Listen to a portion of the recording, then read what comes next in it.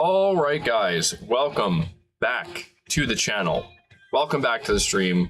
Welcome if you are new. Thank you guys so much for joining me today. Please let me know if you can hear any music from the background. The mic sounds off.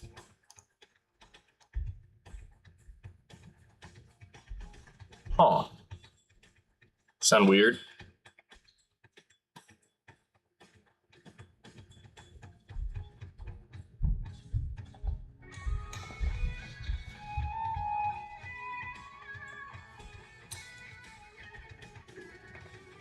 How about now? Do we sound okay now? We better? Audit. Oh, hello. Testing. We good? Can you hear anything? Are we good? Still sounds the same. What does it sound like? It's awful.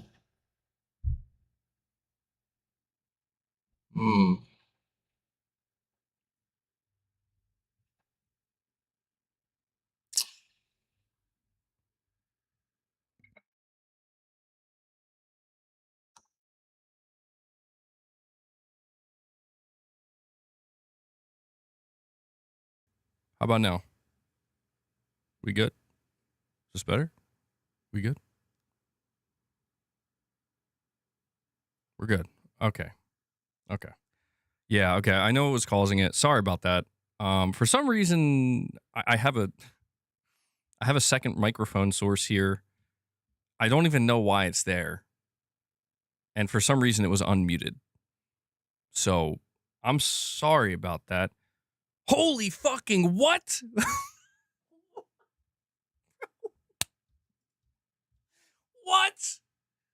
What? There ain't no way. Dude. What? Bro, what? Yo. What? Guys, look at this. Look at this. Look at this, man. Look at the screen. Watch.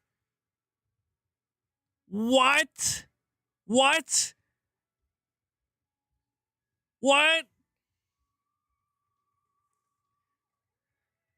Bro, what the fuck? Shadowling.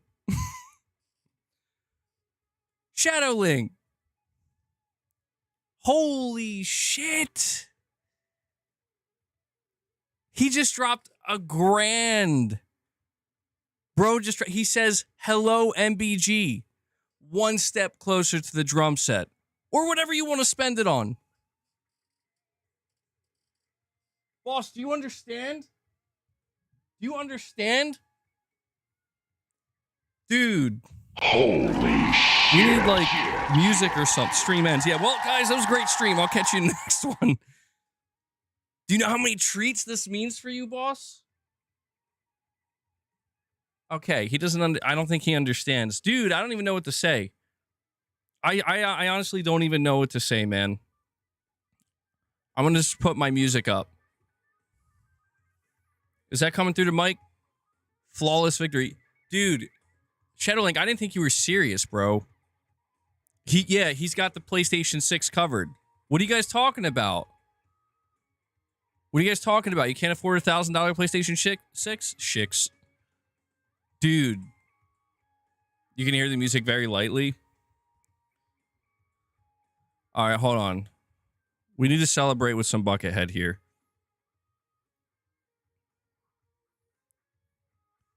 Dude, I don't even know what to say. Shadowlink, I did not think you were going to actually do that, man. Well, you know what? I'll tell you what. I'll tell you what, though. In all seriousness, I was looking... I think I've made the decision. And here's what I think I've decided on. Okay? I think I've decided I'm going to get an acoustic kit. I've been really thinking about this. And I just can't deny that the drummer in me yearns for a real kit. Like, you know, as much as I like electric, I love the versatility of electric. electric kits are fantastic and they've come such a long way. The convenience of them, I just, I was sitting back and I was reminiscing about, I'll give you a little story. And I mean, dude, Shadowlink, for those who are just tuning in, Shadowlink just dropped $1,000 direct donation specifically for drums, dude. Okay. So I'll give you a little story. I'm 14 years old. 13, I think, about to turn 14. Okay. So my birthday's in September. I'm living in a house with both of my parents. Now, my parents, they were constantly getting separated. They were never like officially divorced, but they were always separating. It was crazy. That's a whole nother story. But we're living in this house, and at this time, my dad was the one who got me into music. We had this shed in the backyard, and we didn't really do anything with it. And I was begging for a drum kit. I'm like, I want to play drums, bro. Okay? I want to play drums. And my dad convinced my mom to actually, like, let's get him a beginner kit. Like, let's do it. And he made it happen.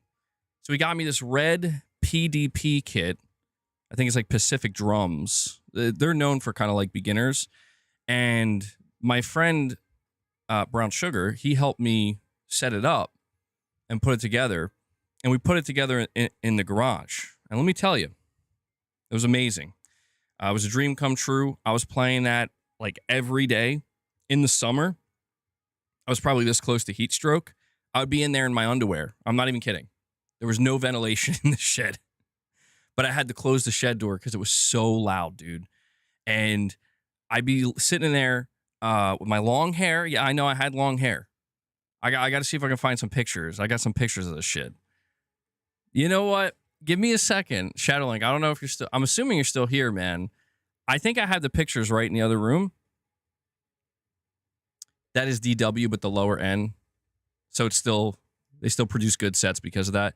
Oh, dude, that's the thing. Titus, you're saying your neighbors must have enjoyed it. Bro, I got... it seems like I was a troubled kid or like a troubled teenager.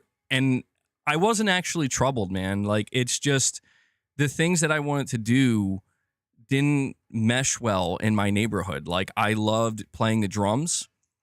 And my God, like, as an adult, I kind of feel a little bit bad where I'm like, I don't blame people for getting annoyed. I'd be out there for hours playing Metallica, dude. Like, I mean, hammering away at these drums. And my neighbors, yeah, they were like, bro, please, like, you need to stop. It's too much. But I was very defensive, and I'd be like, hell no, bro. Like, this is my dream. You ain't killing my dreams. And I would skateboard, and skating got me in trouble. I got in legal trouble for skateboarding. I had to go to court. It was a whole thing, dude. And it's sad because it's like, it just goes to show they just want to bring it down, man. They want to kill your dreams. But Shadowlink, I'm going to show you this. Let me go grab some pictures real quick. Hold on.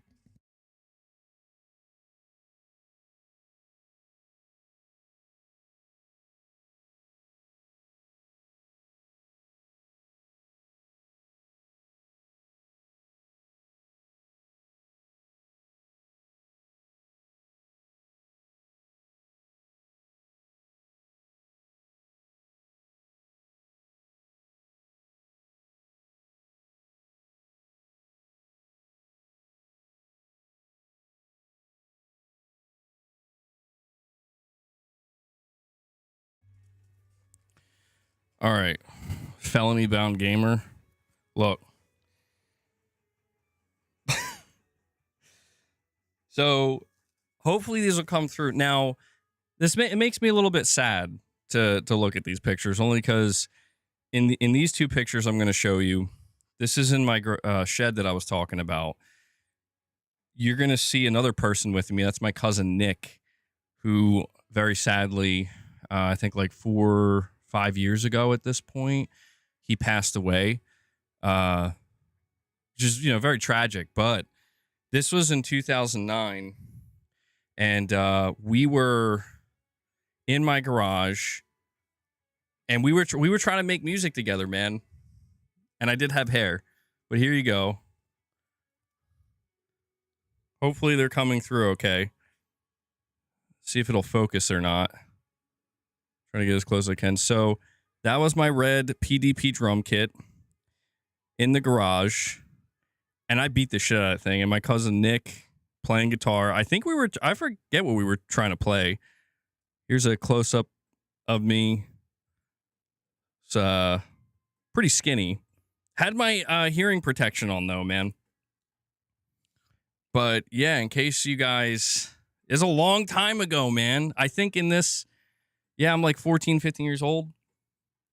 The dog tags. Dude, my dad, he bought me a pair of those. He was very, I mean, you can see the American flag. You know, my dad was ex-military, so served in Nam. But, God, man, what is time? I wasn't on the juice yet. Not yet. Hair BG going. Oh, dude, hold on. Let me wait until you see. I don't know if the photo's in here. There's this photo of me with like long curly hair. Here's some more. I'm in the pocket, and there's what's that stuff? I had pictures of girls up. I don't know what was going on, bro. Got a CRT TV, a ladder. Oh, I think there's a few more in here.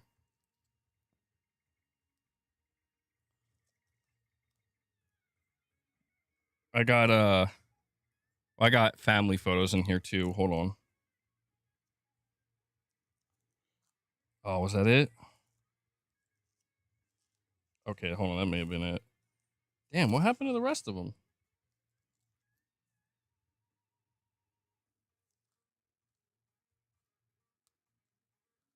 I'll show you this picture though, real quick. This is a picture of me and my father. Oh, this one's just randomly in here. This is a picture of me and my father. From April 2009, same month.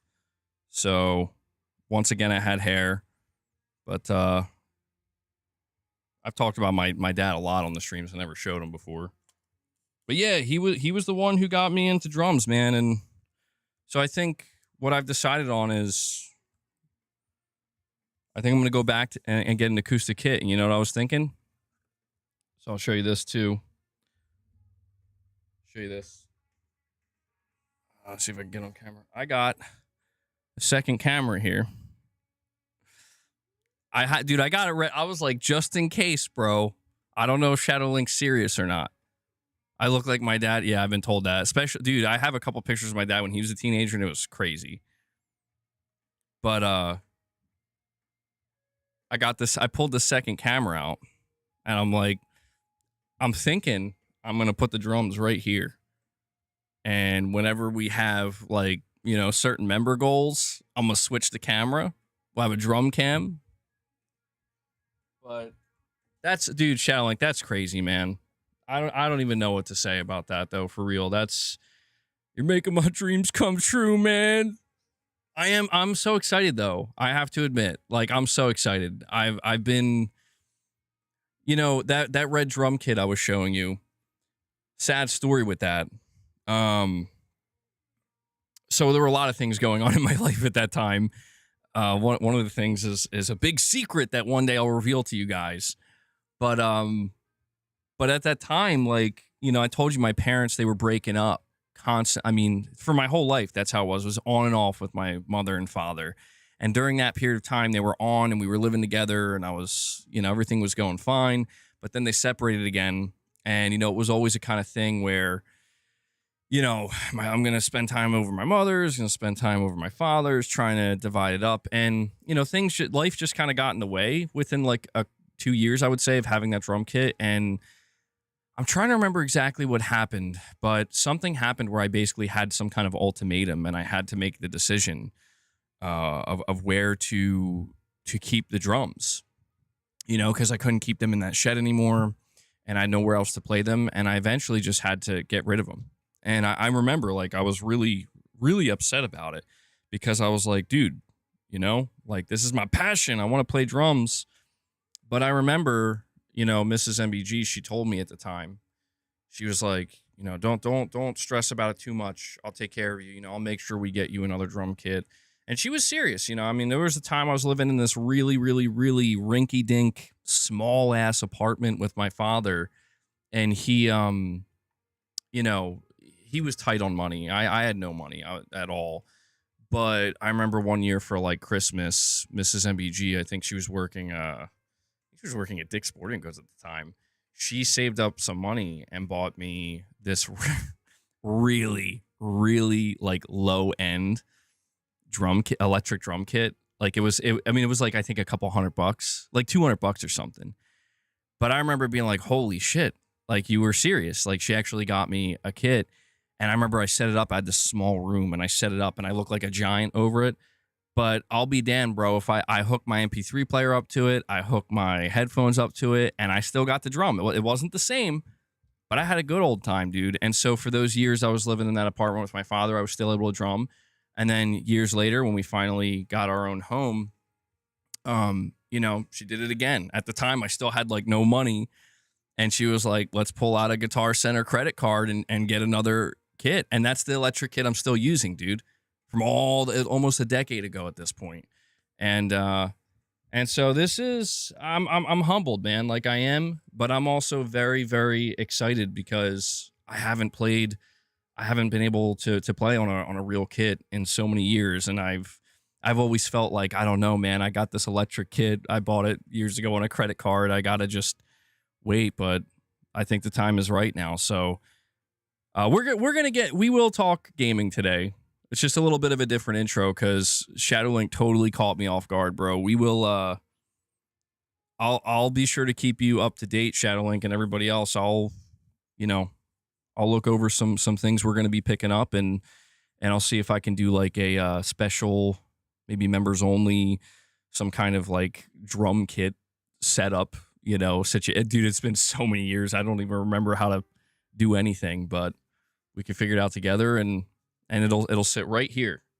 I'll see if I could try to make sure it's in the background of all the streams, but I'll set up a drum cam and, you know, yeah, I do play the drums. I love the drums, dude.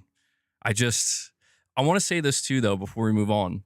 Another reason I want to get a real acoustic drum kit and not another electric is because one of the big problems with electric drum kits is, at least for me, they're so expensive, you know, which is expected. You know, they're pretty good piece of technology. But hitting them, I always hold back, and I hit them way lighter than I would on a real kit. Because when you hit a real kit, not only can you hit it harder, but you can kind of replace it. You know, if you bust a drum head, they're not cheap, but you can replace it. Same thing with a cymbal, especially the cymbals. The cymbals are not cheap. But if you break this stuff, you can replace it. With electric kits, it's not nearly as simple. When something breaks on an electric kit, you have to like contact the company, see if you can buy a part individually. It's you know, pretty annoying and quite the process. So that's another reason I'm like, I want to be able to actually just hit these things, man. I want to be able to actually play for real this time. So, dude, absolute colossal shout out to Shadowlink, man. I was just watching a video on John Bonham last night, Titus. I don't know that I hit that hard. That guy, dude, Bonham was a beast. He would use like the biggest sticks possible. I'm like, bro. He says, I told you I'd do something for you. Did I not? I was serious. I've been eliminating debt and extending my financial abilities as of late. That's amazing. Mrs. MBG got you those that long ago. Yeah, big shout out to Mrs. MBG. She's always tried to keep the dream alive. I mean, I've told you guys before, this YouTube channel is thanks to Mrs. MBG.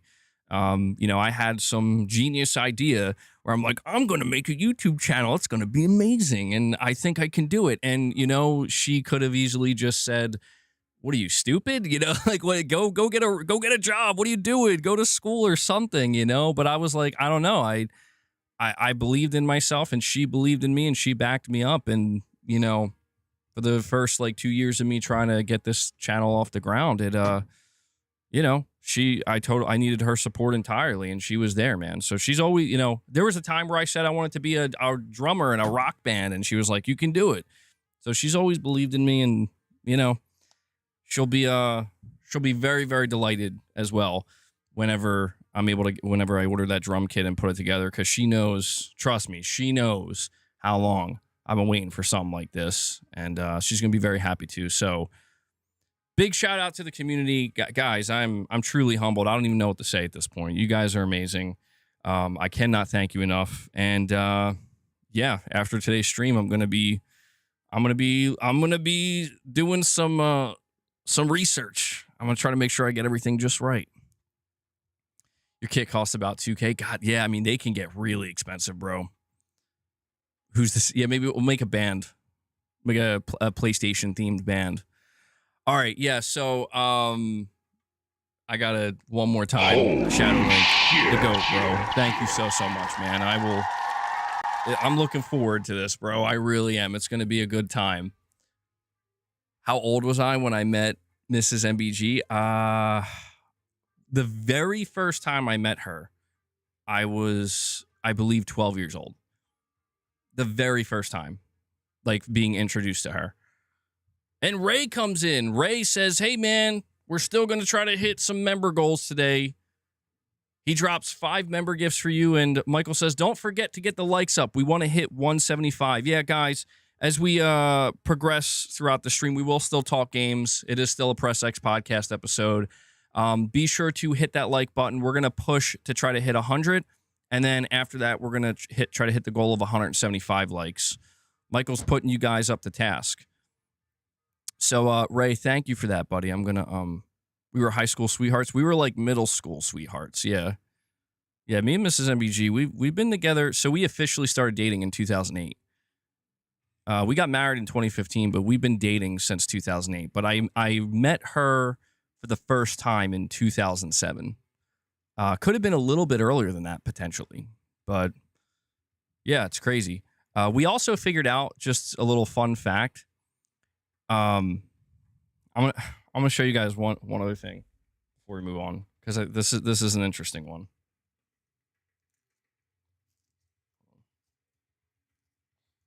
So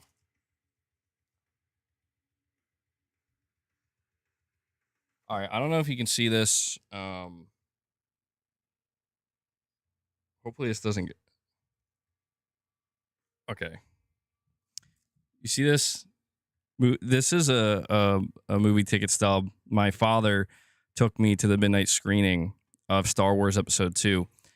Me and Mrs. MBG found out many years later. So this was what? This had to have been, I think, 2002 when this movie came out. We found out that we could have met that night, because she also went to the midnight screening at the same theater with her uncle. Her uncle took her and her cousin, and we were in the same theater together. And I was asking her, I was like, what were people shouting during the movie? And she was like, oh, they were shouting this at these parts. And I'm like, bro, we were in the same theater. So little did I know, when I went to go see the midnight screening of Star Wars Episode 2, everybody's favorite Star Wars, with my father, my future wife was sitting in that theater too. So life is funny that way. But all right, Ray, let me add your members to the goal. Let's see here. And yeah, we are going to have a discussion today about PlayStation, I promise. We are. It was fate, yeah. MBG calls his wife bro. She calls me bro sometimes too. Bro had to secure his good lady before those youthful good looks bolted, and his hair went with them. To be fair, she did marry me when I had hair. If I showed you a wedding picture, I had a full head of hair. I'm not saying that marriage does that. It just seems clear that I was, yeah, something in my biological clock knew. It's like, come on, bro. All right. MBG Day 7 of Project X just finished MGS Delta. Pretty amazing. I purchased a few more physical games for the Series X. Current gamer score 108,309. Damn, that's a lot of gamer score, dude. Yeah, Nicodemus, happy to hear you finished MGS Delta. Incredible game. I got the platinum for it. I'm assuming you are getting all of the achievements. Great game.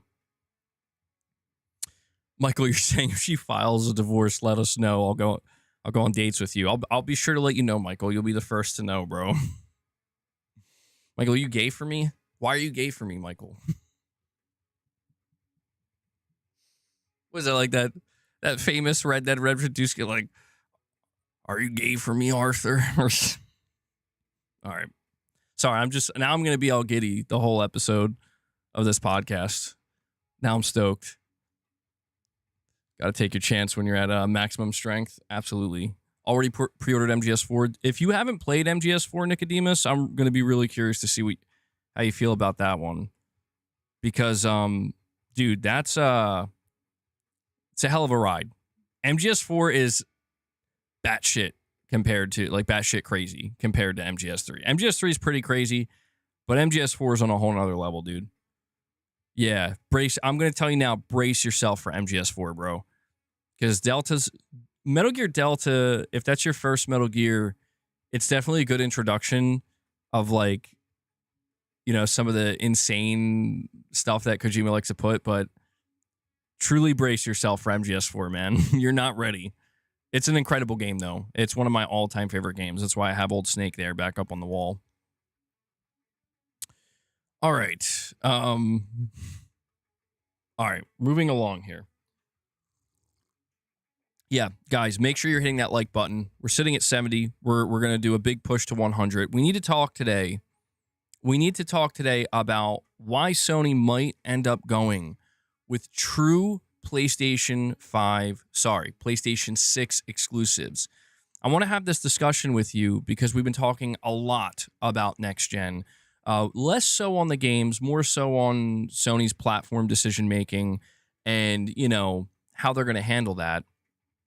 No, so what we're talking about today, this is not official news. We're going to be going over some games today that are official, that have already been announced or have leaked out, that are clearly going to be PlayStation 6 games. But right now, what everybody is assuming, understandably so, is that, whenever Sony does do their PlayStation 6 reveal event, they're going to have a whole slew of games to reveal. When they do that, they're all going to be cross-gen.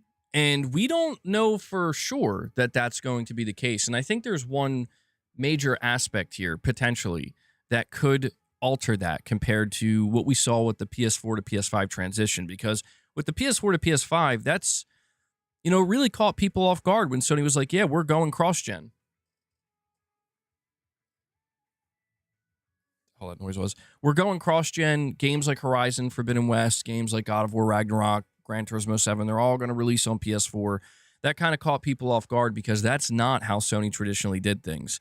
The way Sony usually did things is these games are exclusive to the next box, so you'll buy the next box.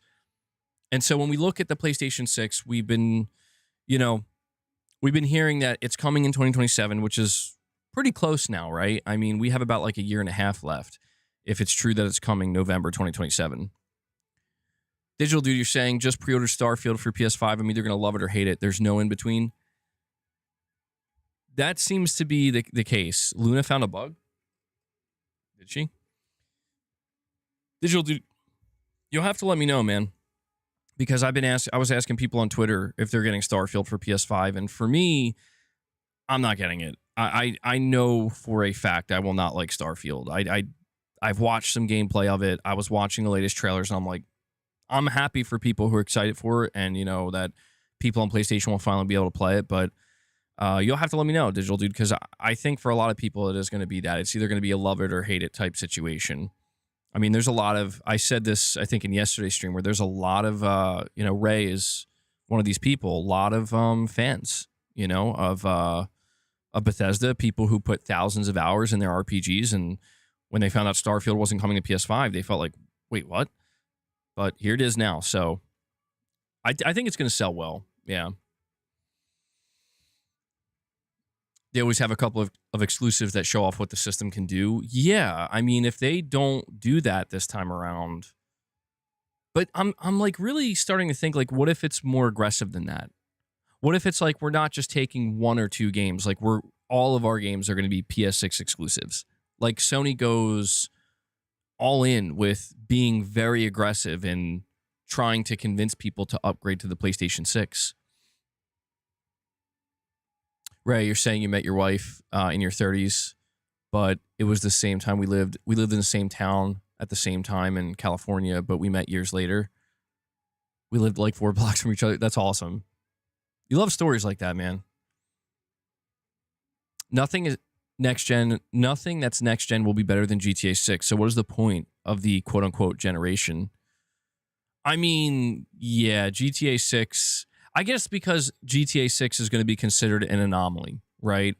I don't know that many people are going to be going into the PlayStation 6 generation saying, like, I expect you to show me a game better than GTA 6. Some people might have that mentality, but, you know, we saw this with GTA 5, right? GTA 5 came out at the end of the PS3 and 360 era, and that, you know, no one going into the PS4, Xbox One was like, I expect to see day one or within the first year a game better than GTA 5. Instead, what you got was, here's the PS4 and Xbox One version of GTA 5.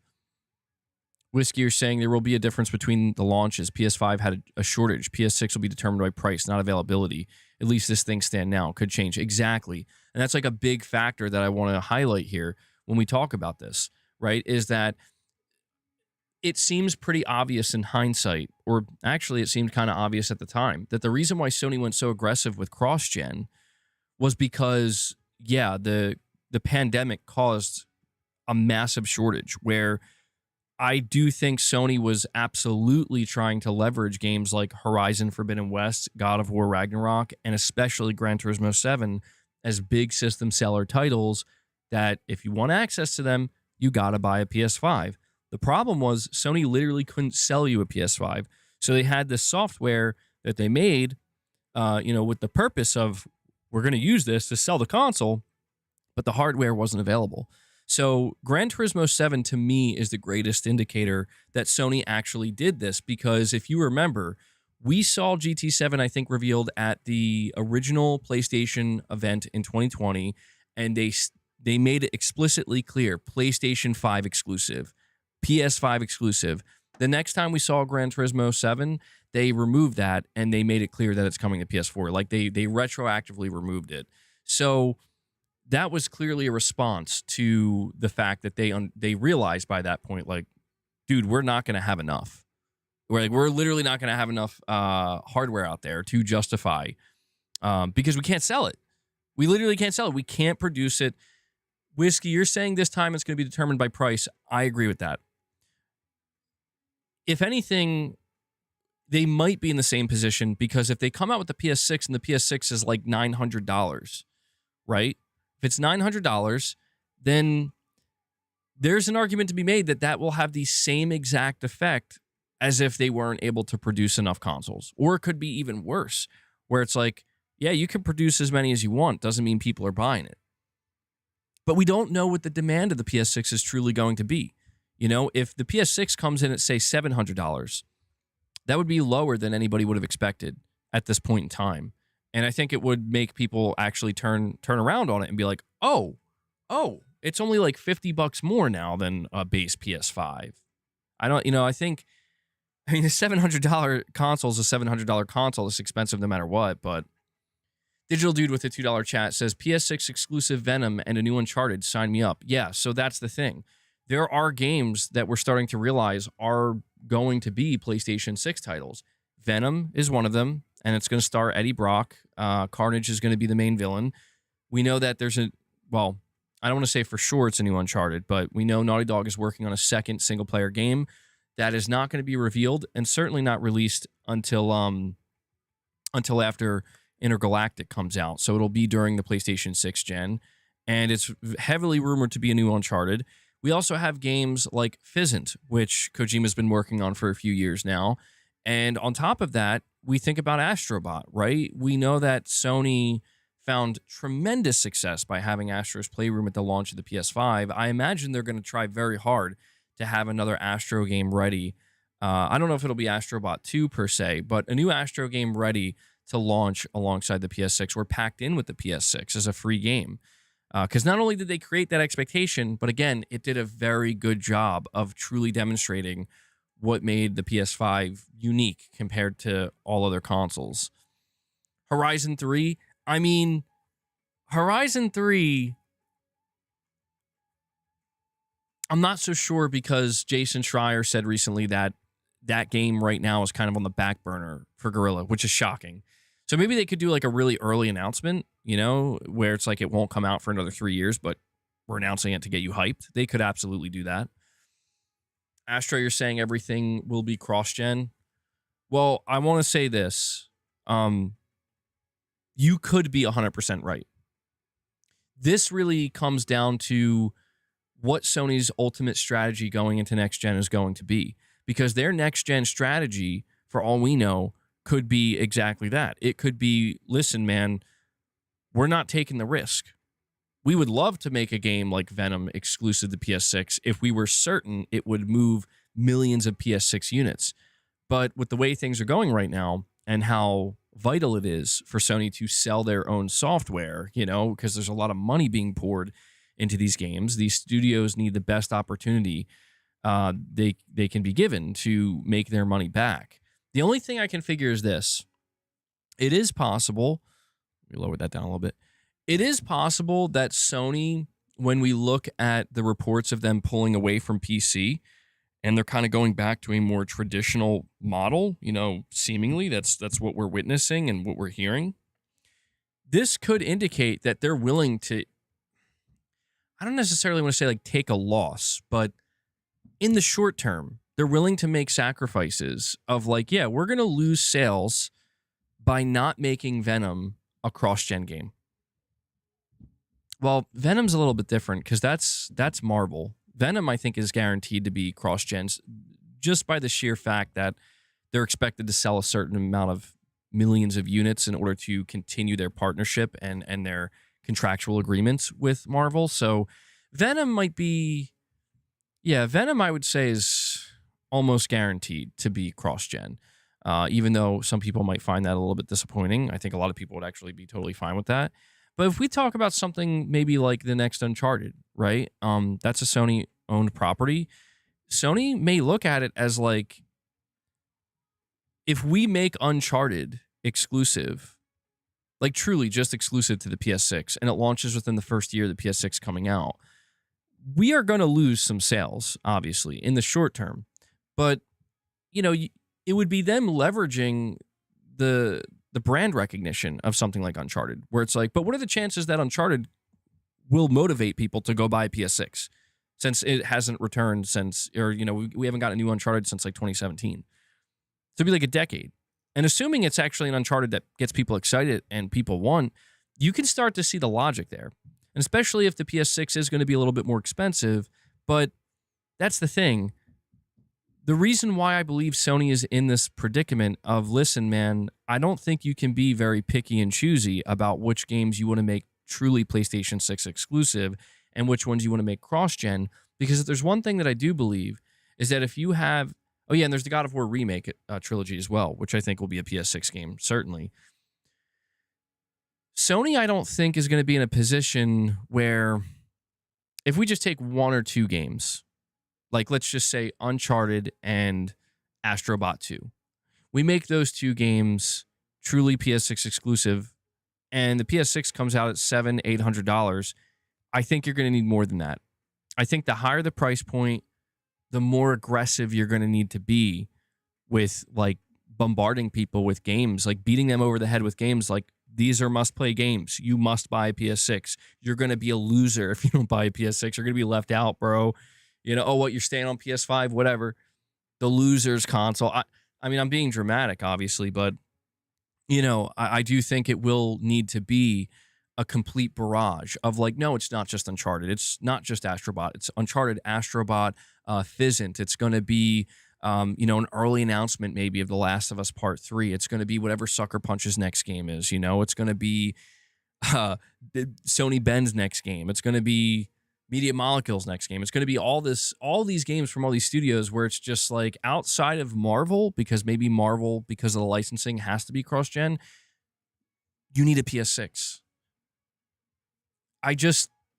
If they're pulling back from PC and they're actually going to be aggressive going into next gen, to me, it is plausible they could go in this direction. I'm not 100% convinced, though.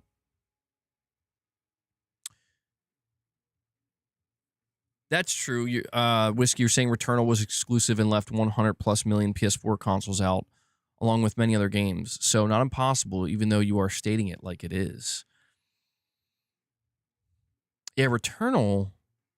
That's a great example of a game that, it's interesting because it almost seems like at that point Sony was willing to take the smaller games, the ones that wouldn't be considered tentpoles, and make them exclusive. Jason originally said that in 2024, I believe. Horizon 3 was years off, which could mean 2029. That's 3 years from now. No, I don't know about that, David. I think very recently Jason said that like the majority of developers at Guerrilla are not working on Horizon 3. I think that was just a couple weeks ago. Pulling away from PC and mobile means they should be focusing more on PS6 game releases. We should be getting more games next gen.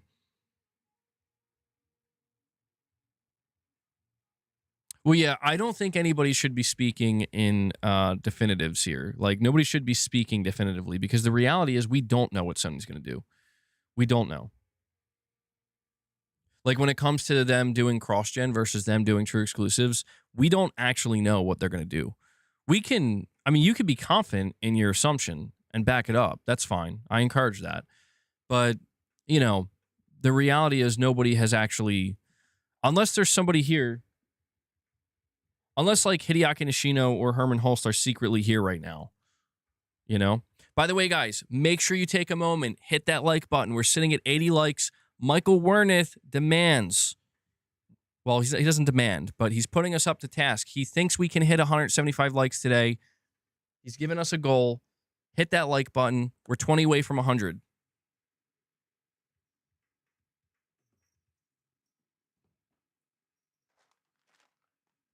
Well, Shadowlink already has the treats covered today. Come on, boss.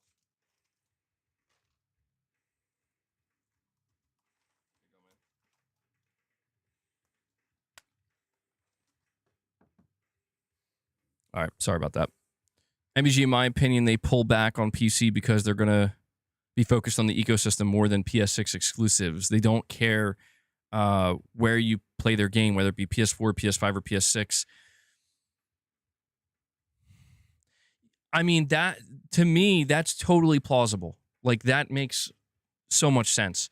The only thing that makes me hesitant with that is when you look at the direction that the PS6 and the PlayStation handheld, technologically speaking, like what they're actually, the technology they're actually implementing and using in these devices, how it really doesn't mesh with the PS5 very well. The PS5 Pro, it can mesh with better because of something like PSSR being available. But outside of that, Radiance cores, universal compression, having, the dedicated ray tracing block, and, what will eventually become PSSR 3, and just this kind of like potential step change in how developers are making their games. I don't know that it will mesh as well as we think, although I could be totally wrong on that. And it could actually be, that because they're all x86 architecture, they're all based on RDNA technology. It could absolutely be that it's way more scalable than we think. But yeah, I mean, I guess I'm trying to figure out what's more likely from Sony. Like, at this point in time, going all in with true next-gen exclusives and foregoing a certain amount of sales in the name of we need to move this hardware. Because that's the thing, man. Like, the one thing we can't get away from is, even though Sony could potentially treat it as like, we don't care where you play our game, it's just got to be on a PlayStation console. PS5, PS6, PlayStation handheld, we don't care. That makes a lot of sense. But there's also the imperative that, like, but you need the PS6 generation to be successful. Like, literally, you need that to happen to justify your business model going forward beyond the PlayStation 6. And so if Sony sets up a situation where they put themselves at an automatic disadvantage, where it's like, you're going to need every bullet you can get. You need every round to count in order to make the PS6 gen successful. Them saying, like, well, yeah, no, all our games are going to be cross-gen. That's one less round of ammunition to use as a, to really make people go buy a PS6. But you can easily see the potential downsides of that in the short term, certainly, of like, yeah, but if these games cost like $200, $250, $300 million to develop. Daniel, thank you for the super chat, man. I'm sorry, I'm getting lost in my own head here. You're saying if a game is already announced, God of War RE cross-gen. So, yeah, I mean, I don't hold on, let me see if they confirm that or not. What platforms is the God of War remake trilogy confirmed for? The God of War remake trilogy is officially confirmed to be in development for PlayStation 5.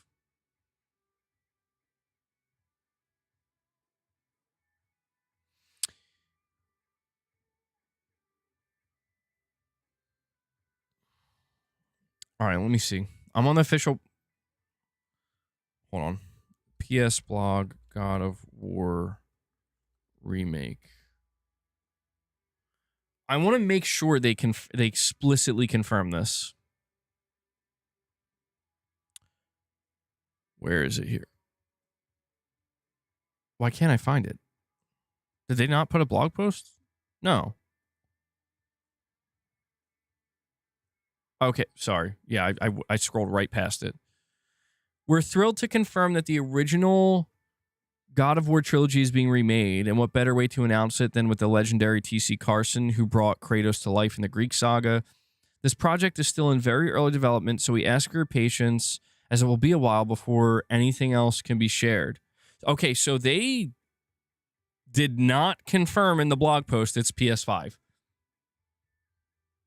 They did not. They didn't say it's in development for PS5. They just said it's in development and it's very early in development. Let me watch the trailer and go. Hold on. Let me rewatch this trailer and see if this TC Carson actually.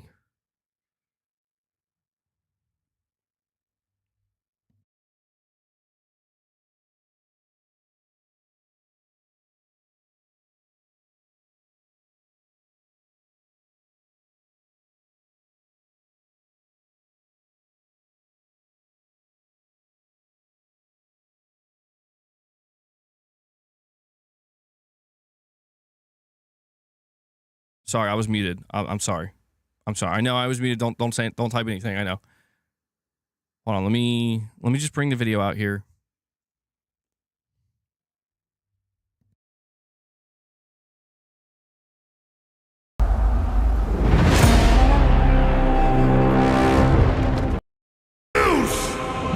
Your son has returned.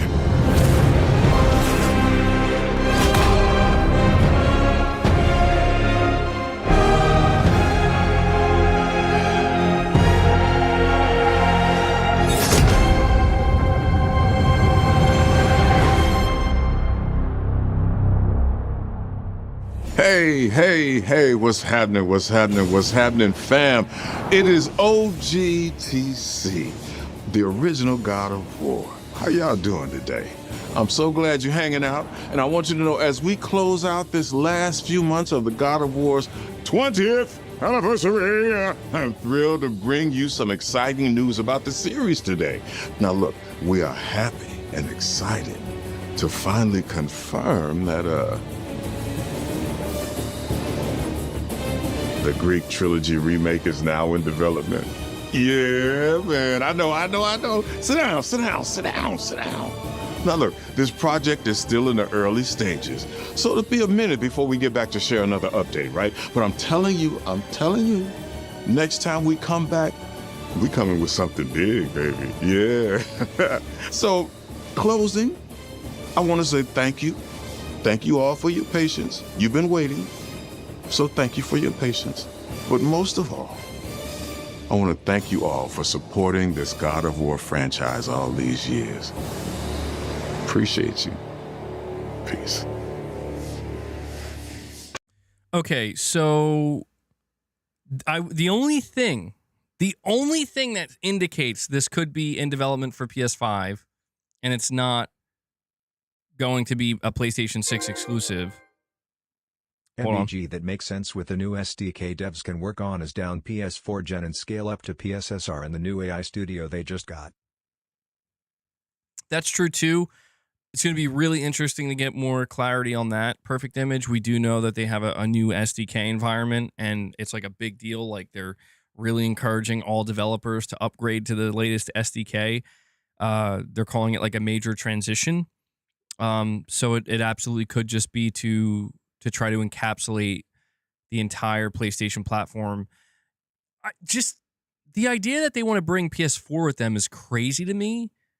Like, it's not entirely crazy, but it's just, I have a hard time imagining Sony can really press forward. You know? Well, Astrobot, dude, in the chat, no, you're kind of being rude yourself, man.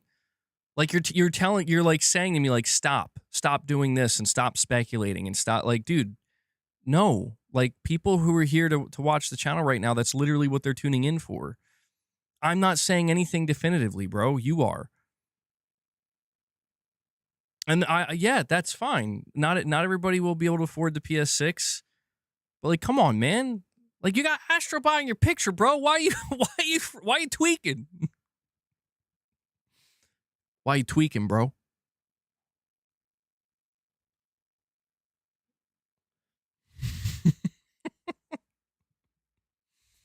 Come on, man.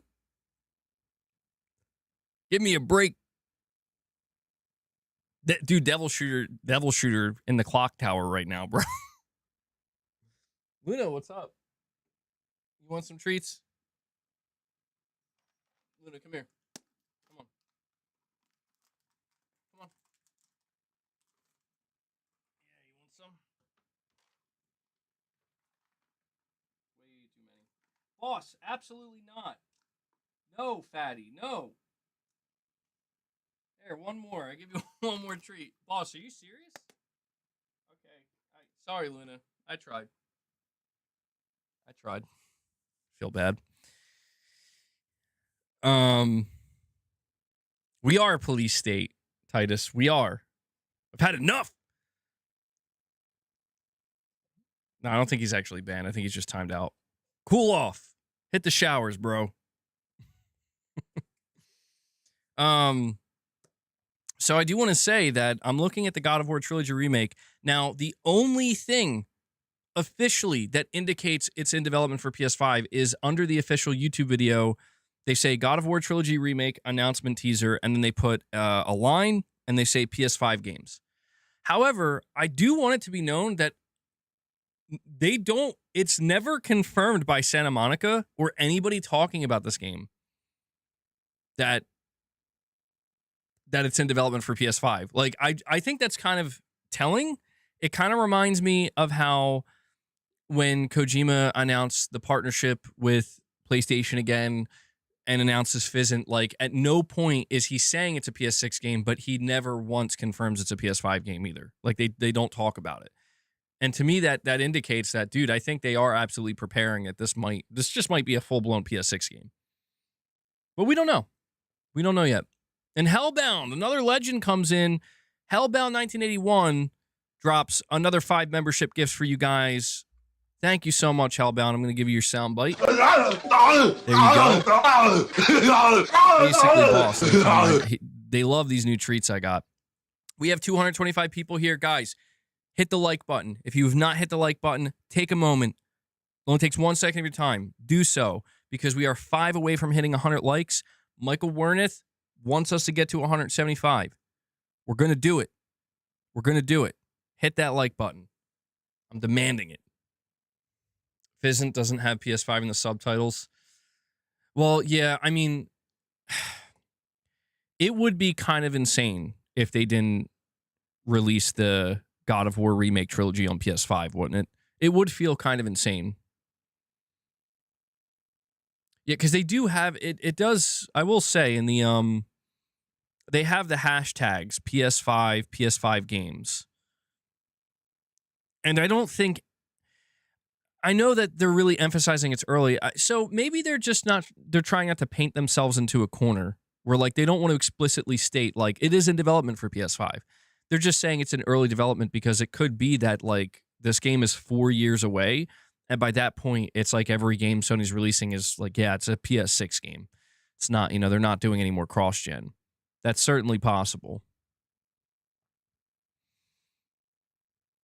Screw Sony if they forego the PS5. They've had abysmal first-party output. I mean, I do think quite a few people would feel that way. A lot of PS5 players would feel that they would need more from Sony. I think if we get 152 likes, because I'm also taking into account the 22 to 26% that hate watch and the 6 to 8% mysterious neutrals. Yeah, we need to get the lurkers, bro. The neutrals and the lurkers, make sure you're hitting the like button too. We got the haters hitting the dislike button. You know what? I'll count the dislikes towards the likes. How about that? Well, we'll do something totally unprecedented. It's crazy that the handheld will sell better than the PS6 home console. We don't know that for sure. We don't know that. I mean, if the handheld comes in at a significantly cheaper price point, there's a good chance that could happen. Everything seems to hinge on the price. If Sony, by the time the PS6 is ready to launch, can sell it for like $650, like they can match the price of the PS5, let's just say a bunch of things change between now and November 2027, to where by the time we get to November 2027, there's no more RAM shortage, there's no more component shortages. Sony's getting good prices on everything. They're able to produce PS5 or PS6 at volume, without any major issues, and they're able to actually sell at $650 or something like that. That could change the entire conversation about not only whether or not they want to make their games exclusive, but whether or not people are actually going to upgrade and buy it. What did the PS5 launch at? The original PS5 in 2020, the disc model launched at $500. The digital model launched at $400. So I don't think there's any possible chance. It seems pretty impossible that they're going to be able to hit those price points again. I don't think that's happening. If they can make a dockable handheld, I bet in the beginning it will sell better. Well, that's another major question we have, right? You could view it from Sony's perspective as if they want to go all in with PS6 exclusives. We do have to keep in mind that the PlayStation handheld may be a part of that, where it's like, here's, Astrobot 2 or something, and it's going to be a PS6 only exclusive, but it will also be available on the PlayStation handheld. And these are the only two pieces of hardware that it's available on. But then Sony shows off the PlayStation handheld, and yes, it is completely dockable. It can be, used in the same way that a Switch 2 can be used. And it'll also be cheaper than the home console. If they do something along those lines, having a game exclusive doesn't sound like the worst idea. It actually sounds like it could be an effective play where you offer multiple pieces of hardware, so therefore multiple ways to play, but both require some type of buy-in, some type of upgrade, right?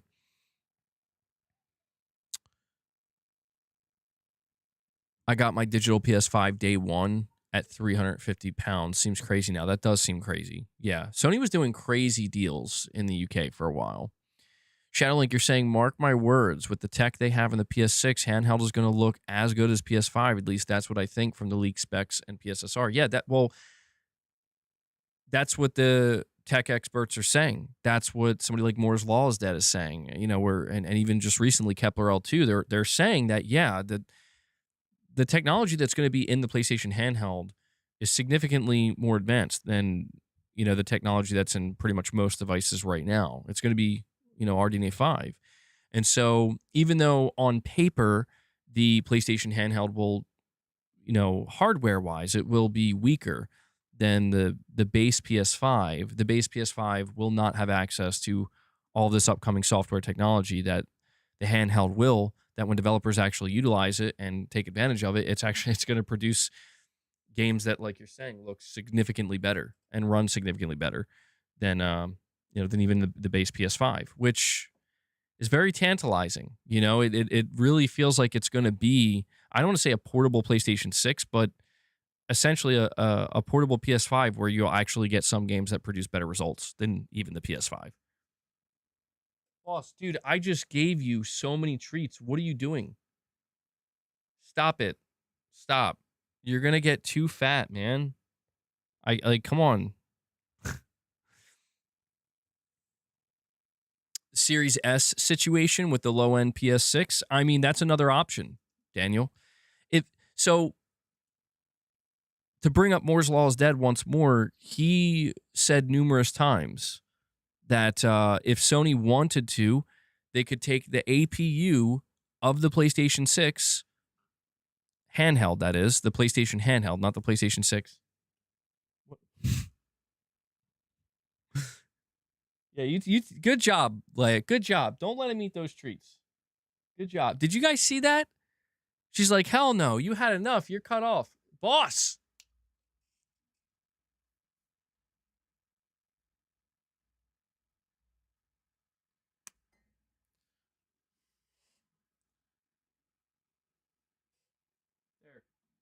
There, fatty. All right, you happy? Oh my God. I'm sorry, guys. I'm just trying to talk to you, but boss is, he's torturing. I gave him treats already. Leave me alone. What more do you want from me? ABG, I went from the NES to Genesis to N64 to GameCube, never brought anything forward, and the only one of those that had it back compat was the Genesis. It's crazy to think that's how it was, man, for a long time. That's how it was. But if they released games for the PS6 and PS6 Portable, wouldn't they also release a version for PS5? I really doubt it. I mean, that's kind of the thing, right? There is this idea that if you're going to scale your game down enough to work on the PlayStation handheld, you basically did just make, there's almost no reason it shouldn't be able to run effectively on the base PS5. Right? So this is why I'm saying the idea of Sony going all in with true exclusives seemingly requires them to be willing to accept that you're going to lose out on a significant portion of sales, but you're doing so in the name of, prioritizing hardware sales. And, this again, I can't get away from it, man, because I just see so many people constantly talking about it. It's constantly trending for me. This whole situation with Sony walking away from PC. I mean, one thing that I've learned in the last week or so is that there seems to be a decently large, I mean, I don't know, it could be the internet tricking me again. But there seems to be a large group of people that basically do not believe the rumor. They don't believe that Sony's walking away from PC. They believe that it's mostly fanboy cope and it's nonsense. And anybody who is buying into this rumor that Sony's walking away from PC is going to look like an idiot. And, I find myself kind of perplexed by this notion because it's like, once again, well, I'll just show you. It's that time again. No, but I do want to show you guys this. Just give me 1 second to bring it up. Make sure you're hitting that like button, guys. We're on our way to 175 likes. We got to make it happen. All right.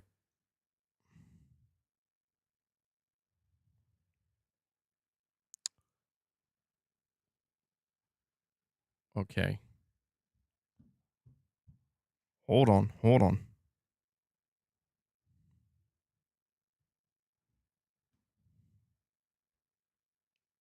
All right. Here we are again. Somehow we've made our way to Twitter. They only look at numbers, MBG. So I put out this post here. Okay, now look. I want to tell you right now, the reason I put this post out was because I, multiple times this week, there's the For You section. It will show you things that are trending that might be geared towards you. And numerous times I saw it trending. Sony may but Sony may stop porting their games to PC. And every time I would click on that post, or not just the post, but anytime I would click on that link, it would show me so many people, and I would see it myself on many of the posts that I put up, that are just like, they're flat out like refusing to believe that this rumor could be true. And here's the important thing that I want to highlight. I want to actually, you know what? Let me see if I can find something else real quick. Before I go over this with you, I want to show you something else, because this is good context.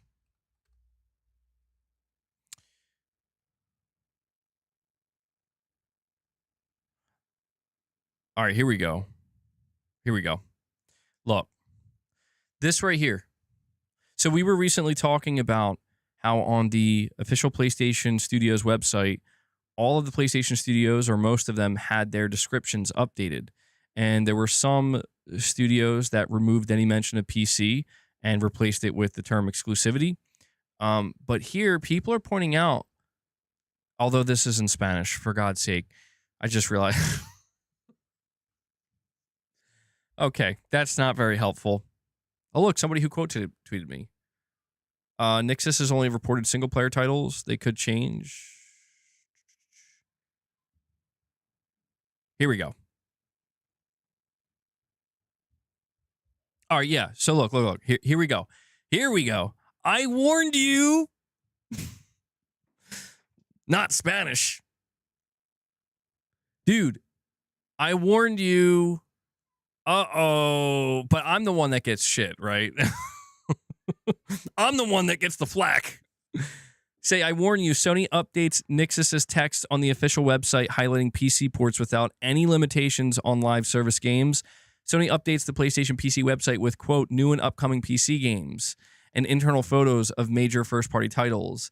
The FAQ at the bottom of the page not only does not deny future games are coming, but also leaves a stay tuned for updates. It's worth remembering, in the recent days, the director of Saros dodged the question about the game's PC release. Ghost of Yotei celebrated its 6-month anniversary this week. Tick-tock.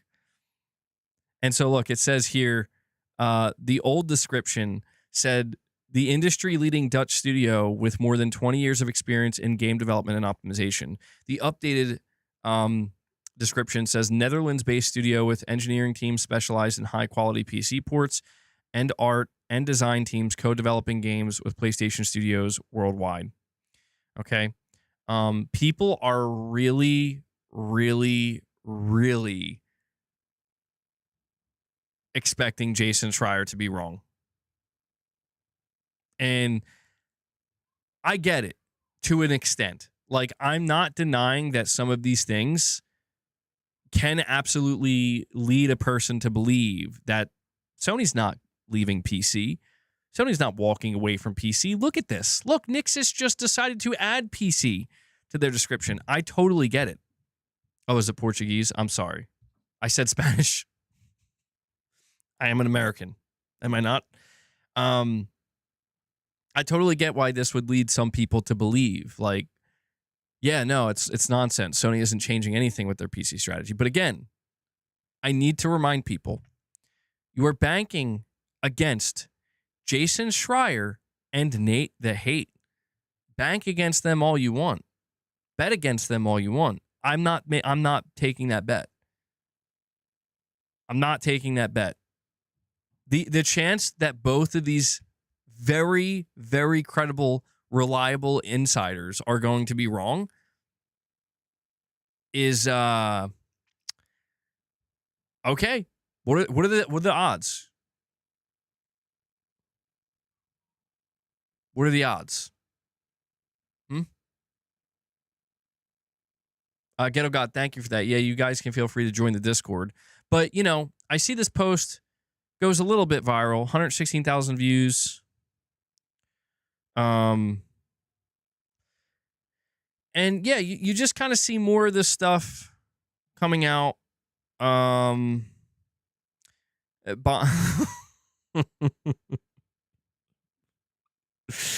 Bombshell. Sony's leaning harder towards PC. Now, the Japanese giant has decided to include PC ports in the description of studios. Here's what I felt. This is why I felt the need to post this today. Okay? To help people out here. Because clearly you can see people are, if not in some kind of major denial, they just seem to not understand. Like they did. Here's what I'll say. They didn't read the reports. They did not read the reports. Okay, they're going based off of just random things they're reading and hearing. I said here, I'm seeing a lot of people pushing back against or straight up denying the rumor that Sony is moving away from PC.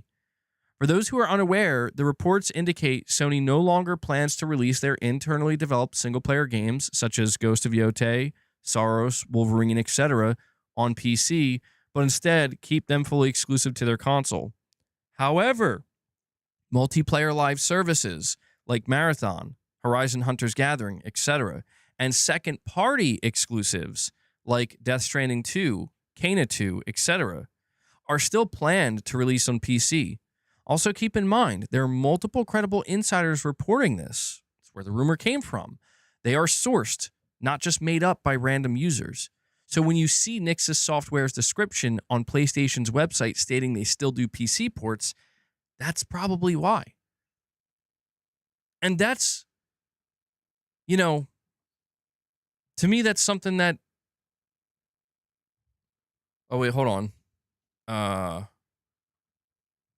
Leo, you're saying what reports? The reports from mainly Jason Schreier's report from Bloomberg, but also Nate DeHate.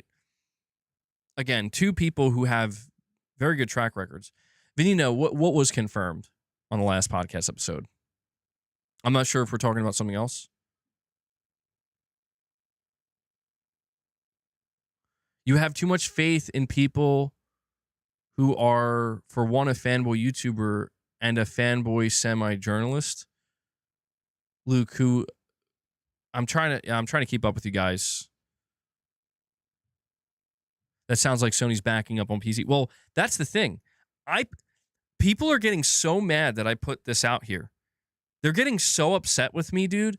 And it's like, if anything, I'm showing you that, like, even if the reports turn out to be true, there's still going to be some level of support from Sony on PC, just some level. It might not be the level that you want, but, like, yeah, you know, people who are, like, looking at, like, well, Death Stranding 2 just launched on PC. What do you mean? It's like, yeah, because apparently if the reports are true, it's just Sony internally developed single-player games. But they're getting so pissed because they're like,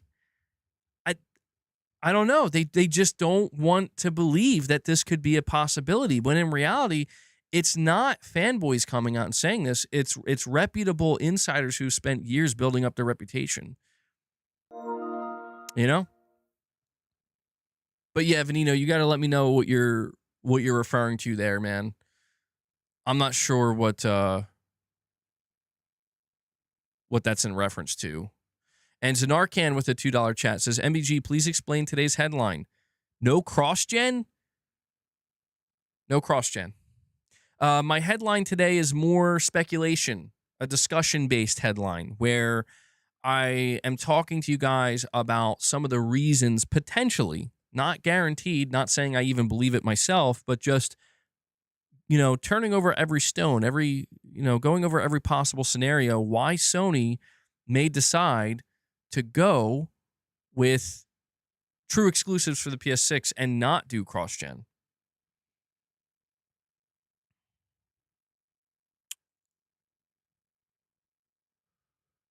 MBG, Sony only makes 1 or 2 single-player games a year, and at the end of the day, who really cares? A lot of people care. Grooven. I mean, honestly, what I'm seeing, people absolutely care. Like, that's the thing. I guess it depends on who you ask, truthfully. Like, because I can kind of agree with you where it's like, when it comes to PC players, yeah, I don't know who cares. Because that's the whole reason Sony's moving away from PC, because PC players didn't buy the games enough. Or like anywhere near enough to make Sony go, we should go day and date. And that's the thing. Like, saying Ghost of Yotei will be on PC and we need to accept it. Hiroki Totoki could have said something in his interview. Never said a single word about only having exclusive games. I'll tell you what, if Ghost of Yotei does get announced for PC, then Jason Schreier's credibility just went down the drain. He doubled down on this. And listen, he's just a person, you know? He's just a journalist. His credibility could get flushed down the toilet, but holy shit, what a way to go. There goes literally what people consider the most reliable industry insider. Now they're just another schmuck. You know?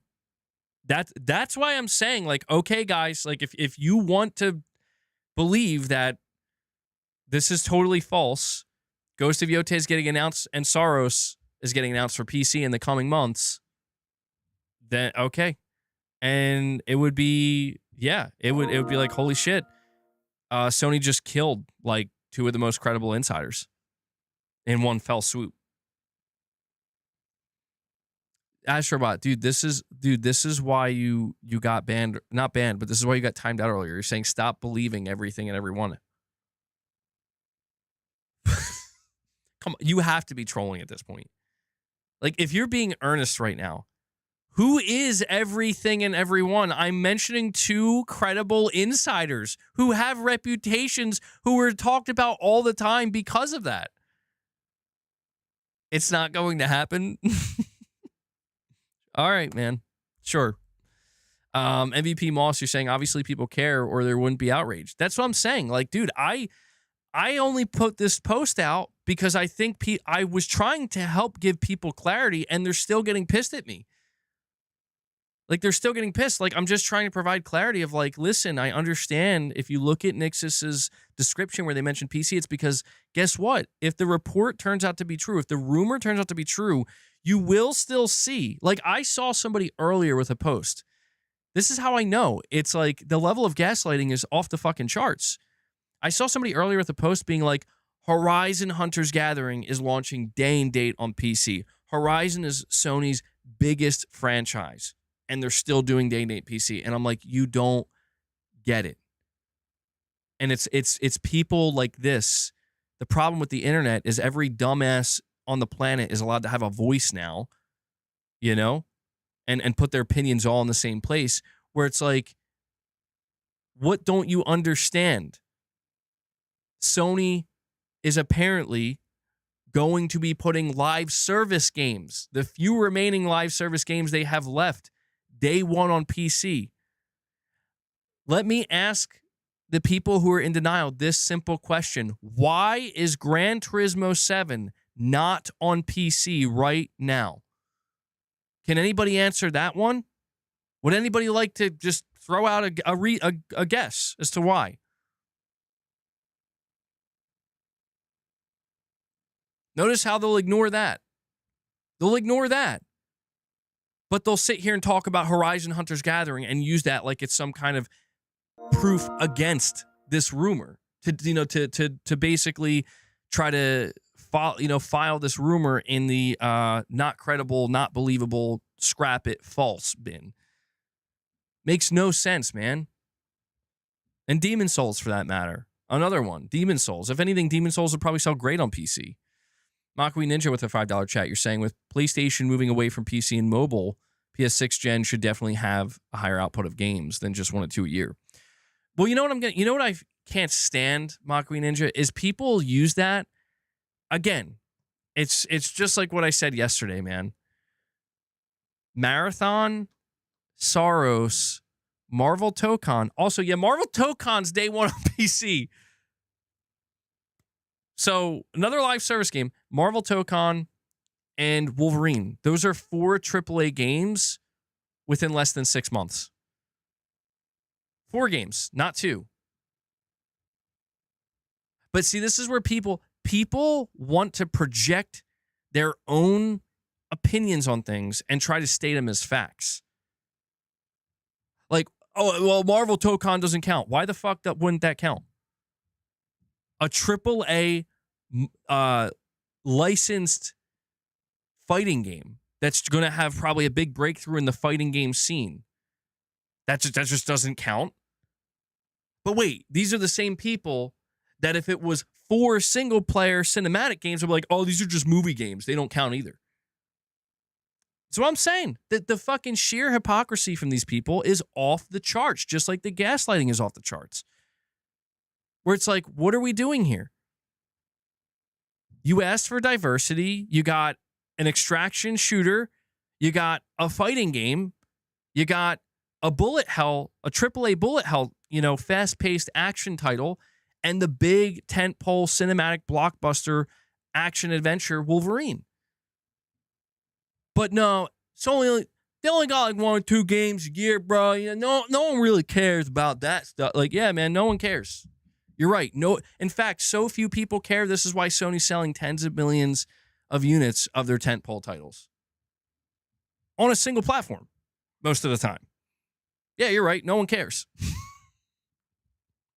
In fact, no one cares. People care so little. This is why I see it trending almost daily that people are arguing about this.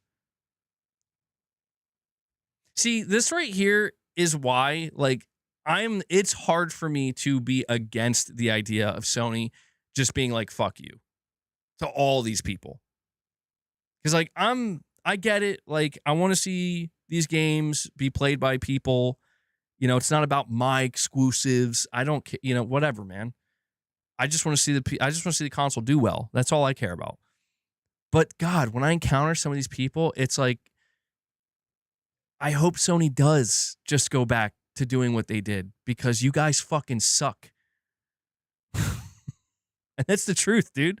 That's the truth. They just suck. They don't, like, just admit it. You don't even like Sony's games. That's the problem. That's the problem with these people, is they won't just admit you don't like their games, dude. You don't like their games. You don't care about Wolverine. You do not give a fuck about Saros. Admit it. And that's fine. I don't care if you do or if you don't, right? But we need to just establish that the only people out here being like, Sony only makes like 1 or 2 games a year, man, I don't even care. It's because you don't care about those games. And I want to make it clear, like, I'm not holding that against people. Like what you like, man. I just don't appreciate that it's so obvious that more than half the people, probably 75% of the people I encounter who are getting upset and trying to make these arguments, it's like, just start with the truth. The truth is you don't care about these games and you don't like Sony. Start there. And then let's converse. Let's see where we can go from there. But they won't do it. They won't do it because they know the moment.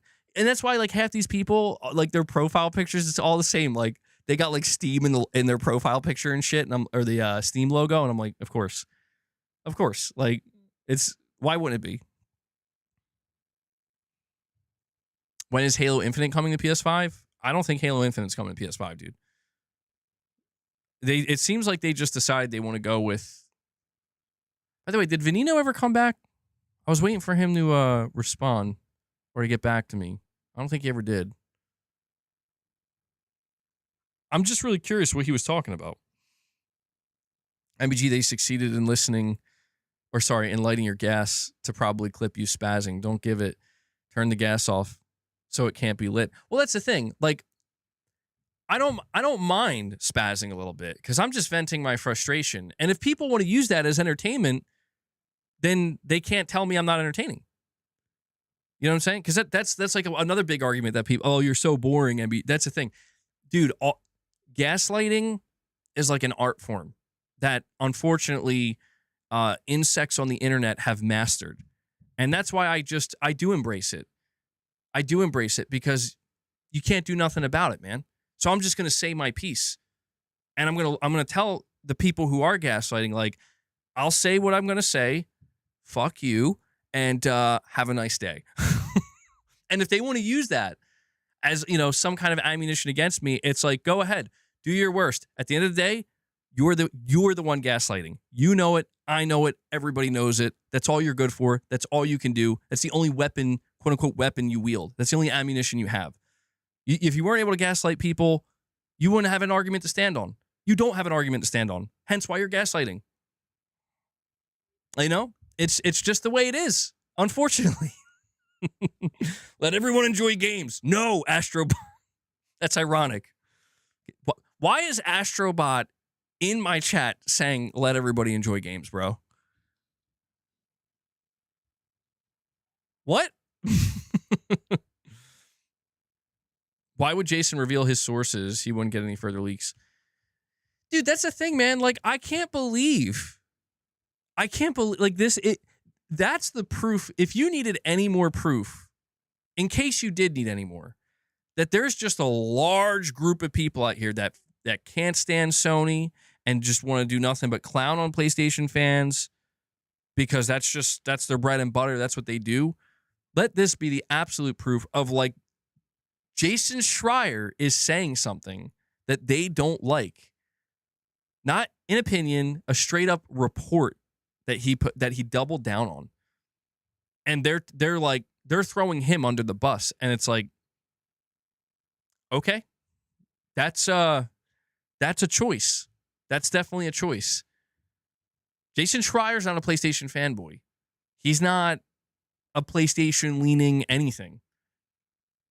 But if you want to throw him under the same bus that you throw all the PlayStation fanboys under, go ahead. Because that's what I'm saying. I'm not doing that. I'm not betting against that. I'll tell you right now. I'll tell you this. If Jason Schreier came out with a report tomorrow saying Microsoft, like, breaking, you know, big scoop, Microsoft is going back to true exclusives, I would believe it 100%. I would not bet against that. I'd be like, ain't no way he's coming out and saying some shit like that unless he's 100% certain. Because that's a big enough, you know, that's a big enough, like, that's a career ender right there. You get that wrong. You know? So, you know, this is pretty high up there. Sony moving away from PC. Oh, it's all good, Vinny. No. Yeah. That's okay. I was just really curious about what you were referencing there. Then you won't have games. Not true. Not true at all. We'll have less games. Yes. Far from having no games.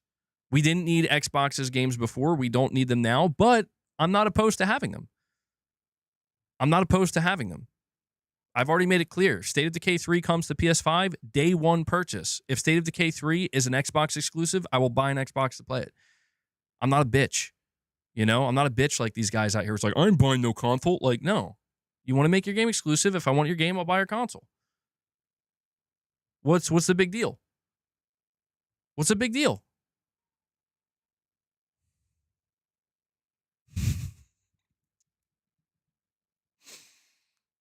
I ain't no bitch. I'm just, dude, I don't know, man. I did heavy squats the other day. I've been eating creatine like it's candy. Been eating a lot of beef.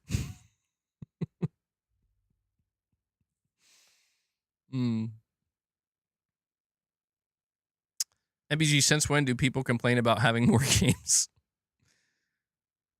Well, no, I don't think it's that people are complaining about having more games. I think what people are complaining about is the idea that publishers like Sony are going to tell you, if you want these games, you have to come here to get them. The amount of PC players that I've encountered that are like, I don't care. You know, I don't even want your games, Sony. It's like, yeah, obviously. Shocker. Wow, you don't say. You don't. And that's the thing. Like, I do think that if the same thing happened with Xbox, where Xbox took their games away from PlayStation, you'd see quite a few PlayStation players being like, oh, I didn't want their games originally. I'm pretty sure those people aren't lying either. Like, dude, if you ask me, like, you buying Starfield? No. You buying Halo? No.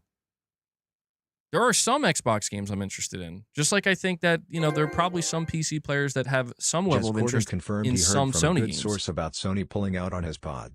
I'm a little behind. Rolling on the floor laughing emoji. Rolling on the floor laughing emoji. Benito's like, whoa, bro. I'm like 20 minutes behind. What the hell's going on?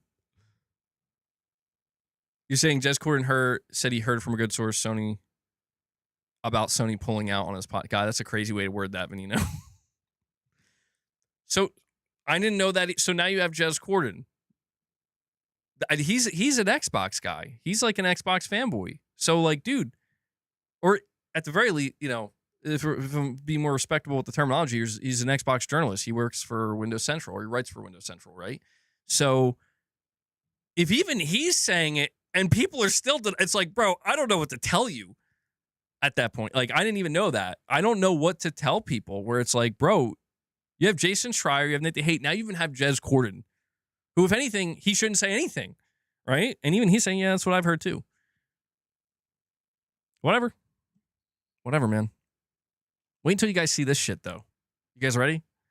You guys want to see how heinous Twitter really is? Let me show you. Oh, buckle up. By the way, before we do, though, guys, we're at 134 likes. We need to push right now. Big push. Pushing polygons is like, no, not really, MBG. I don't know. It's like, too bad. Buckle up, pushing polygons. We're going. We're doing it. I'm taking y'all with me. Before we do, though, hit that like button. We're at 136 likes. We need to push to get to 175. Michael Warneth is counting on us. He's counting on us to get to 175. He's taking you guys to task. You guys crushed it yesterday, by the way, with the likes. I think we could do it again today. 138. We need to get to 175. All right. Look at this. Now, you see my post here. I swear, man. This person, I think, actually, I just want to point out what this person says. I don't have a big problem with what he said at all, but I find it interesting. He says Sony's going to have a really hard time selling their future multiplayer games on PC because they're, quote, well, this isn't, I mean, he's saying, Sony's saying we desperately need you to buy our multiplayer games, but you are never getting our single player games. That narrative is not going to work. It's all or nothing. I want to push back against that a little bit. See, I appreciate that, by the way. I want to show you guys the good stuff too. I appreciate this because this guy's being normal and rational and not a dick. And he brings up a good point. Like, you know, is that strategy really going to work? If Sony says, yeah, we'll just give you our multiplayer games, but you ain't touching our single player games. We'll give you the multiplayer scraps, but single player, no, you come to us. You know, that might piss PC gamers off and make them be like, hell, you know, F you, Sony, I ain't buying shit. Which maybe maybe Sony wants that to happen so they can then completely justify moving away from PC, which is weird. It almost sounds like a, yeah, sorry, I don't have dark mode activated. I'm sorry. Yeah. I'm just too used to it this way, you know? But, I mean, I responded by saying, to be honest, I do think Sony is beginning to wind down their multiplayer push. They still have a few more games, obviously, but beyond that, I don't think we're going to see another massive, aggressive push into the direction of multiplayer, or especially live service. And I also want to point out something here, too. It's that, you know, you could maybe make the argument to an extent. It doesn't hold up entirely, but like Sony kind of did that to us, you know? Sony kind of did that to us too, where they were like, well, we're going to put games first on PlayStation and then to PC like a year and a half later. I know it's not exactly the same, but I guess what I'm just trying to say is that, you know, there was this idea that, well, if you tell PlayStation players that, they're going to leave and go to PC, and that, you know, that didn't really happen. Michael says, I'm back and I still see you slackers haven't hit the goal. I tried telling him, Michael. I tried telling him, bro. We're at 142, guys. Come on, we can do it. We got over 230 people here. Everybody chip in now. Everybody hit that like button. Michael's getting impatient. He's getting impatient. He's like, come on. 175. 175. I advertise you, MBG. My posts I tag you in are for jokes and trolling and troll info. Wait, what? I don't know if I'm reading what you're saying correctly. Because that doesn't sound very good. I may be misreading it. I may be reading it correctly. If I'm reading it correctly, F you. If I'm misreading it, I apologize. I didn't mean that. And thank you? It's one or the other, bro. How is Sony going to sustain themselves with only 5 million copies of their game sold? Only 5 million, dude. What? What do you mean? Only? Don't people realize that, like, dude, you see,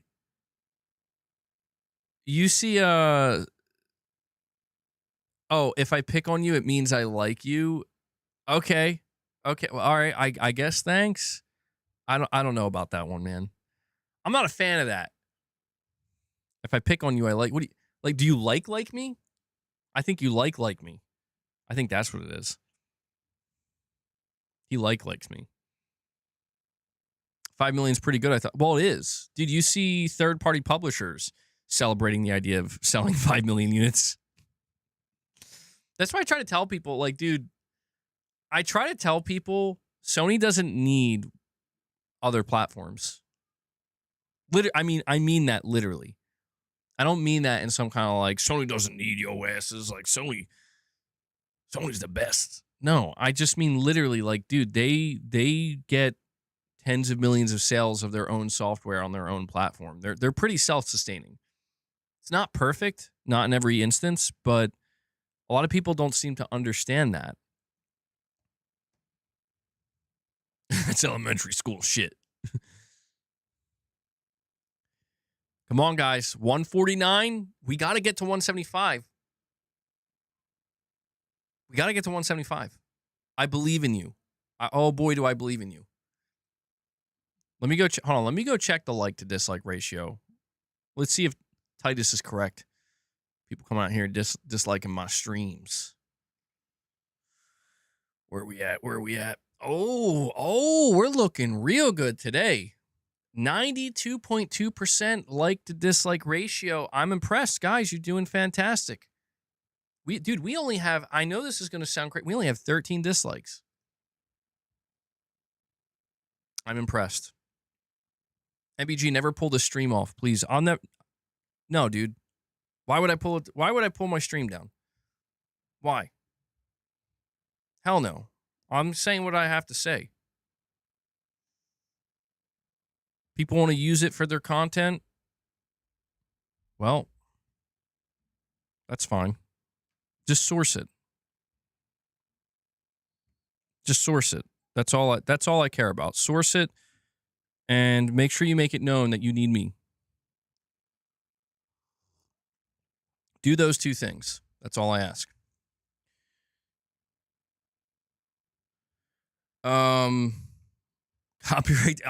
Copyright them? No, I'm not going to do that. I just got 17 dislikes. Bro, okay. All right. Oh, I see how it is. Oh, okay. I celebrate the fact that I only have 13 dislikes. I'm sitting at 92%. We move up to 17 dislikes. Now it's at 90%. Ain't no way. Ain't no way. Come on, guys. Help me out here. We need to push back against the dislikers. It's the only way. Because I feel like you may remove it because it has a lot of rants. No, dude, I'm done with that. There were times where I've like unlisted streams because I'm like, oh, I got too riled up. No, man.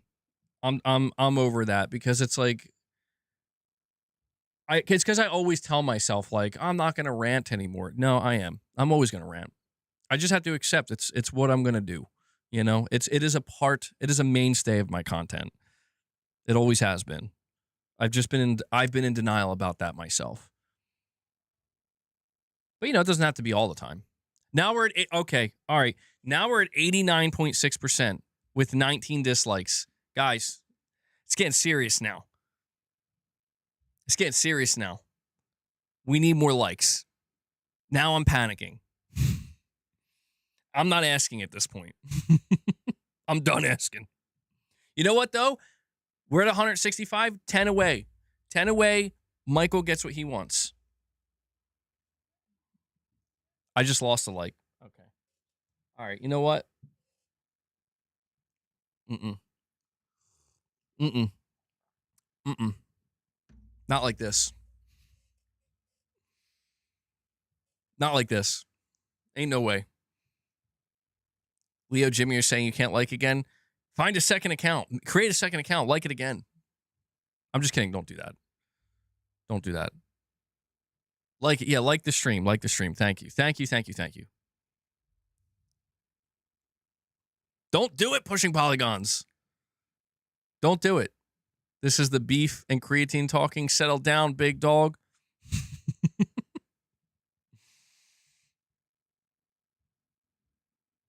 I'm calm. I'm calm. See, this is what happens when you focus on the wrong thing.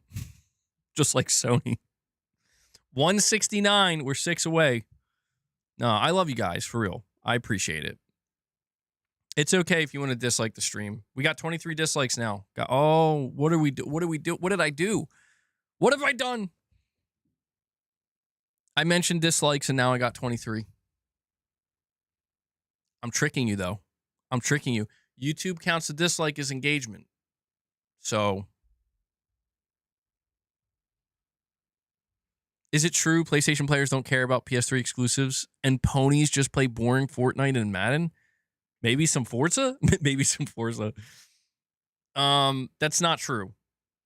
That's bullshit. Get out of here with that nonsense. Ponies? Ponies.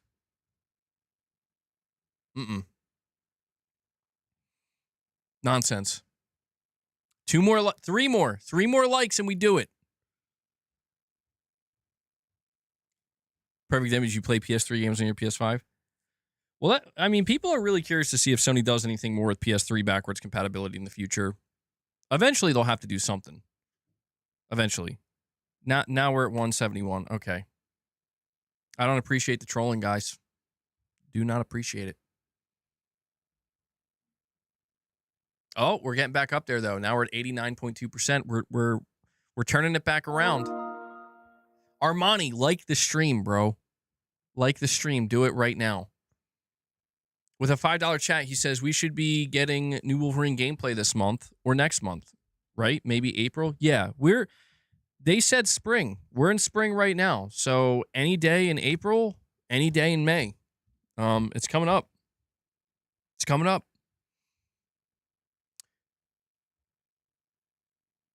We need Killzone 2 and MotorStorm. I can agree with that. Yeah. You're playing GTA 4 on your PS3? Michael says, yay, we made it. Now what happens? I don't know. We hit 175 likes. Holy shit. That's incredible. That's a lot of likes, dude. Let me ask you, if you were in a room right now with 175 people, it's a lot of people. It's a lot of people. So Michael put us up to task. He created the goal, 175. Let's see. Oh, we went back to 174. We went back to 174. I can't believe this. Who's trolling? Somebody's liking it and then taking away their like. Now we're at 176. Congratulations, guys. You know what you get? You get a big pat on the back because you're an amazing community. Thank you. Warhawk? I don't think Warhawk's ever coming back. Warhawk was interesting. And also another, it's another one of these games where Sony was trying very hard to break into the multiplayer scene, but it didn't work. It didn't work. They even did Starhawk. They did Starhawk, and they gave it a second chance, and it still didn't work. I want PlayStation to succeed, you know. Xbox players care for PlayStation, believe it or not.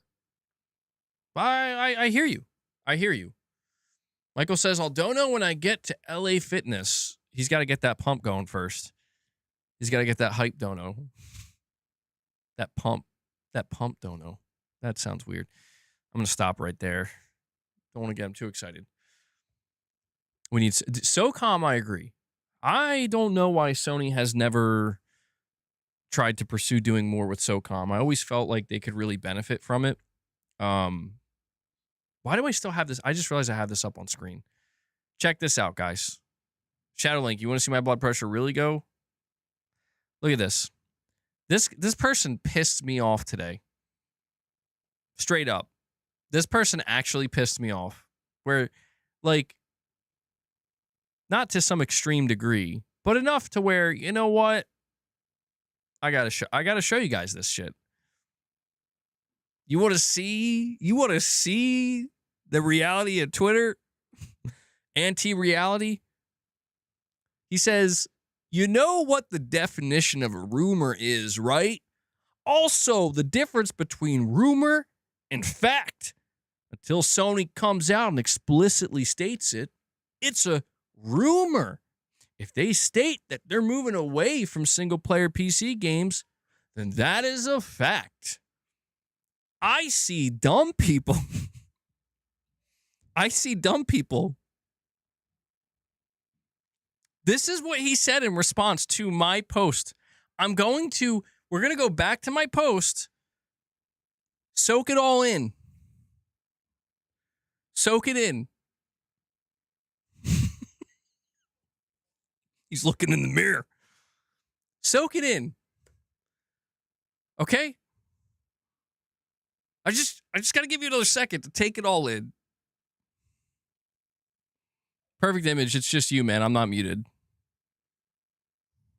I'm not muted. All right. So we go back here. I had to engage. If this was rage bait, they got me. Bro doesn't even have a blue check mark, though. He doesn't even have a blue check mark. I said, you are correct. Now, if you could show me where in my above post I stated it was a fact, I will wait. He responds by saying,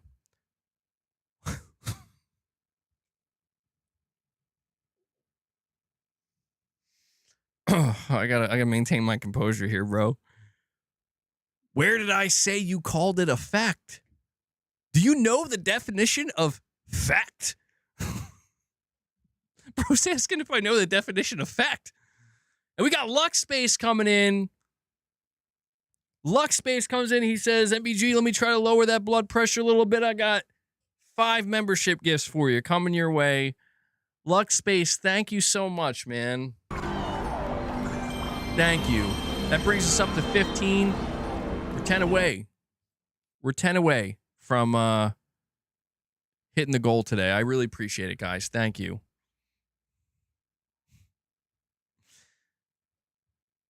Says, where did I say you called it a fact?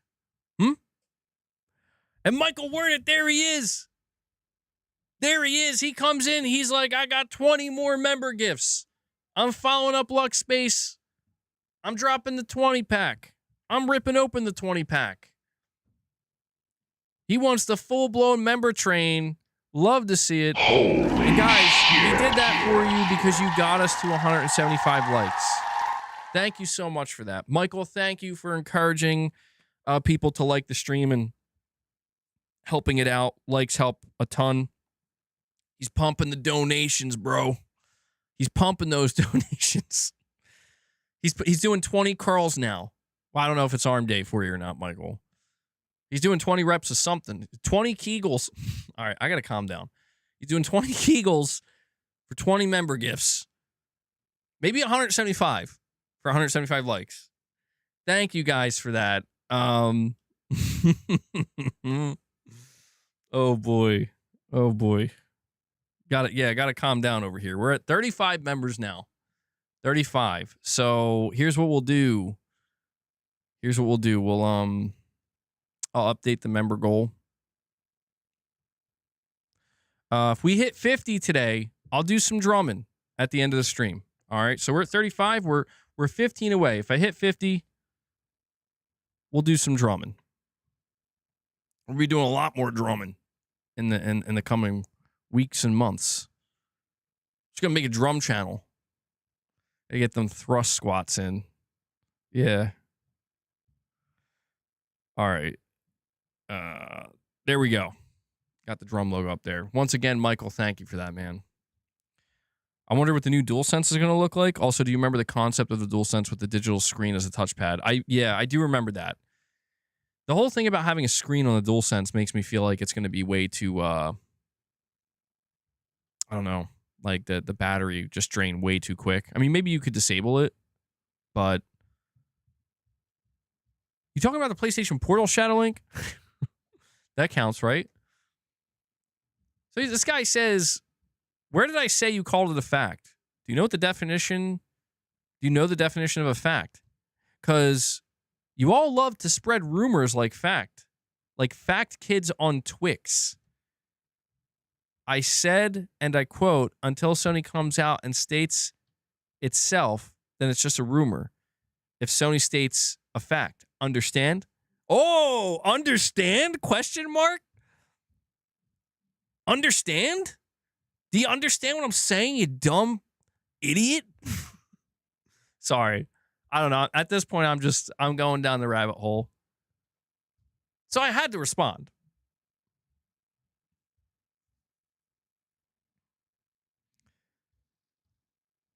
He says, if I state in the, or I say, he says, I'm talking, like MBG says here, if I state in the original post that it's a rumor, then wouldn't that clearly display I know the difference between fact and rumor? I said, honestly, it just seems like my post upset you. And you know, like, this is, I guess I just feel the need to, I'm feeding the rage baiters. I'm feeding them good. Yeah.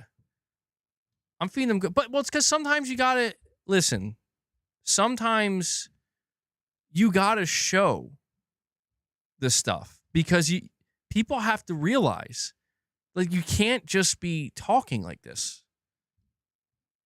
You know, you can for a long time, but eventually it's going to catch you. And it's like, in my opinion, like, dude, this is nonsense. So he responds to that by saying, why would I care? All I said is it was a rumor until Sony says outright they're done. Maybe don't project so much. I say, why would you care? You cared enough to ask if I know the difference between rumor and fact on a post where I stated it was a rumor, man. What you're doing is called gaslighting. And then finally, dude, this is what I had to show you. He finally says, you literally called it a rumor on your own post. So I had to leave it. I said, glad we could come to this conclusion. I've lost brain cells, and unfortunately, you guys have lost some brain cells as well. I'm sorry. You don't deserve this. This didn't have to happen.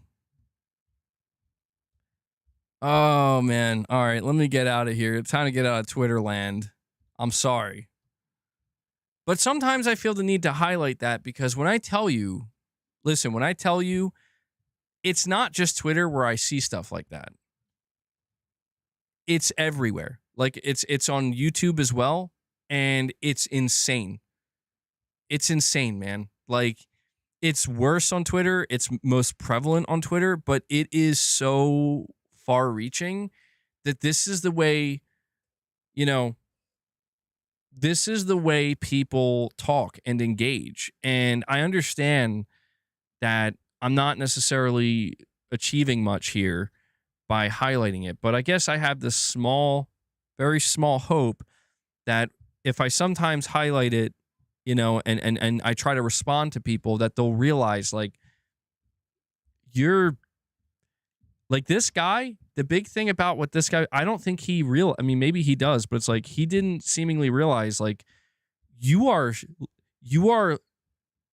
the definition of gaslighting right now, to a degree that it's like, surely you know that.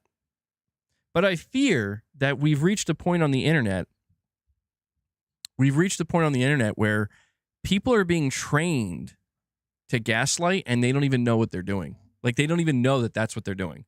They think it's normal discourse and normal engagement to behave like that. And it's like, no, dude, it's not. People who gaslight, I'll say this. When people have to resort to gaslighting, they do so because they've lost. And that's the problem, is they've lost and they have no argument. They cannot form an actual cohesive argument to stand on its own. So the best thing they can do is try to get the person to turn on themselves. It's a last-ditch effort. So that's why I want to encourage people and try to like teach them, like, do not gaslight, because if you do, you are essentially admitting you have lost any potential argument there may have been. Any potential point you were trying to make, gone. Anyway, back to gaming and news and speculation. Man, today's been a crazy stream, I have to admit. All right. Let me come back to the stream here. Get this out of the way. Get that out of the way. All right. Appreciate you guys being patient with me. All right.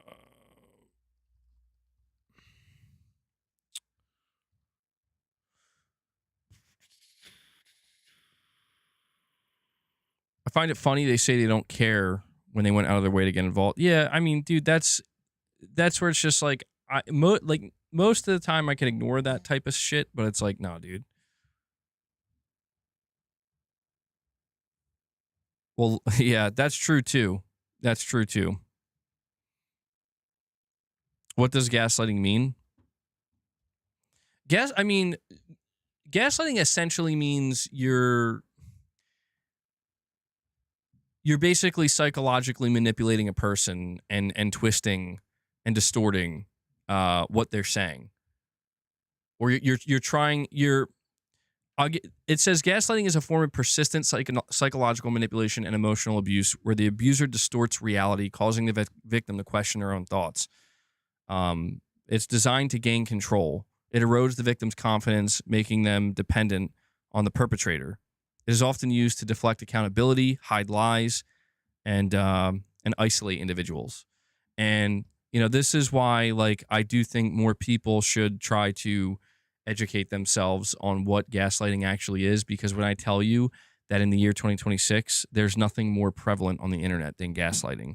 And, you know, you got the dangerous part about gaslighting is that, like, when somebody's wrong about something, I mean, like, actually wrong, they're genuinely wrong about something, it is important to not turn into that type of person that, like, I don't say like completely shits on somebody, but you have to try to teach them, you know, like, why are you wrong? Like, here's why you're wrong. Here's where you messed, like, here's what you got wrong, right? With gaslighting, it's basically, it's trying to take somebody who could be completely in the right, like completely right about something, and trying to psychologically manipulate them and distort it to a point where they're questioning if they're even right now. And it's dangerous when people successfully gaslight because, yeah, it literally distorts the actual reality. And you know how the saying goes, the perception is the reality. So in other words, what I'm trying to say here is gaslighting is so prevalent on the internet especially, and in the year 2026, because the more successfully people can gaslight, the more successfully they can alter people's reality and distort it. And when that perception occurs, that does, in fact, become the reality, and it becomes very hard to push against it. So, you know, it's an interesting thing there. He dimmed the gas-powered Origin of the term gaslighting? lights in the house, but when his wife asked him why it was darker, he told her she was just imagining things. Every night, he dimmed them a little more, and every time she pointed it out, he told her she was crazy. Eventually, she questioned her own sanity, and when she truly believed she was crazy, he stole her money, knowing that she no longer trusted her own thoughts. This all started with gas-powered lights, and it's where we get the term gaslighting. Yo, I have to admit, I don't know if that's true or not. You just sent me a YouTube short, assuming that's true. It's got 1.9 million likes, goddamn. Assuming that's true, I did not realize, that makes total sense. That's fascinating that's the origin of the term gaslighting. Damn. And you see that all over the place, dude. MBG, if I see the gaslight, I just don't give it the time of day. As gaslighting isn't new. People have been doing that for a long time. Yeah, that's true. It's always been prevalent. I mean, it does feel worse than it's ever been, though, man, unfortunately. But, yeah, I try to ignore it, too, but I don't know. Sometimes I just, I want to put this shit out on display because it's like I want to show people, like, look at how stupid some of these people are. And again, the only reason I feel the need to do that, frankly, is because, yeah, there's people gaslighting everywhere, and I ignore 99% of it. But when I start to see somebody who's gaslighting and people are agreeing with them, and I see people, like, backing them up, that's when I feel like I have to step in and do something where it's like, no, like, you're wrong. And I'm like the last person to want to be put in that position where, like, I don't care, dude. Say whatever you want. Act however you want. I'm not responsible for you.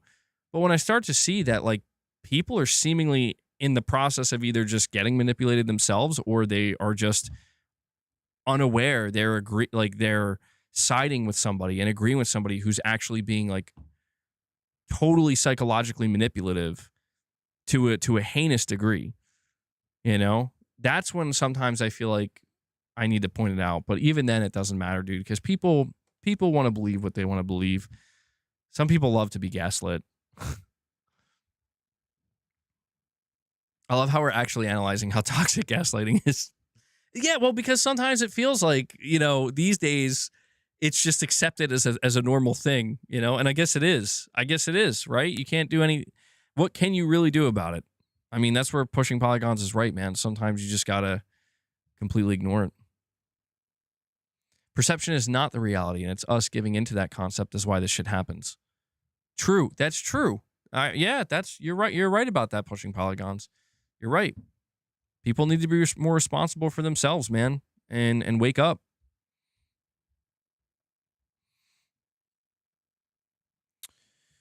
All right. Thing is, MBG gaslighters are so conspicuous. They're too easy.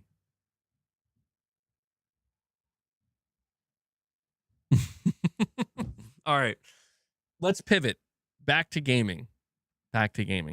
In conclusion, Sony is gaslighting us into thinking they're going back to only on PlayStation exclusives. It's not true.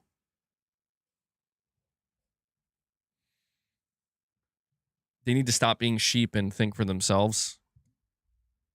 Yeah, well, if there's one thing that I've learned, Ray, is that people will go to great lengths to justify their shitty behavior.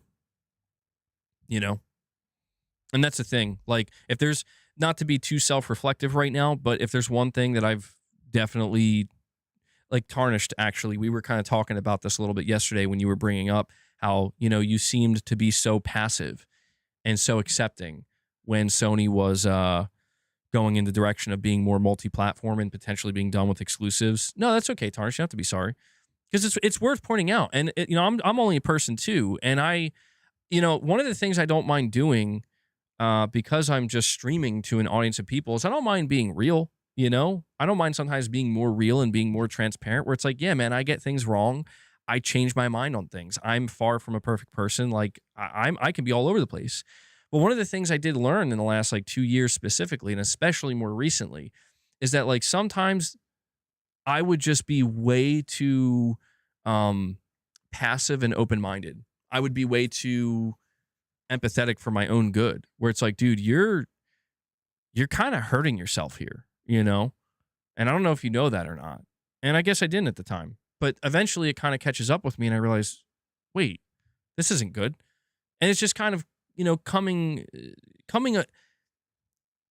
getting away from certain noise that, and it's not just about like the internet all the time. You know, it's a lot of life things too. It's like just getting away from the noise and just kind of recentering yourself and kind of, you know, being more in touch with yourself and like, wait a second, that's fucking stupid. You know, like that is stupid. You know, like I don't agree with that, you know, and just kind of like reawakening to certain aspects of myself that I think over time I've just kind of, not that has to do much with exclusivity, you know, that's sounds way too deep and hyperbolic for something like that, but you know, just speaking broadly here.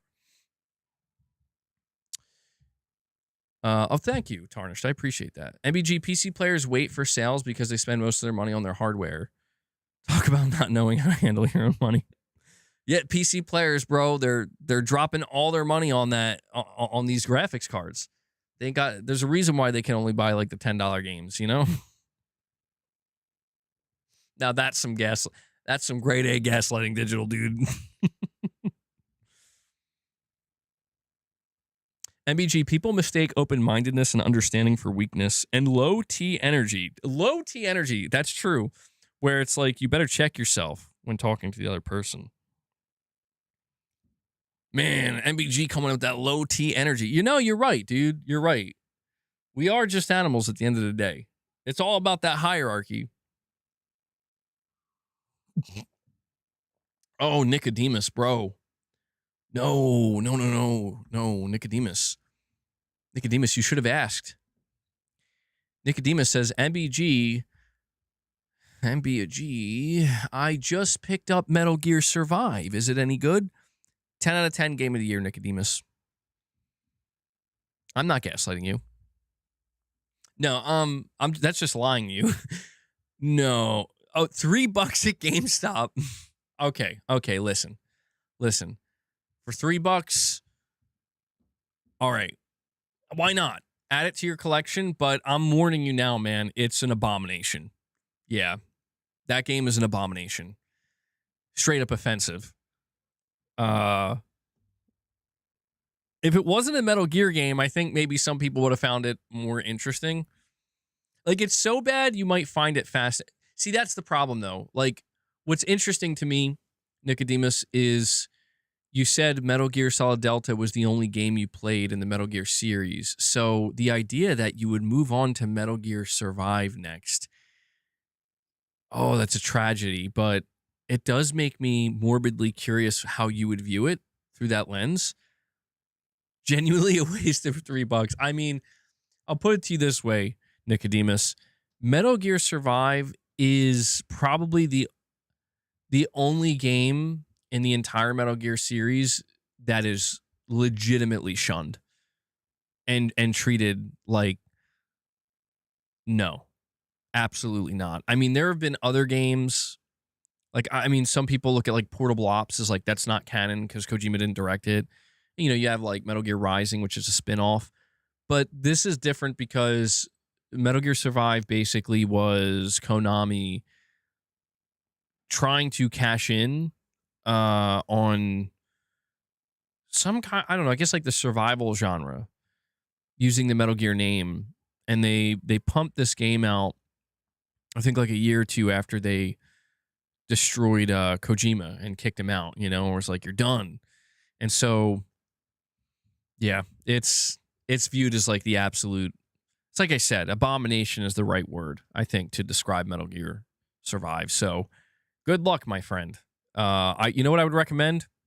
I'd highly recommend, if you have any intention of actually playing Metal Gear Survive, like if you're actually going to try it, you really should play Metal Gear Solid 5 The Phantom Pain first. You really should. Because you'll realize how bad Survive is after playing Phantom Pain. Because Phantom Pain, or, you know, or maybe you could do it in reverse order, I guess, and have a greater appreciation for the Phantom Pain. But, Michael, you're saying MBG 1v1 me in Portable Ops Plus? You're on. No, I haven't played Portable Ops since I was like 12, bro. I remember I did buy that for the Wow, I had my PSP for a longer time than I realized. God, my memory's so bad, guys. It is. Like I wish I could remember things more clearly, but one of the things I can remember is I think it's the year 2006, maybe 2007. In fact, I don't think Portable Ops. When did Portable Ops come out?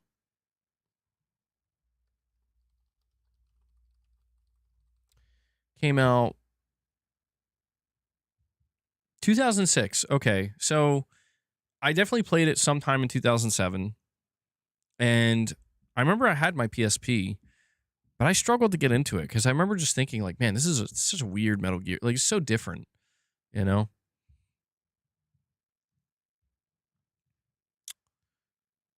Let me see. Tarnish, you're saying, MBG, some people call Kojima a fraud because he went downhill after he left Konami. Death Stranding games are bad, they say. What do you think?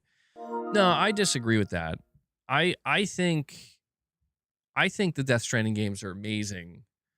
I also understand though why people feel as though they can't match, you know, the high points of Metal Gear Solid. Fizzant is going to be interesting. I'm very, very, very, very curious to see how Kojima handles Fizzant, knowing that this is going to be his return to his roots and like what he's known for. Because I feel like the easiest thing for people to say is like, yeah, man, Kojima, he went off the deep end or whatever with Death Stranding. It's such a strange and different game, and he clearly made something that wasn't for everybody. But Fizzant will be interesting. So you, aka Mr. Hamster with a super chat, says MBG top 3 games: Bleeding Edge, Crackdown 3, and Bug Snacks. Absolutely.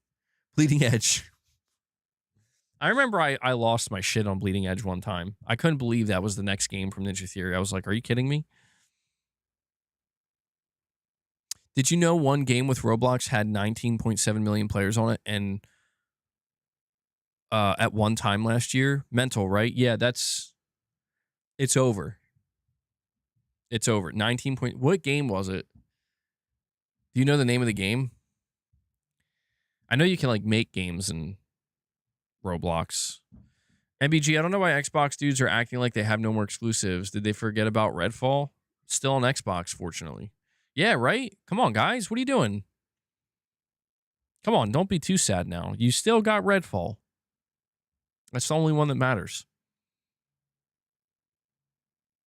Nicodemus, you're saying, MBG, did you see the news for State of Decay 3? I did. I'm very happy about it. Yeah, I'm looking forward to it, man. I hope we see it soon. It will be magnificent. Magnificent. Do I like oatmeal? Yeah, I like oatmeal. It's random. I like myself some oatmeal sometimes.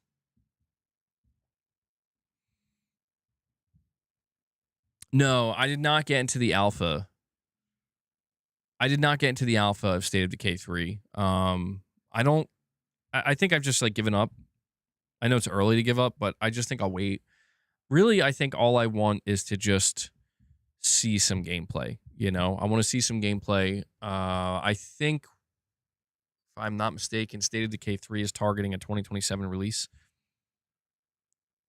Was State of Decay 3 announced before Wolverine and Spider-Man 2? Yes.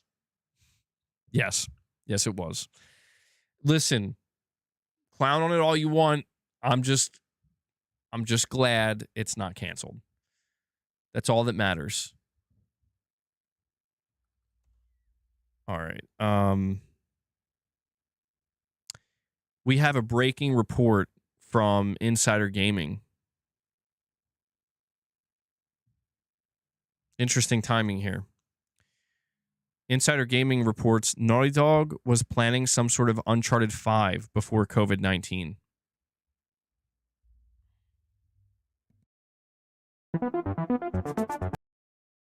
They linked the podcast. I don't know the timestamp of the podcast, but interesting.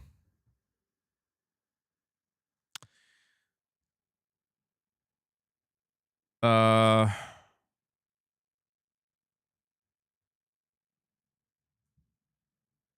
48 minute and 35 second mark. Let me see.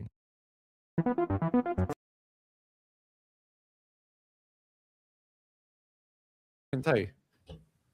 I don't know about the I don't know what they're trying to do with it or whatever. I know that there was some planning of an Uncharted 5 before COVID. Baby steps. You know what? If you labeled that Uncharted 5, I'd buy it. I mean, I bought Baby Steps anyway, but you know. Yeah. I don't there's another one. I don't think we need it. Yeah. Yeah. When was the last one? 10 years ago now? Must be a while. Must be a long time. It's closing in on it. 4 Yeah. came out. Yeah. Well, I 10 think years, like, 2016. I think it's just, I think the issue that we're running into now is like an Uncharted 5 is like considered a safe bet, right? And that's what we're going to see from a lot of studios. It's like Bungie with Marathon. Like, I think that. Okay, so I guess all right. I thought it was going to be some kind of like, he talked about it for like a minute or two explaining. No, there's no article on it. It comes from the Insider Gaming podcast. Apparently Tom Henderson just said, he said it very quick. He seemingly got interrupted by loud laughter, but he said he heard that Naughty Dog was doing something Uncharted 5 related before the pandemic hit. Hopefully, I don't know, maybe I noticed Tom Henderson stopped really trying to do any digging for PlayStation. He seemingly was doing a lot of digging for PlayStation for a little bit, but now he backed off on it. All right, so I thought there was going to be more to that. Star Wars Eclipse development is making very little progress. This was another thing revealed by Insider Gaming, I think. Yeah, so this one does have an article. They say here, what's really going on with Star Wars Eclipse? First announced at the Game Awards in 2021. Information regarding the action adventure game from developer Quantic Dream has been few and far between. The latest update anyone heard in an official capacity was that work was continuing on the game alongside other projects. All that was said was that they were, quote, eager to share more with you in the future. Well, months and multiple discussions later, there's a bit of an update on where things stand with both the game and its developer. As first mentioned during the latest episode of Insider Gaming Weekly, development of Star Wars Eclipse has been very slow going. One source even mentioned the fact that the team had been making very little progress over the course of months. For what it's worth, a good portion of the game has been completed, but for what they still need to wrap up, sources say it hasn't been going all that well. The game, at this stage, is still looking to be years off from completion, one source said back in December. When followed up on what can be done to push up the timeline and get the game out, the same source said they had talks of expanding the development staff, but NetEase didn't want to invest at that moment, while they decided what they wanted to do long-term. Both NetEase and Quantic Dream, the source says, are relying on Spellcasters Chronicles, which entered early access in February, to bring in revenue that can be spent on Eclipse's development. Oh, man. Do you guys know what game they're talking about? Yeah, Quantic Dream sounds like they're in trouble, dude. Rumor Tomb Raider remake delayed from 2026 to 2027. Oh, shit. We got a bunch of things popping up. Aaron, probably not. It's no offense to that person. I just roll solo, you know? I mean, I'm not saying there could never be future collaborations with people, but I've been doing this solo for a long time, and frankly, I'm just kind of comfortable doing it that way. But if I ever do make any type of change, you know, or ever reach out to anybody, I'll let you guys know. Quantic Dream sounds like they're in a little bit of trouble, man, because if you don't know what game they're apparently relying on, it's this live service game that they're making that looks awful. And that's not going to make them money, dude. And if that doesn't make them any money to finish development of Star Wars Eclipse, I think this game might get canceled. Bring brown sugar on. Maybe in the future, yeah. I mean, that was cool. We did a couple things together before. But I don't know. He's just not into gaming the same way, you know? Okay, yeah, so there is another rumor here. Society of Raiders, Tomb Raider Legacy of Atlantis is releasing February 2027.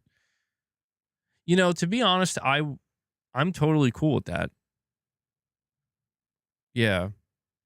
If the Tomb Raider remake gets delayed,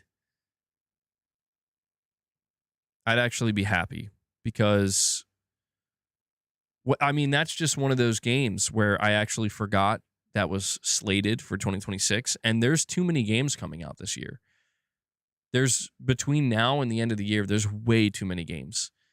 So I'm at a point where something like Tomb Raider remake coming out February 2027, that sounds perfect to me. You should read up on State of Decay 3 reports about the 2020 reveal. It's very interesting. Let me look that up.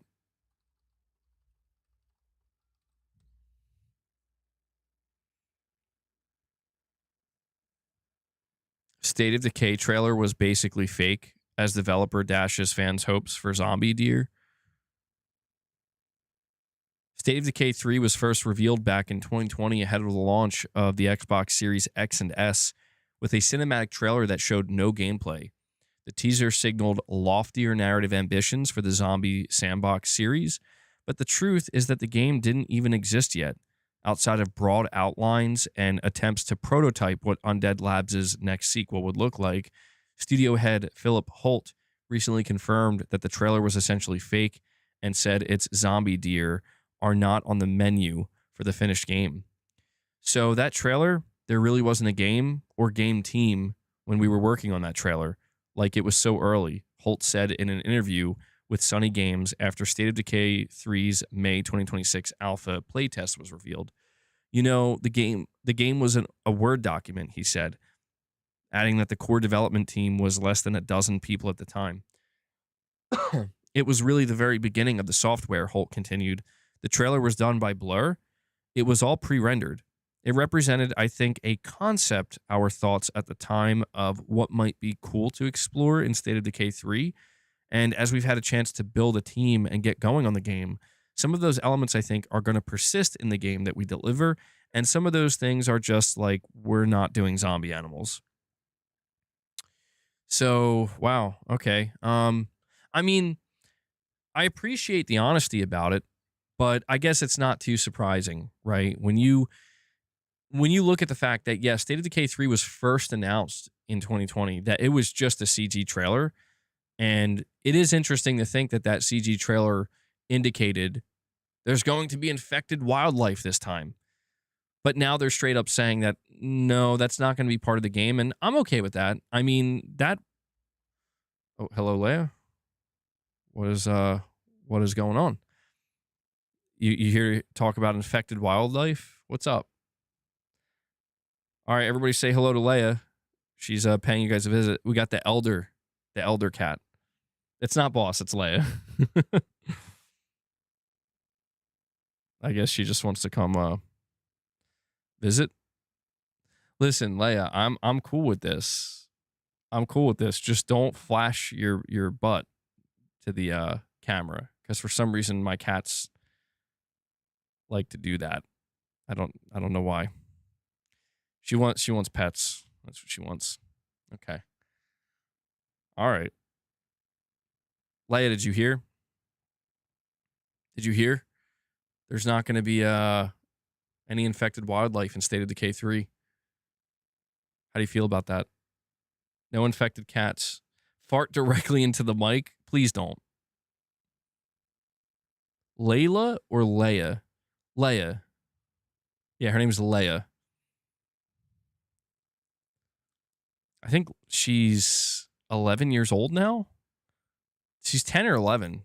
She's getting up there. Very close to being a geriatric cat. You're not infected, are you? Boasty Remy. Oh. It's time of your hero. Oh my god. Okay. Never was. Never will be. Leia, why Did you really have to trigger multiple Metal Gear sound bites? All right, all right. She has nice fur. She does, yeah.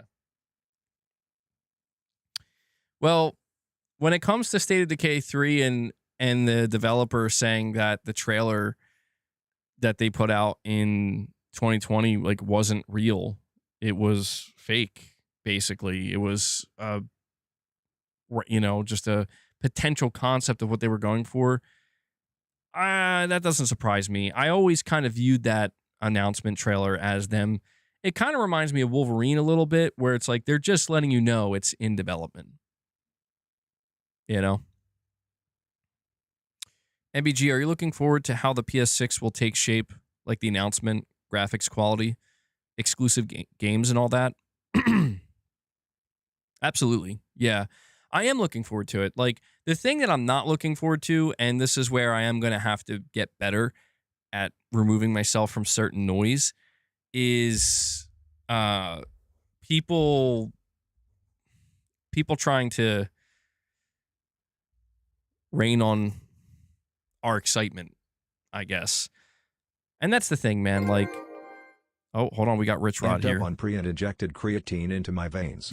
Tried protein in coffee, do not recommend. Anyone praise XP in chat and I will end you like the mice. Ban.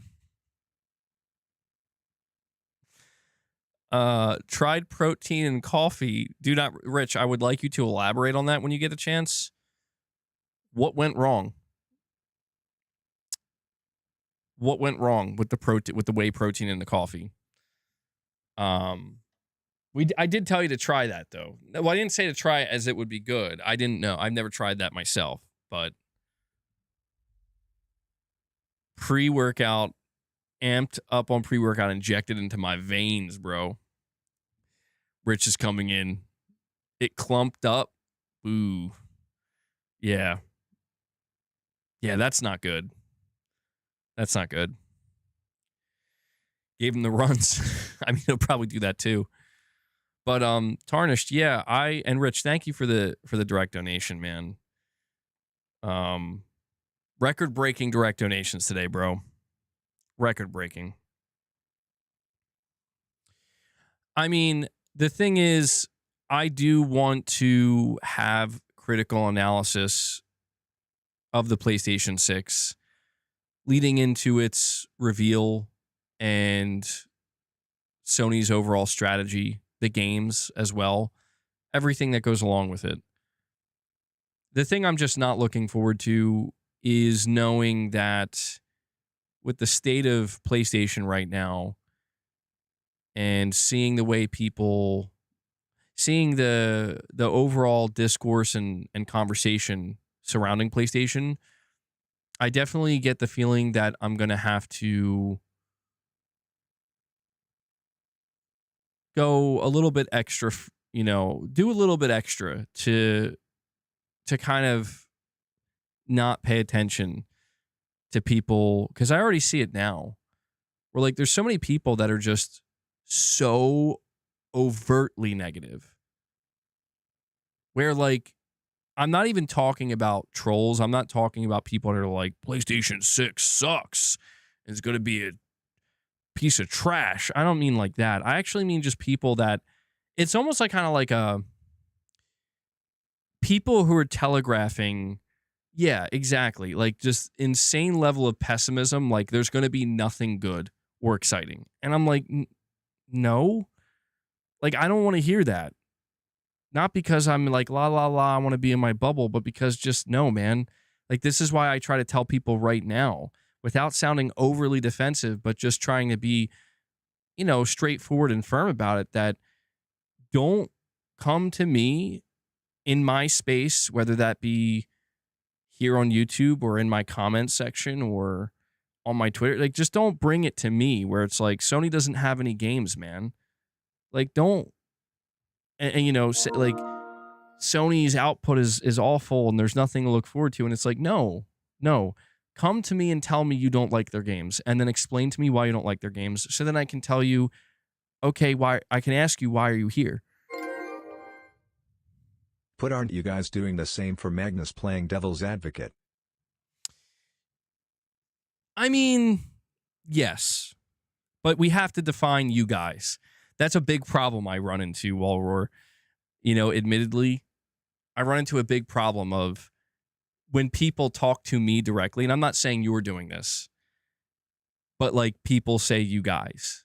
And I think what happens is what a lot of people do is they take what I say and they blend it in with general statements and sentiments that come from certain other individuals or groups of people. And then it just becomes lumped into, I'm part of you guys now. What I will say to that, Walroar, is are there people who are trying to diminish people's excitement for Project Helix? Yes. Do I think that's necessary? No, because I actually do I understand. And that's why I try to tell people, like, try to give a critical analysis and not necessarily destroy somebody's interest or excitement. And I mean that, you know, I mean, it depends. I guess it also depends on like the energy. Like sometimes if people are joking around, you know, Project Helix is going to be DOA, ain't nobody buying it. It's going to suck. Well, that doesn't actually sound very, that doesn't sound very jokey, does it? That actually sounds exactly like what I would say. Per se, I see it on this chat. You mean fanboys? Yeah, well, yeah. That's the thing, man, is it's like I'm more interested, and I think more people should be more interested in why exactly if something like Project Helix is going to fail in the traditional terms, like it's not going to sell, it's not going to have wide appeal, it's going to be the worst selling Xbox, you know, this is just what some people are saying. To me, the statement itself is much less interesting than the why. It's when people start to elaborate. And that's what I do always try to encourage that here. I mean, we joke around sometimes, but in all seriousness, I do try to absolutely encourage people. And the same goes for PlayStation or any platform for that matter, where it's like, elaborate, you know, like go more in depth, even with the things you like. Because to me, that's what makes for more interesting conversation. And I guess, yeah, like as we go further into the PlayStation 6 and as we go further into Project Helix, I understand that I'm going to have to request that more often from people from both sides, where it's like, you know, if somebody wants to say, I think the PS6 is going to be a complete waste of money, I'm not going to ask that person to elaborate because it's like, yeah, whatever, that's fine. But if I see a person and they're saying that, but then they're following it up with, and I also think it's just going to be a terrible console, and you know, I think it's not going to sell, then it's like at that point I'll ask, well, elaborate. You know, you're just making these claims, but you're not backing anything up. You're not giving any actual thought. You know, and the same will go for Project Helix, where I will try to request people like, don't just say Xbox sucks. You know, like if you're gonna be critical towards something like that, I would much prefer explain, because that's the thing. When people give their explanations, there's a good chance that they're bringing some kind of decent reasoning to the table. And what that allows for is, again, more open dialogue, more open debates that can actually, if not be progressive, they can at least end with people being like, okay, well, hey, you know, here's why I think what I think, and here's why you think what you think, and we can agree to disagree. It doesn't always go that way, though. We have Armani Coleman with the $5 chat. He says 007 First Light is going to be satisfying to play. I saw more gameplay. James Bond is making everything go slow motion to hit his targets and jumping. Yeah, I am looking forward to 007, man. That's seemingly going to be like the big spring game alongside Lego Batman. And we're getting close to that. That's actually coming out at the end of May. So yeah, this is what I mean, dude. Like, we got Pragmata coming up. We got Saros. And then not too long after that, we got games like 007 and Lego Batman looks really good too. But yeah, 007, as somebody who's not really a James Bond fan, at Mouse PI as well, not a big James Bond fan, but I think that game's looking very promising. I like what I've seen. MBG, I remember last week you said you're not looking forward to PS6 after the price increases. It made me feel depressed. We need your hype. I'm hyped for PS6 too. Of course, we need critical analysis. Yeah, I mean, it's hard. I mean, I'm susceptible to it as well. You know, like I have emotional reactions to things because I'm here every day, like right on the. Sometimes you get it live. You know, like I'm just right here. But you know, then other times I get to think about it and really go more in depth with it. And you know, one of the reasons when I saw the PS5 price increase, the thing is I knew when Sony announced that, it's like, yeah, man, I am in that moment, and maybe still so right now, but not as strongly. I feel like, damn, what are the chances that when Sony announces the price point of the PS6, people are going to lose their minds, and it's just going to be mostly negative discourse?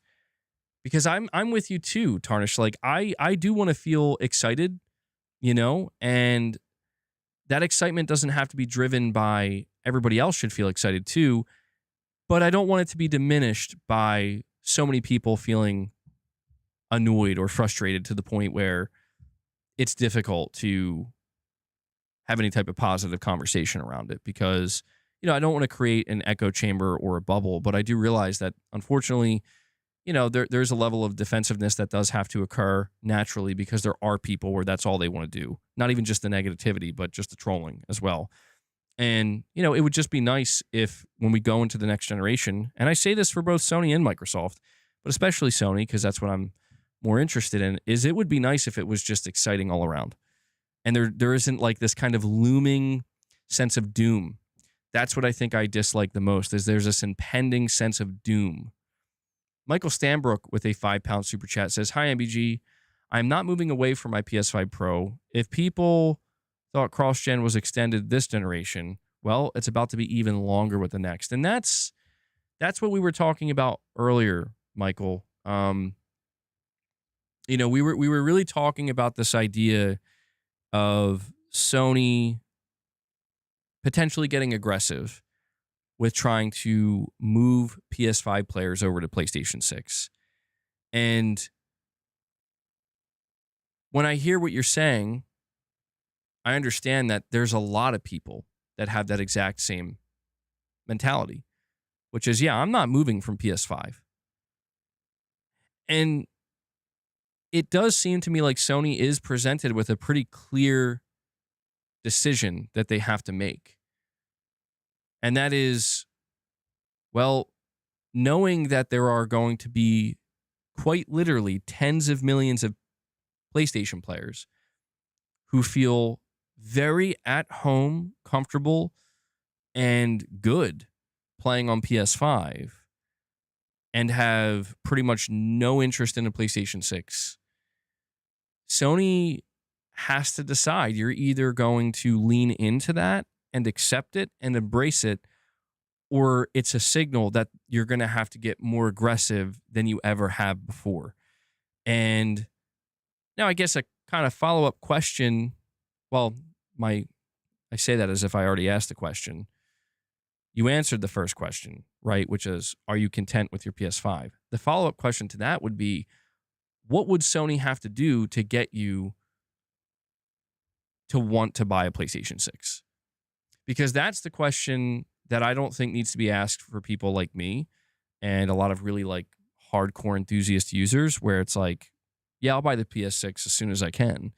I have no intention of staying on my PS5.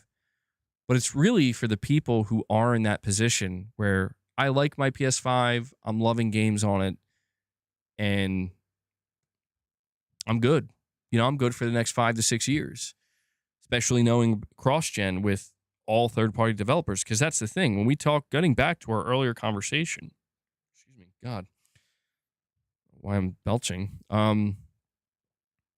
You know, I know we've been all over the place with the stream, but getting back to this idea of like true exclusives for the PlayStation 6, I mean, even if Sony does say, yeah, all of our PS6 games are only going to be on PlayStation 6, not on PlayStation 5, every single third-party developer, every single third-party publisher is going to make their games for PS5. In other words, their games will be cross-gen. So at that point, Sony would have to kind of stand alone with their games as the potentially only real selling points outside of their features and their upgrades that they're going to offer with the PS6. But in terms of software, we kind of stand alone here, which is not uncommon or unheard of. That's kind of the way it's been for a long time, but it might be more pronounced this time around. And because it will be more pronounced, it could really, again, depending on how much the PlayStation 6 is, put Sony in a very awkward position. So I don't know. What you said about cross-gen, yeah, that's outside of Sony, because I can't speak for Sony. We don't know for sure. What I do know for sure is that, yes, cross-gen is going to linger for longer than ever before with the PS5. It's going to be supported for so many years, dude, where we're going to be 7 years into the PlayStation 6 console generation, and you're still going to see developers. You're still going to see Call of Duty launching on PS5. You're still going to see the sports games on PS5. Hell, you're still probably going to see most AAA games coming from any third-party publisher releasing on PS5. And so if that's really what we're looking at, you can begin to maybe feel more comfortable leaning into the assumption that Sony's probably going to do that too. Maybe not for as long, but, if you look at the PS5, it took about 3 years. Sony brings out Spider-Man 2, and that's the big one. This is no more PS4. We're using this game to sell PS5s. If Sony does do cross-gen with PlayStation 6, is that what we're thinking? The 3-year mark, by the time we get to the year 2030, that's when Sony will be like, okay, Spider-Man 3 is coming, and that's the game we're going to do it. Or Horizon 3 is finally ready. This will be the game that'll be PlayStation 6 only. We're signaling the cutoff going forward. All of our games are going to be PS6 only. I mean, they could just, the reality is I'm probably overcomplicating, everything that we're discussing here. And what Sony could end up doing is just following the exact same path, the exact same playbook that they did with the PS4 to PS5. Because don't forget, one of the things we have highlighted in the past and is worth highlighting again while we talk about this is that when Sony was releasing games like Horizon Forbidden West, Spider-Man Miles Morales, God of War Ragnarok, Gran Turismo 7, all of these games on PlayStation 4 and PlayStation 5, where traditionally they never did that before, when we saw the results and Sony released the data, it was made clear, and they reiterated this multiple times, that people are buying the newer versions. People are buying the PS5 versions of these games.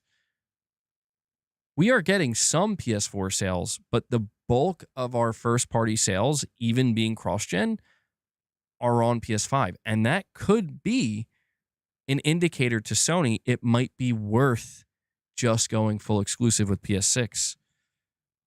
But I don't know. It's a risk. It's a risk.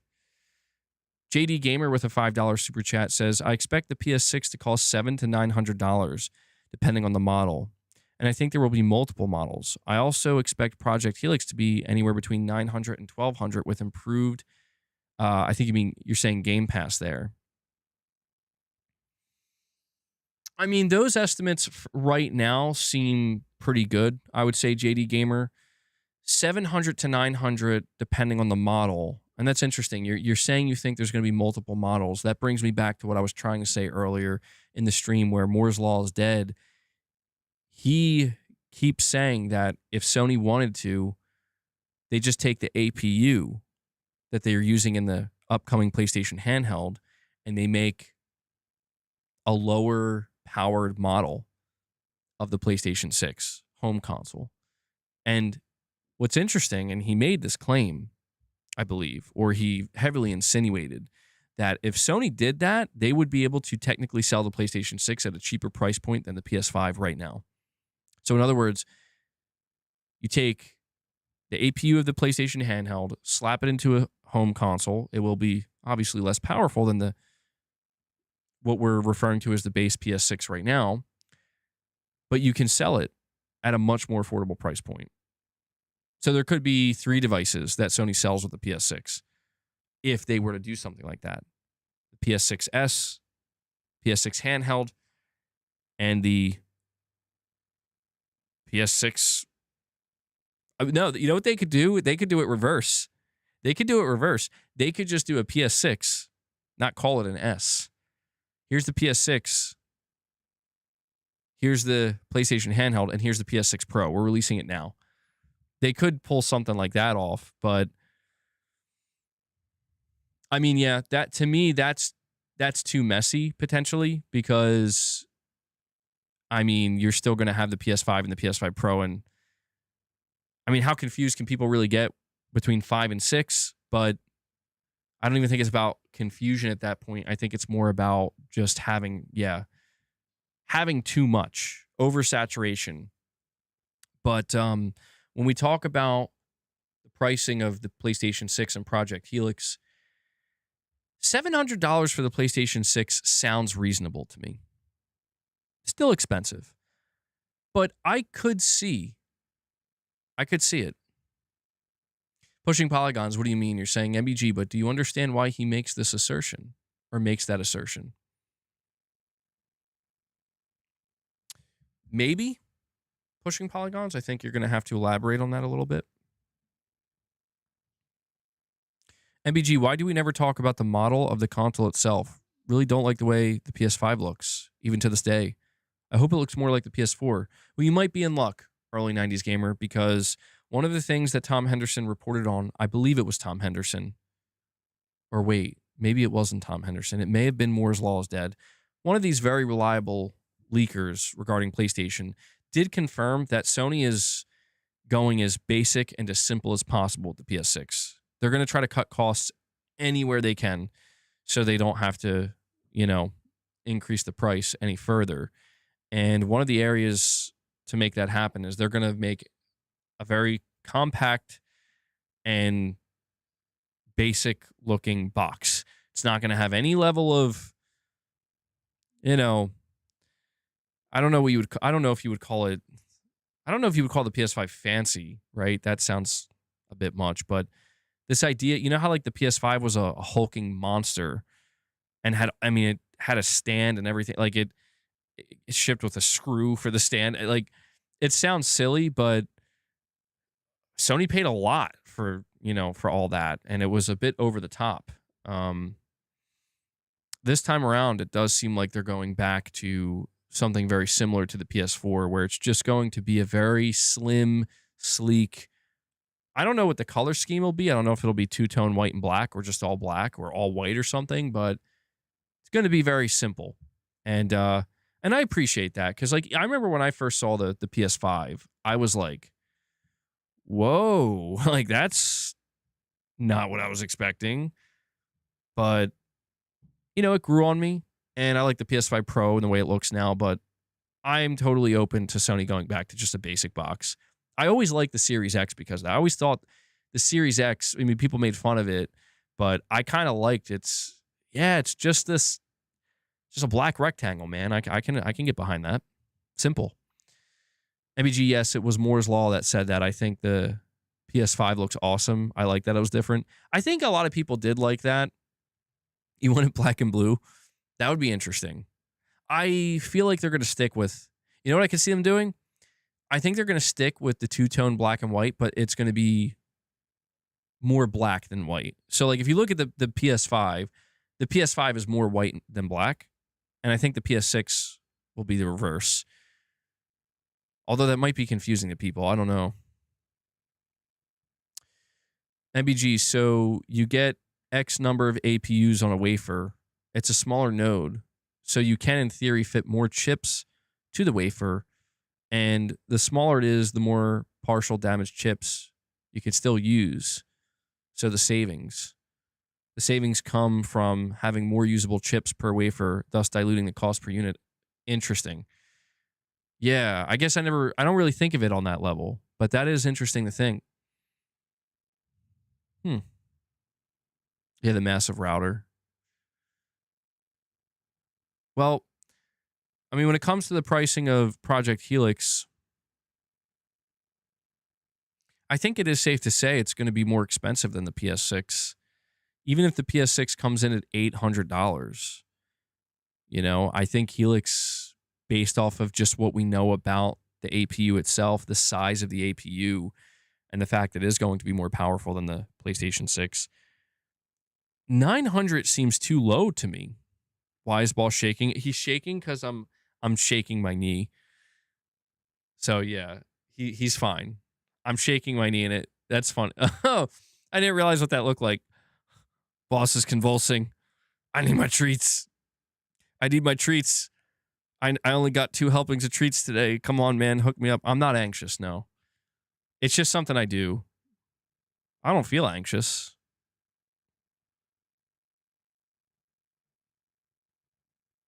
He's got the hiccups. Sorry, boss. He's just suppressing the roid rage. Yeah. I mean, I have to believe that Project Helix will be more expensive than the PS6 no matter what, because, I mean, how could it not be? How could Microsoft produce an APU, which will end up being the largest console APU ever manufactured, it be more powerful than the PlayStation 6 and not be more expensive? The only way it could match the price of the PS6 or somehow be cheaper than the PS6 is if Microsoft was willing to massively subsidize the Project Helix console. And nothing they're doing right now indicates that that's even remotely, I don't want to say a possibility because they can do whatever they want, but in terms of their strategy, that there's nothing there that indicates they would even consider that for a moment. I mean, the only thing I guess you could look at, I think it's a bit of a reach.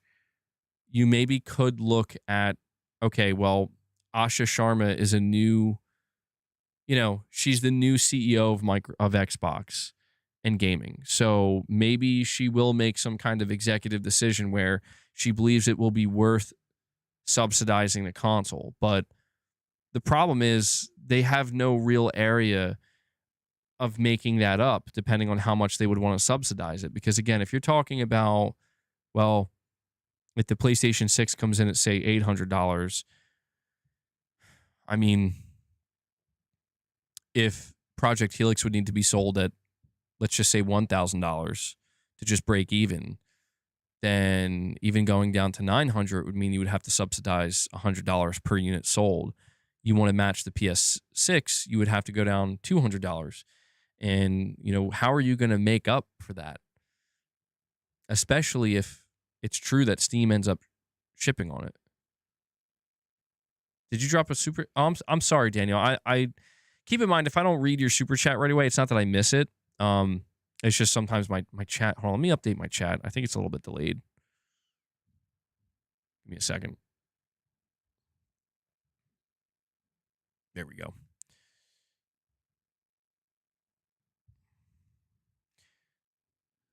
Well, let us not forget that Sony was willing to subsidize the PS3 upwards to $300 in the US because they wanted to win the Blu-ray war. That's true, but I think that was such an outlier. Sony lost billions of dollars on the PlayStation 3 generation at the end of the day. And, they had to do it. They had no choice. It was either that or the PlayStation brand basically dies. And Sony, has to walk away from that. I don't think Microsoft is in that same position. But Daniel, you're saying PS6, the PS6 will be a PS5 Pro situation. Disk drive sold separately. That's my assumption. What we know right now, it has not been officially confirmed by Sony and probably won't be for like another year or a year and a half. Probably another year and 2 to 3 months, I would say. But what we know is that Sony is going to take the same approach you see right now with the PS5. So there will be a digital model PlayStation 6 that you buy, and then there will also be a disc model you can buy. And the disc model will be more expensive. The question that we really need to ask is whether or not you will be able to take the disc drive that is currently on your PS5 Slim or your PS5 Pro and use it on your PlayStation 6. Now, I do believe that if Sony wants to incentivize people to upgrade, offering something like that would be great. Guess what? If you have a disc drive, it'll work on the PS6. You know? But then again, we are talking about the same company that,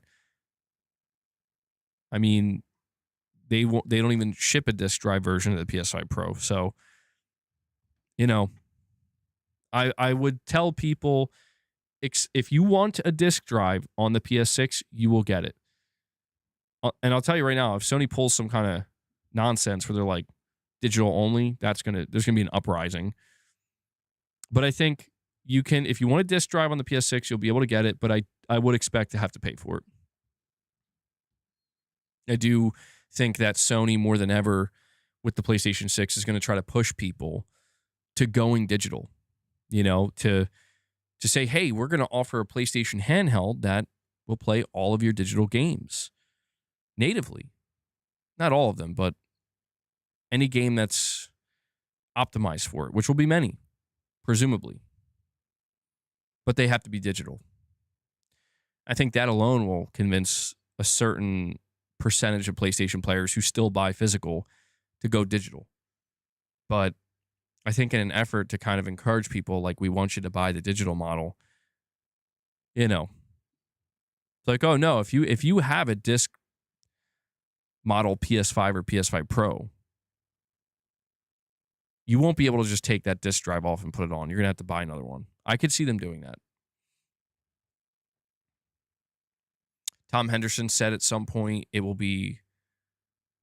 Yeah, well, Tom Henderson was the one that reported last year.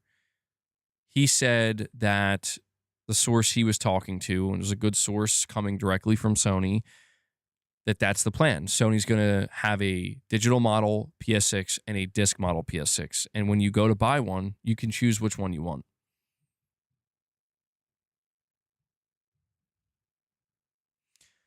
Hanzo, you're heading out. You got to do triceps and biceps. Well, I hope you have a good workout, man.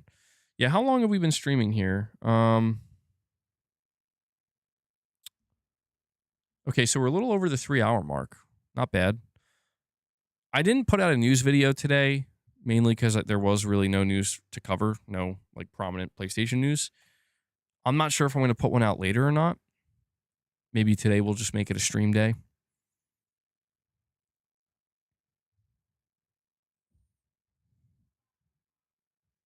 So 700 for no disc, 800 for the disc drive. I mean, that might be the best we can hope for right now. That sounds about right. Yeah.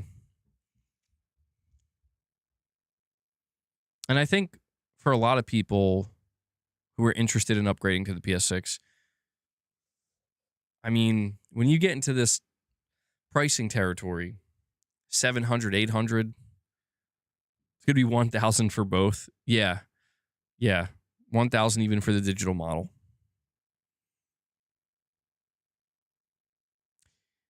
I've talked to you guys so many times about the pricing of the PS6 and also Project Helix, and how with Project Helix, man, I think it's totally fine if Microsoft wants to charge a premium. I really do. I don't think anybody who wants to buy Project Helix is turned off or upset by the notion of paying a premium for this device. I think everybody knows by now, and certainly they will know if they don't, what they're getting into with that. And the idea that Microsoft is just simply saying, listen, we don't want to overcomplicate anything. We're going to make it clear cut. We're going to just make our money off the rip. We're just going to make our money off of the point of sale purchase of the device, and we're going to make it very clear what you're getting, and that's it. And, the only downside to that is somebody might say, well, are you going to hurt your sales? You're going to get bad sales because of that. And I think Microsoft, unless something changed, man, which it may have, something may have changed. But as of right now, it seems like Microsoft is completely okay with saying, like, yeah, we're okay with not selling a lot of these boxes. The point is not to sell 25 to 35 million of these devices. The point is, if we only sell 8 to 10 million of them, that we make money off of those 8 to 10 million that we sold. And I think Microsoft can afford to do that in such a profound way, because when, now that they've made the pivot to being a publisher, it really is like, okay, so what's now more important for Microsoft? You buying Xbox Helix or you buying their games consistently? At this point in time, I think it's pretty clear that what's more important to Microsoft is you buying their games consistently. Doesn't really matter where you are. That's their bread and butter, the software. And I don't think this is, lost on anybody. I don't think anybody's in denial of this. But that's what makes the conversations recently about the idea of Gears of War E-Day maybe being an exclusive, and there being some maybe changes happening now that Asha Sharma is the CEO. That's what makes it interesting. Because it's like, it seemed like what I just explained is exactly what you telegraphed. But then again, Phil Spencer and Sarah Bond aren't there anymore. So, there's nothing here to say that things can't change. But that's why when you look at Sony on the other side of it, everything I just said about Microsoft, you cannot say about Sony. It's the exact opposite. This is why I just think, like, let's just say the PS6 is $800 and Project Helix somehow comes in at $900. That's dangerous for Sony, in my opinion, because it's like, dude, you shouldn't be that close to a device like Helix. You can't be, because what Sony needs is absolutely, the PlayStation 6 needs to hit, 35 million sold in its first couple of years. It needs to definitely get to 50 million sold. And we need to continue to try to drive towards 80 to 100 million units sold, because that is their entire business model. I know I sound completely like a broken record saying this, but it's just impossible not to bring this up anytime we talk about the pricing of these devices, where it's why something here, I'm waiting to hear more. Like every day, I'm waiting for the next major report of like, here's what Sony's plan is. Because the only thing we've heard,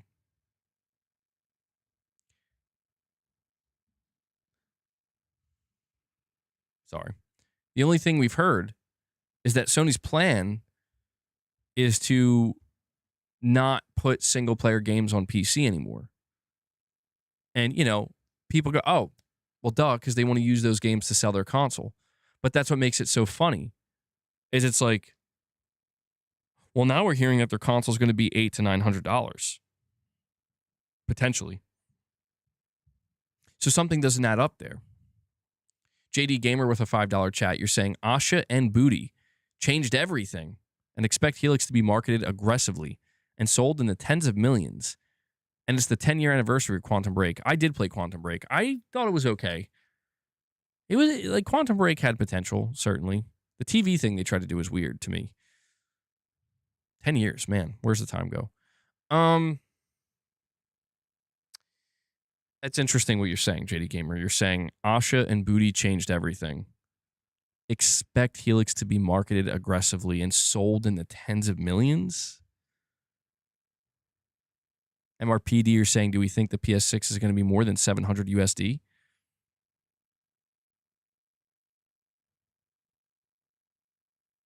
And then Titus, you're saying, so wait, the latest news is that Helix may be $900 US. I never heard that. Well, I think we all have to understand that when it comes to the talk of pricing,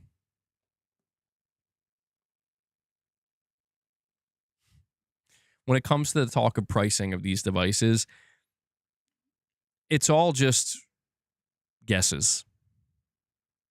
You know, we just had Kepler L2 come out and say that they've put the bill of materials for the PS6 at, what did they say, $760.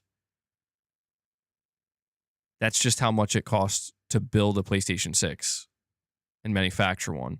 It's not counting shipping costs. It's not factoring anything else outside of that.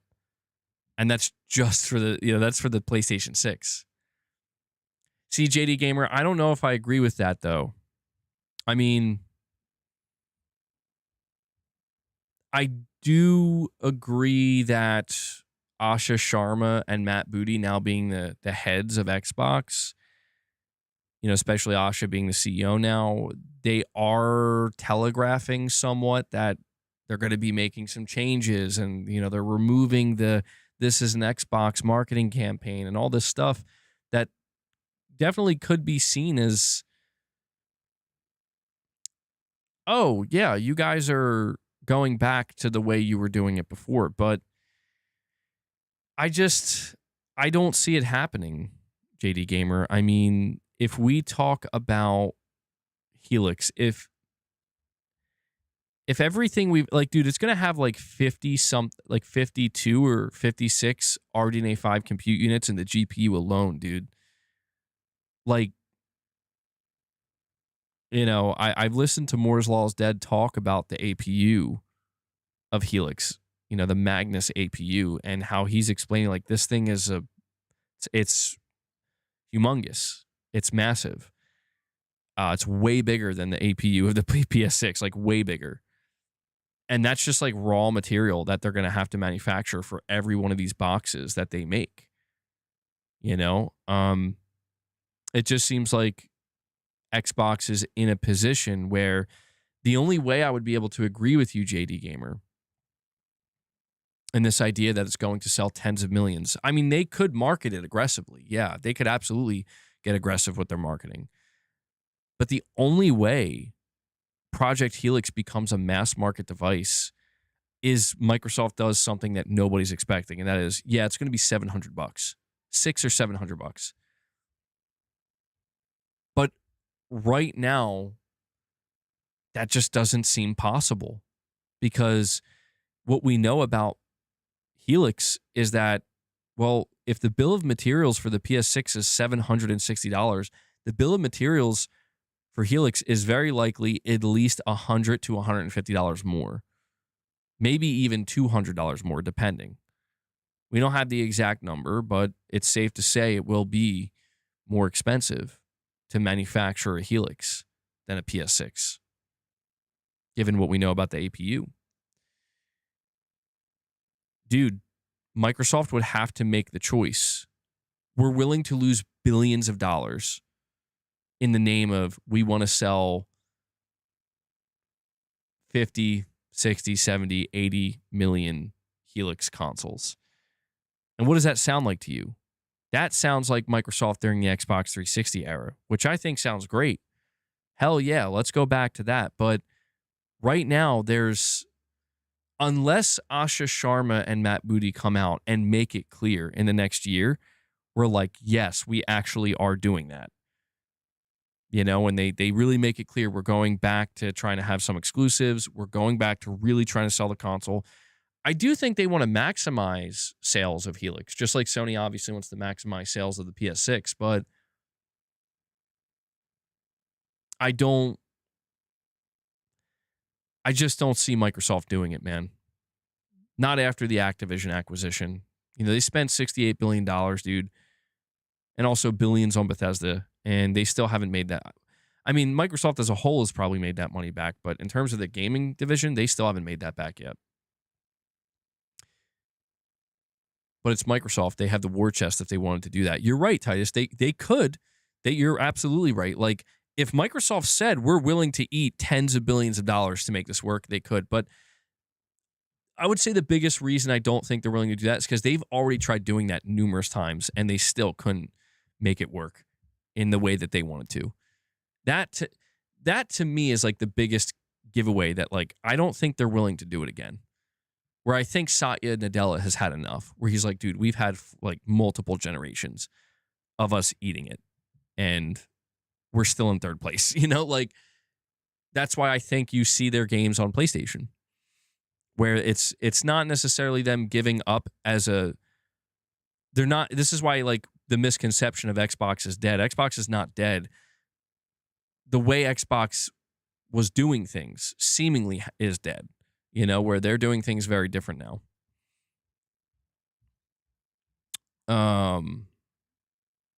Shadowlink, you're saying MBG. He also said, don't be surprised if you don't see a huge difference between the two. You're saying the PS6 and the Xbox Helix. It'll be similar to like what you saw with the Xbox Series X and PS5 currently. And yeah, that's the thing too, is like you have to ask yourself, well, why would Microsoft make Project Helix so much more powerful through raw materials, you know, through a bigger GPU, if the end result is going to be something very similar to what we see now between the PS5 and the Series X? And my guess with that, truthfully, you're saying for AI, I mean, it could be, but my guess is it's much more simpler. It's just they figure, well, who is this box supposed to be for? Who are we making this box for? What market? You're making it for Xbox players, the ones who are still here. And chances are the ones who are still here are the ones who bought the Xbox One X on the promise of the power factor, 6 teraflops, the Xbox Series X following that, more power, world's most powerful console. 12 teraflops. And so in an effort to not lose them, although, you know, the PS5 Pro is out right now, but still in an effort to not lose them, maybe that's why they're like, yeah, let's keep that power narrative on our side. AI partially, and I stress the next if it's a full Windows environment, it needs additional overhead just for driver stack and the streamlined console OS. That's true too. Yeah. If it really is going to be running a lot more, you know, not a custom OS like the other Xbox consoles have been.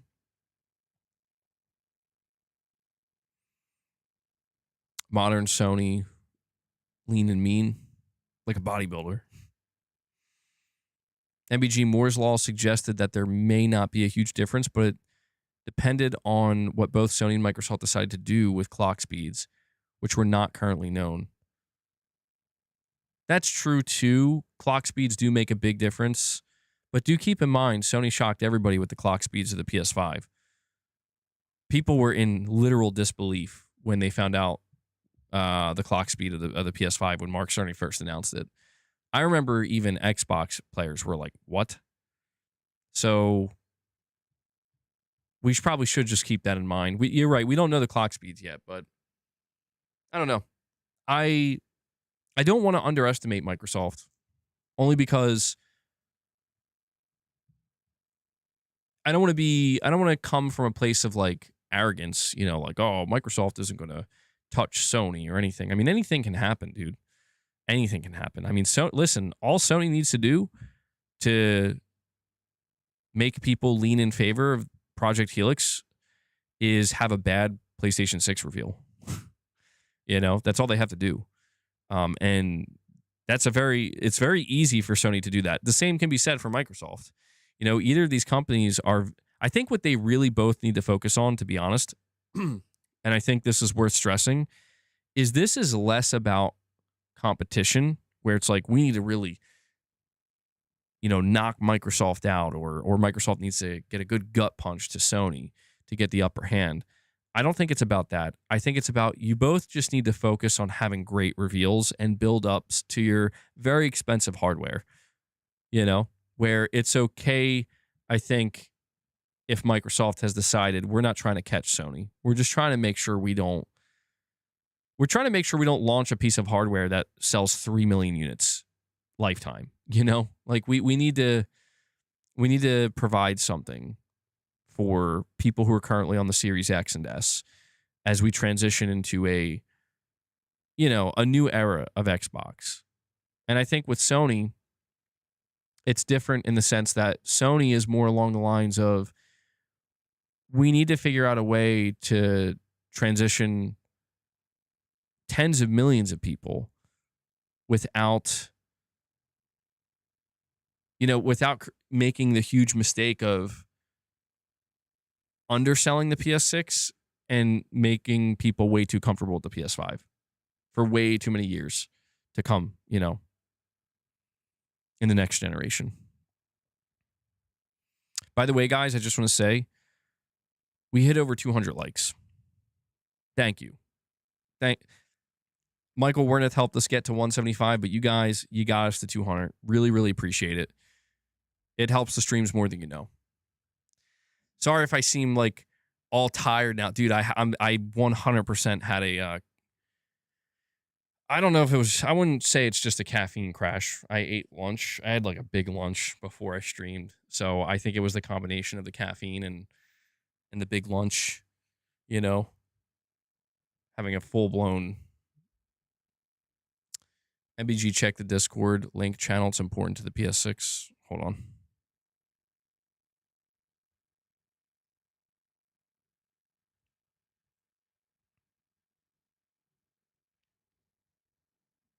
Can you... Hold on.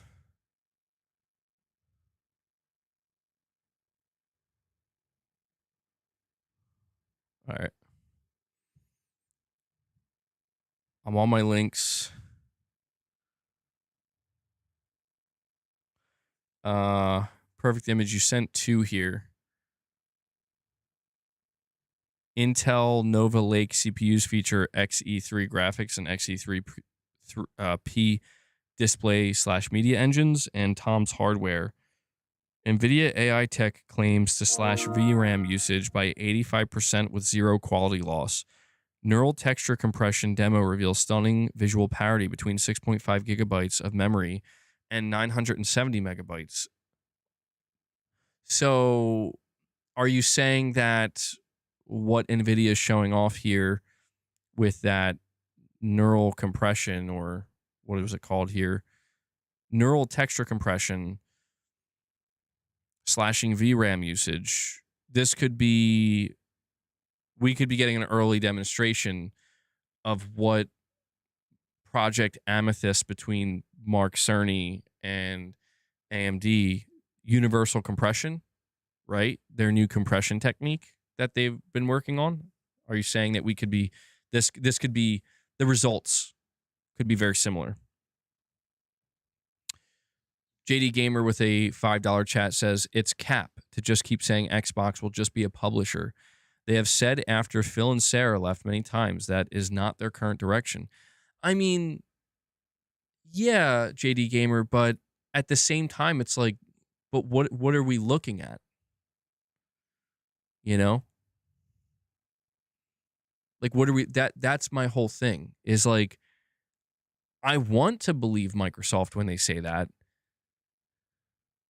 but they're also telling me like, oh yeah, we're bringing Forza Horizon 6 to PS5 in a couple months, and Fable's going to launch day 1 on PS5.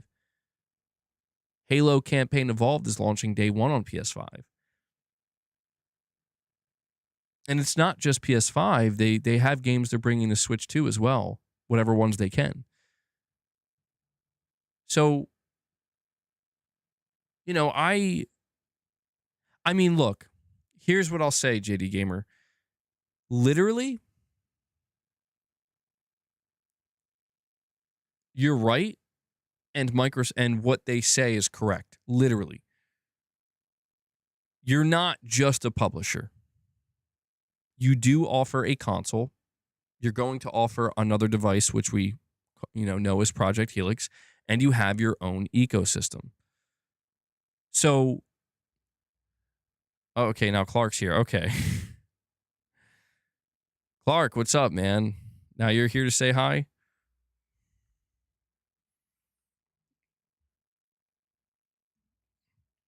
What's up?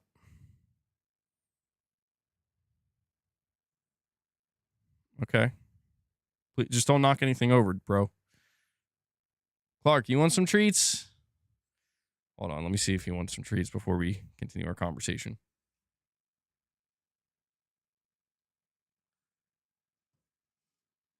Not you. Clark, come on. You stay. Come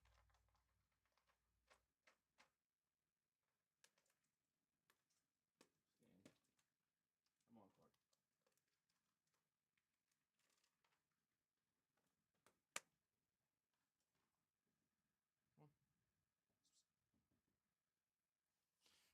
Clark. Yeah, I don't think Boss is going to mess with Clark.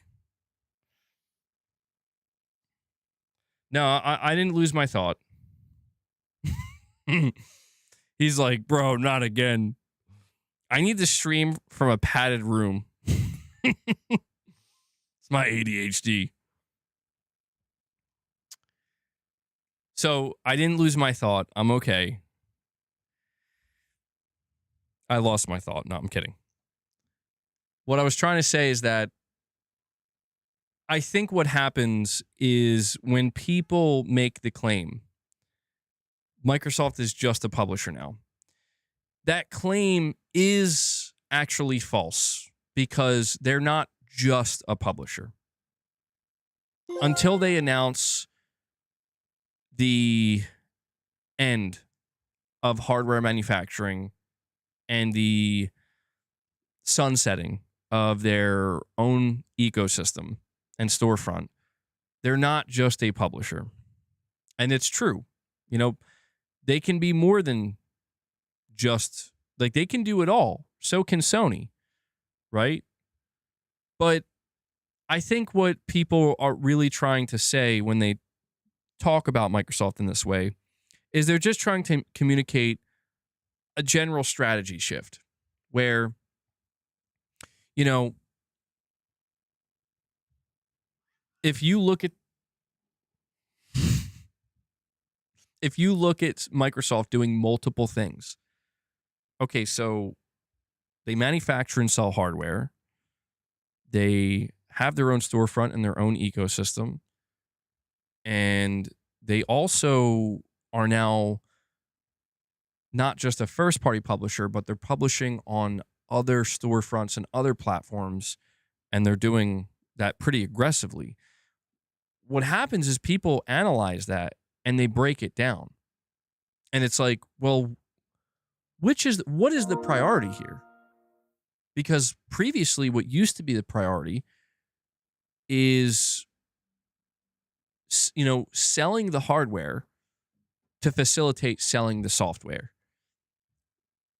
in a closed ecosystem.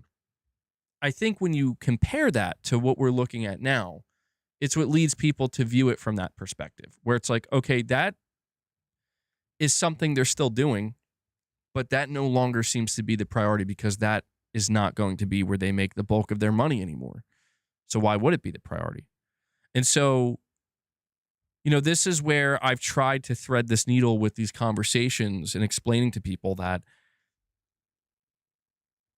hyperbolic statements aside, when it comes to Microsoft and gaming, like, they are still doing all of the things that I think anybody, again, who's still on Xbox today, they're still doing all those things that probably brought you to Xbox.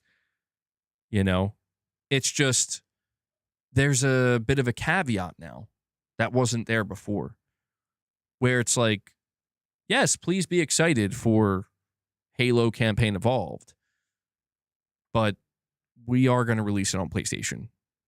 And I'm not saying this in a fanboy way. I'm really not. I'm just being honest in that it may sell better on PlayStation. Because it's like, well, we're selling it on Xbox, which has about 28 to 30 million units sold. PlayStation, by the time Halo comes out, will probably be close to 100 million units.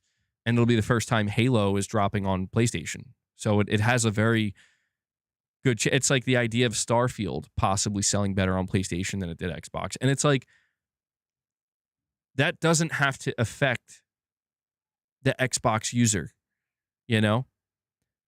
But what it will affect is the market and the way the market views Microsoft in gaming and the way they react to Microsoft in gaming. And what I mean by that is to whereas previously something like Halo Campaign Evolved would have been used to convince you to buy an Xbox console, Microsoft's shift in mentality is we would like you to buy a console. We really are totally fine if you don't want to. What's that? You're on PlayStation? Yeah, just buy it on PlayStation. That's fine. Oh, you're on Steam? Yeah, you can buy it on Steam. And that is like, I just think it's worth noting that that is a massive difference to what was before, you know? To whereas if Sony did that, there's no denying that that's very different, Sony. Like, that's the opposite of what your business model was previously. So it's not that they're just a publisher now. It's that publishing has become their main priority, I would say. And JD Gamer with a $10 chat, you're saying Xbox a la Asha and Booty. Asha and Booty. As the leaders plan to make the Xbox console the center of play for the Xbox games and increase the number of consoles sold by improving the Xbox brand image. And that's what's going on. And I hope you're right. Like JD Gamer, I'm not going to tell you you're wrong, man. I'm just going to tell you that what I see in front of me right now does not indicate that. You could be right. That could, I mean, I am open. See, this is where I will continue to be open-minded in that things can change. It's why I am definitely fascinated by the rumor Gears E-Day may be exclusive. And I'm like, interesting. Very interesting. It's possible that that is their plan. But I do just want to say this, JD Gamer, and this is no offense to Xbox players, because I would say the same thing to, you know, honestly, anybody who is, you know, I would even say the same thing, maybe just not as intensely, to PlayStation players who are like, but Herman said, or, you know, Hideaki Nishino told me. Do keep in mind that when it comes to executive speak, man, there is,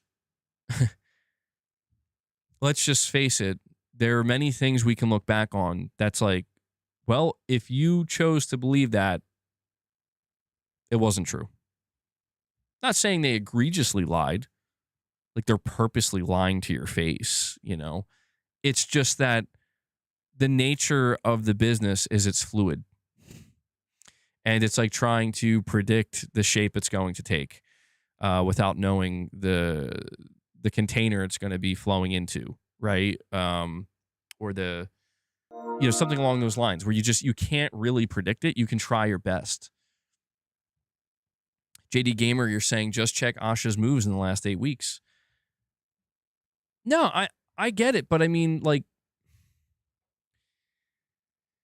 how do I say this?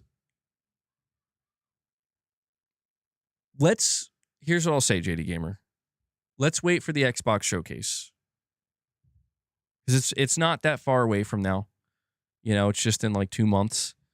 And I do believe that if there is some kind of significant message that Asha Sharma, as the new CEO of Xbox, wants to deliver to not just the fans, but to, you know, to the gaming landscape, I imagine it would be delivered there, right? At around that time. They're doing the Fan Fest and everything else. If there was some kind of major change, well, what has she done, though? I mean, I'm seriously asking. The only thing that I can say she has done, apparently, is a Microsoft representative claimed and said that she was the one who ended the This Is an Xbox campaign. And she has straight up said, like, yes, the console is going to be at the center of what they do. But I just want to remind everybody that, you know, Phil Spencer said the same thing. And that's all. Like, again, I'm not here. I'm not trying to rain on anybody's parade, dude. 100% I remember we believe in generations. I hate corporate speak. Everyone lies SMH. Yeah, and that was another thing too, man, is like the great confusion with when Jim Ryan said we believe in generations is he said that at a time when everybody was under the belief that you're not doing cross-gen. Now, he didn't straight up say that they're not doing cross-gen. He just said we believe in generations. And so the implication was, okay, you're not doing cross-gen. And then, like, I think it was like a couple months later, they're like, oh, yeah, no, Horizon Forbidden West is cross-gen. And that, you know, oh, yeah, GT7, that's cross-gen. And that really, you know, it made for a great tagline. Like, we believe in generations. Like, yes, that's the Sony I love and know. But the reality is that, like, what Jim Ryan needed to say is we believe in cross-gen. And the next gen. You know, like, that's what he needed to say, but he didn't say it. And this is where we should not underestimate the marketing. I don't even want to say the corporate heads, because we have to understand the corporate heads like Jim Ryan, like Herman Hulse, like Hideaki Nishino, like Phil Spencer, like Matt Booty, like Asha Sharma. The corporate heads are told what to say by marketing. We should never underestimate marketing and their ability to try to, I don't know if manipulate's the right word, but to speak, you know, speak in tell the fans what they want to hear. We should never underestimate that, because there's no easy marketing win than that. Tell the fans what they want to hear.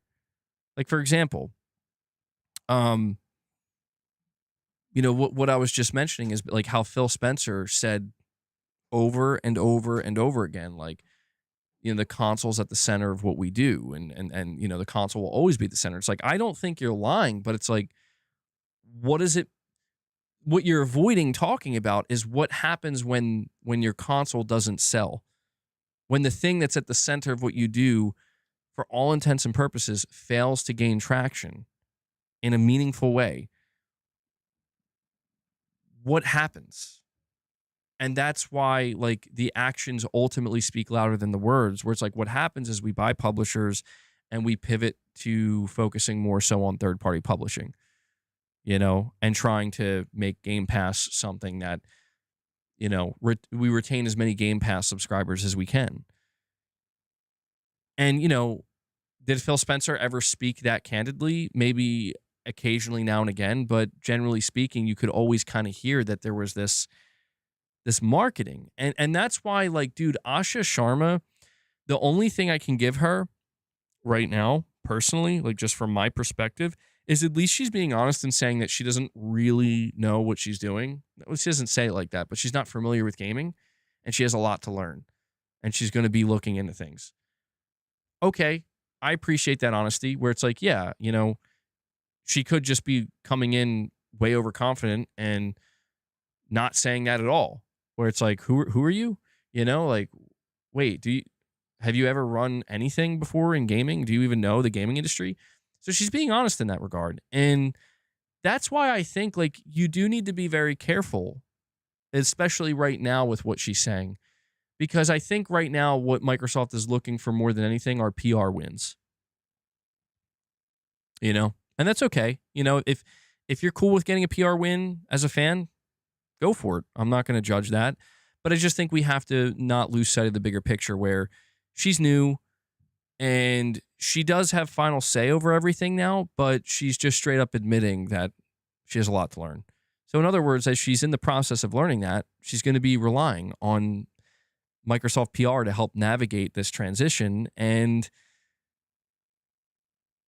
you know, there is this window of possibility that maybe has opened with Asha Sharma, where if Gears of War E-Day is made to be exclusive, then it's clear that decision was made recently, because previous job listings have straight up said for Gears of War E-Day that, yeah, they're developing for PlayStation. Apparently, those have been removed. And now we're hearing that, yeah, they're going to go to make that exclusive. If they do this, then what that tells me is that Satya Nadella really is giving Asha Sharma free reign. And I mean enough free reign to, like, here, take all the rope you need. I don't think there's anything wrong with Microsoft wanting to potentially go back to exclusives. If anything, I like that idea.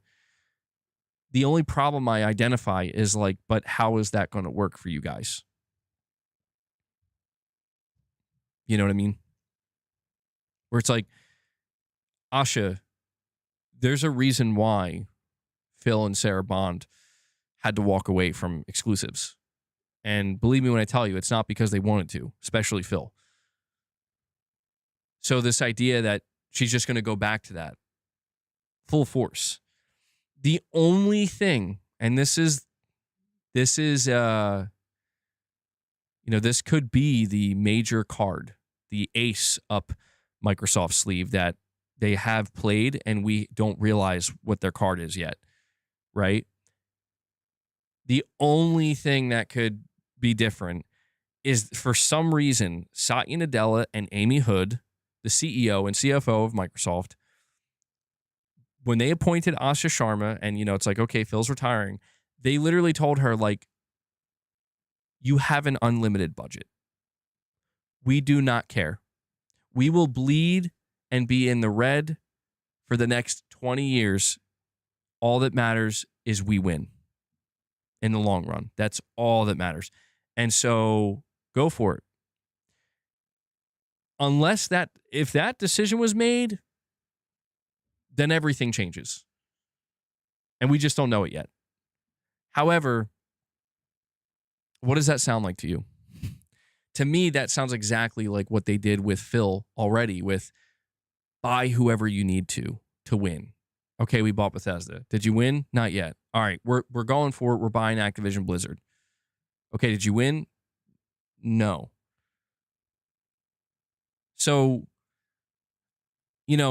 there's this just kind of dead end that they've hit where it's like, well, what does giving Asha Sharma an even bigger budget than what you gave Phil, what does that do?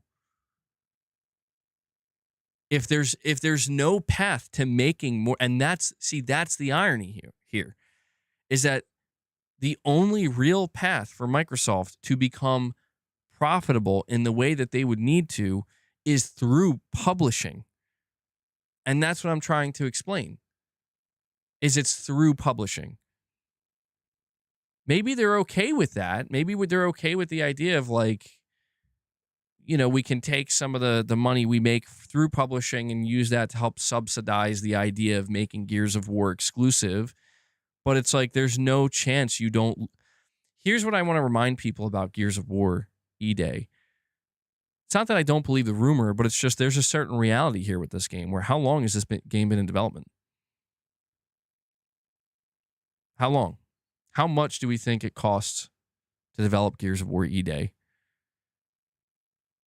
How many Xbox consoles are out there in the wild right now? How many Game Pass users are there right now? Compared to how many Steam users are there and how many PS5 users are there? This is why I'm saying, like, Fable apparently was a very expensive game for Microsoft. Very expensive.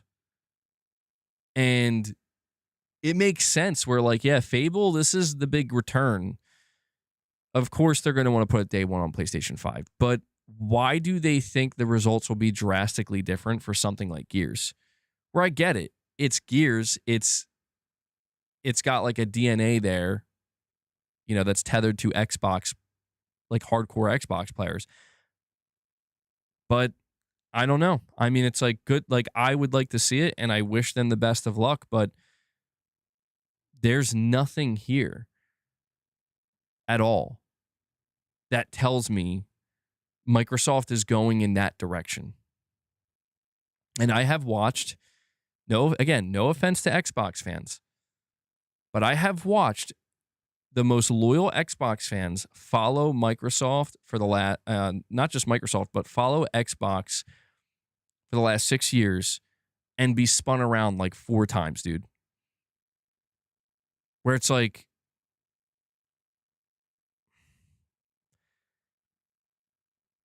more power to you if you are, in this place where you're feeling very optimistic about Xbox, like specifically like what they're doing in the console space, and you have this idea that like they're really going to make a play here to do like this is going to be the Xbox 360 2.0 era.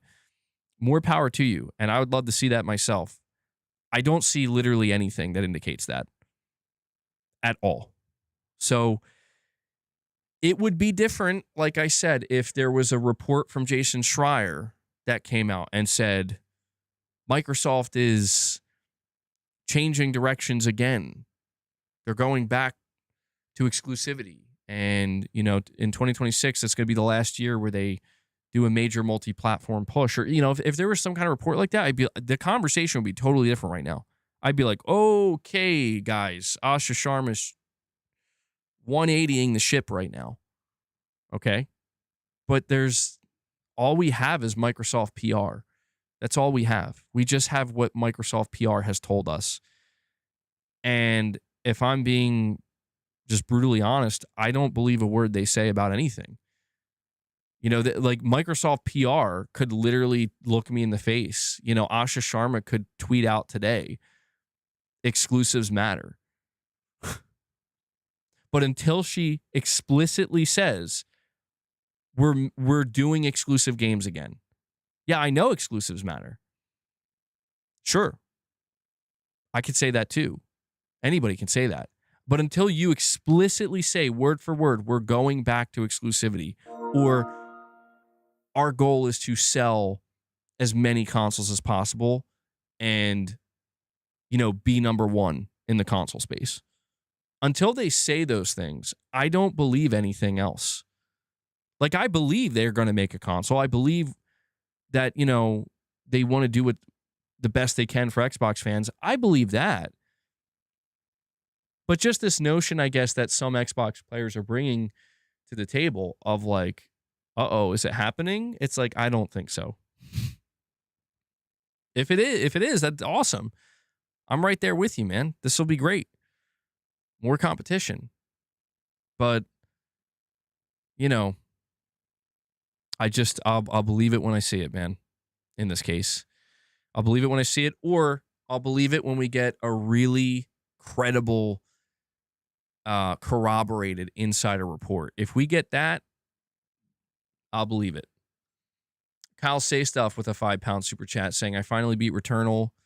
Used to hate it during a launch and never finished, but what a masterpiece in the last half. Actually can't wait for Soros now. I'm really happy to hear that, Kyle Say Stuff. I've been seeing numerous people going back to Returnal. Personally, I'm not going back to it because I'm playing stuff right now, and I'm going to be playing stuff leading up to the release of Soros. But in listening to some people talk about it again, it's giving me flashbacks, and I'm remembering my time with Returnal. And yeah, I'm very excited for Soros. And believe it or not, man, like the thing I'm most excited about for Soros is the story. I'm really excited to see how Housemarque has improved with their storytelling, because I did like the story and I like the ambiguity that the story of Returnal offered. And it does seem like they're going to be leaning more in, in a less ambiguous direction with Soros, but still having some layer of ambiguity that and vagueness that I'm like, oh yeah, I like you're unfolding a mystery here. I can't wait for that. And Raven X0 with a $5 chat, you're saying, so one game would be exclusive, but the biggest IP in Halo is not exclusive? Give me a break. Might as well cancel the PS5 version too then, LMAO. I mean, that's the thing, is like, even if Asha Sharma was like, wait a second, these games, yeah, I'm listening to the fans. These games should be exclusive, even if that's the conclusion she came to. It's like, how do you undo this not? When you announced Halo, dude, you had a Halo developer sitting there with a PlayStation shirt on. Seriously, how do you put this genie back in the bottle? I don't know how you do that. I really don't. I mean, maybe they could, but I don't. Well, Neutral Zone saying the only Halo that is coming is old. You can't play any of the others, including Infinite. Well, I mean, if what we understand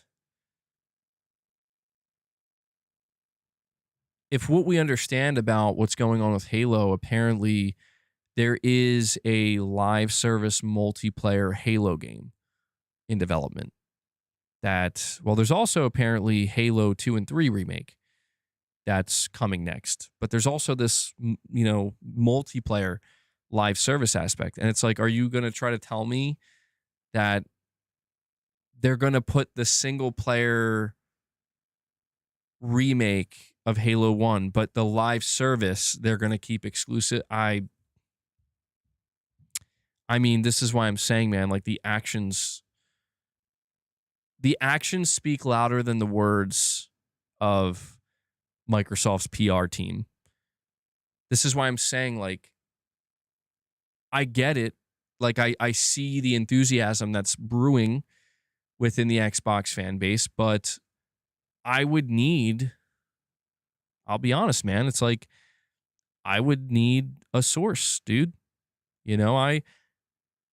Before Jason Schreier came out and reported that Sony's not putting their single-player games on PC, I encountered many, many PlayStation fans that would tell me, look at how bad these games are flopping on PC. Look, Sony's going to cancel it at some point. Nobody's buying their games on PC. They're flops. And I'm like, whatever, man. There's nothing there. Sure, you can say that, but there's nothing here to indicate to me that Sony's going to pull back on PC.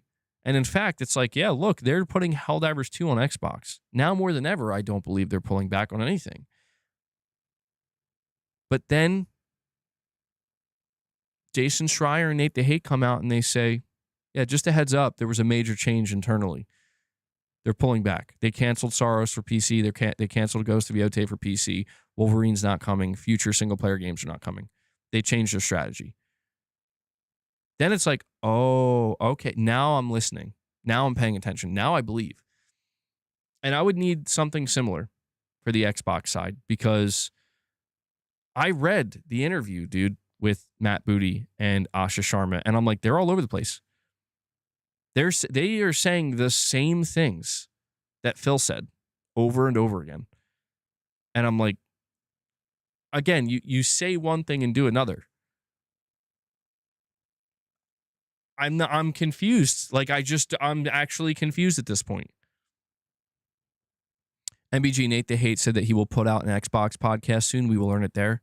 Oh, okay, very interesting. Thank you for letting me know. Very interested in hearing that. Now, yeah, if Nate the Hate, if he puts out that show and that report, and he's like, yeah, Asha Sharma's going back to the roots, no joke. I believe it for sure. I believe it. At that point, I do believe it because I'm like, okay, all right. Now it's becoming real. This isn't coming from Microsoft's PR. This is coming from a reliable insider who is sourcing and corroborating what they're saying. I feel like Microsoft PR would tell me anything I want to hear. I feel like Microsoft PR, same with Sony PR to an extent, although Sony PR is way quieter. Microsoft's PR is way louder. That's the thing here as well. It's hard to compare the two. But like Microsoft PR, I feel like if I were to ask them, like, are you guys going to go back to the glory days of Xbox? They'd be like, yes, high five, bro. And I'll be like, do you even know what I'm talking about? And they're like, absolutely, we got you, man. We love you. Doesn't it feel great? It's like, sure, but do you actually know what I'm saying right now? We hear you. Like, I feel like that's Microsoft's PR in a nutshell, where it's like, Oh, yeah. I mean, I love the energy. I love the energy, but it's like, I don't know if you're actually, I don't know if there's actual communication going on here, you know? So yeah, we'll see. If it's true that Nate the Hate's going to be doing some kind of podcast reporting on Microsoft, I'll definitely be interested in hearing what he has to say there.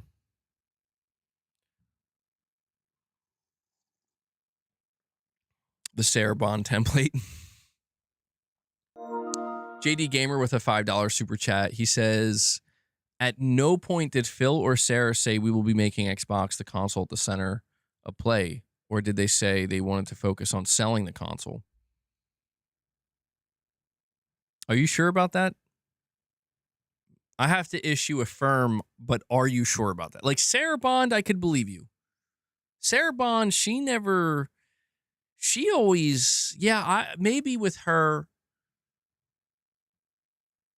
I don't know. I mean, look, man, JD Gamer, I'm not trying to create like a, no, you're wrong and I'm right. But I do. All right, so let me. Just want you to realize, ever since I've been modded the Xbox and PC flaming, do not troll as much. 10-minute timeouts work like mousetraps. Rich Rod's bringing the old mousetrap strategy.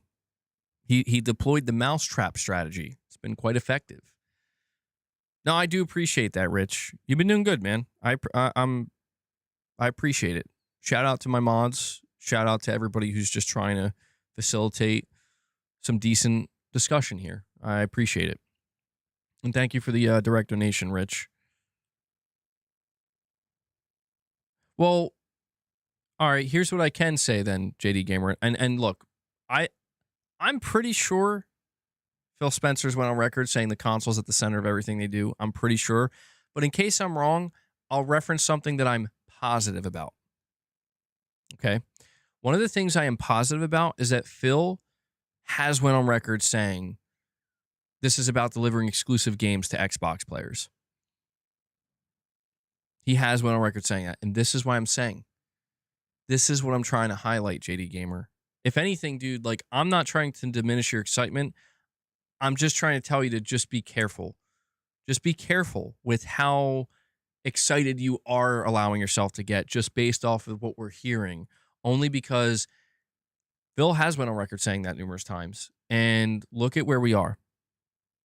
Where this is why there was such a massive fallout in, no pun intended, in I think early 2024, certainly going into 2025, where like it started to become clearer and clearer that even, it even got to a point where it seems like the only way they were going to let Phil retire was by him taking all of it, bro, where it's like, I'm not announcing, it's just 4 games. Just because we're announcing 4 games doesn't mean everything's coming.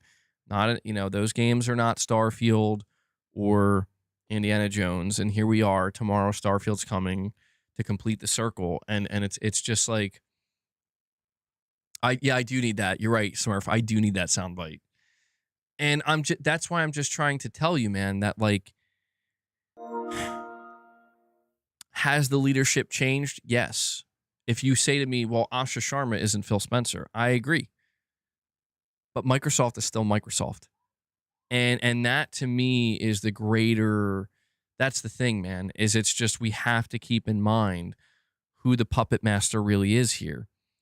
Just like when I listen to anything Herman says, we rarely hear from Herman or we rarely hear from Hideaki Nishino. I always keep in mind that I'm listening to you guys, but the puppet master here is Hiroki Totoki, the board of Sony, and the same goes for Microsoft. And so you have to just look at what's there. And when I look in front of me right now, man, here's what I see. I see that Microsoft just did a developer direct in January where every single game they announced and talked about was a day one, if not day one, coming to PS5 in just a couple months. Every single game had the PS5 logo. I'm looking at Halo coming to PS5. I'm looking at Starfield coming tomorrow. I'm looking at Call of Duty later this year. I'm looking at Fable this year on PlayStation. I'm looking at an upcoming Xbox showcase where that's why I keep saying, like, if there's going to be some kind of major change, it's going to be there. But this is what's in front of me, man. And, you know, I think we need to also acknowledge that two things can be true at the same time, JD Gamer. What Asha Sharma is saying can be true in the literal sense. We're going, like, she wants to go back to the roots. She wants to talk to the fans. She wants to get the fans excited and make them feel good. And she wants to put the console at the center of that. But it can also be true that, yeah, we're absolutely releasing all of our games on PlayStation because that's where we're going to make a lot of money. You see what I'm saying? Where it's like those two things can be true, and that's why I'm very weary, I think is I don't know if I said that right, very weary of any Xbox fans I come across that have this idea that, like, buckle up, like they're going to be duking it out again. It's like, I don't think so. Kyle Say Stuff with a £2 super chat. You're saying, brother Phil been saying just wait since 2013. He's still saying it even in retirement. Just wait. ABG, the difference is that Phil said the players at the center, while Asha says she wants to reward the most devoted. That's those who purchased the console. I mean, yeah, but don't you, I mean, but what does that mean? Like, well, I guess, JD Gamer, I'll ask you this question. What does that mean to you? Maybe that's the disconnect here with this discussion. What does that mean to you? Like, so I guess what I'm asking is, like, what do you think Xbox is going to do next?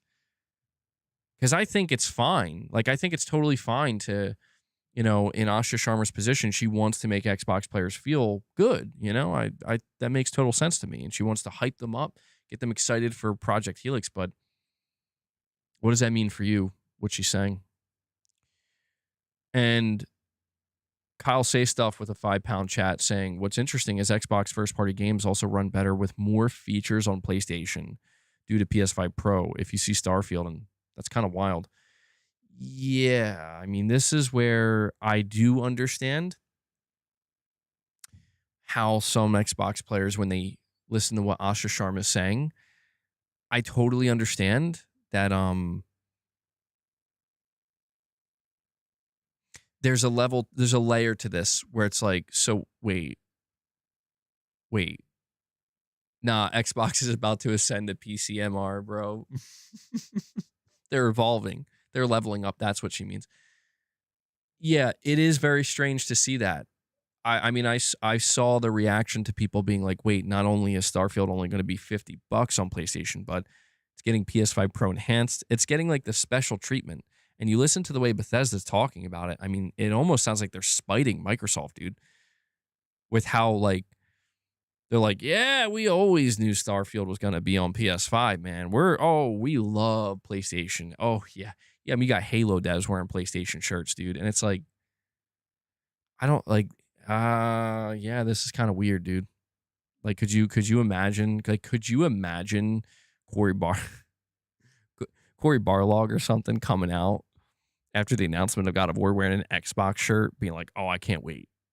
I can't wait to bring this to Helix, bro. Like, Cory as an individual, Cory Barlog, maybe he would be on board with that. But from, like, the idea of, like, bro, what?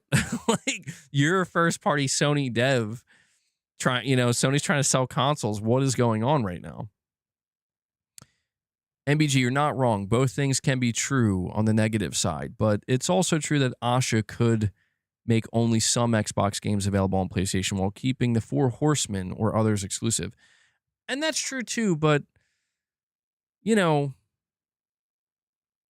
I mean, I can absolutely entertain the idea of, like, Microsoft maybe deciding, you know, we have so many franchises and so many IP and so many games, you know, because we're such a big publisher that, yeah, maybe we can actually afford to just keep some of these. Yeah, like, you know, Gears. Yeah, maybe we can afford that. But that's the thing, man, is like, even now with Forza Horizon 6, dude, it's like, I remember people were telling me, well, it's going to be a timed exclusive. And I remember responding to people who were saying that, saying, it might be, but it's a matter of how they talk about it. If they don't mention PlayStation 5 and they explicitly keep it away and keep it out of their mouth, then that's a clear indication that we are trying to make this an exclusive for Xbox players, and we want people to buy Xbox for this. We want this to be played on Xbox. And then like 6 months later, we will announce the PS5 version. But we're not saying a word about that now. It was the opposite. Like during that developer direct, they straight up were like, yeah, no, we can't wait to launch this on PS5. We just need a little bit more time to optimize it and get it where it needs to be. And they were very much communicating like, no, dude, like this game's coming to PS5. Like if you're on PS5, hang tight. We're coming. And as somebody who's very interested in Forza Horizon 6, I very much took that as, oh, good. Because I'm going to wait. Like what, 5-6 months? No problem. This is where I feel like if they did if they were like, we don't know if we're bringing it to PS5, I'd be like, okay, now it's like State of Decay 3.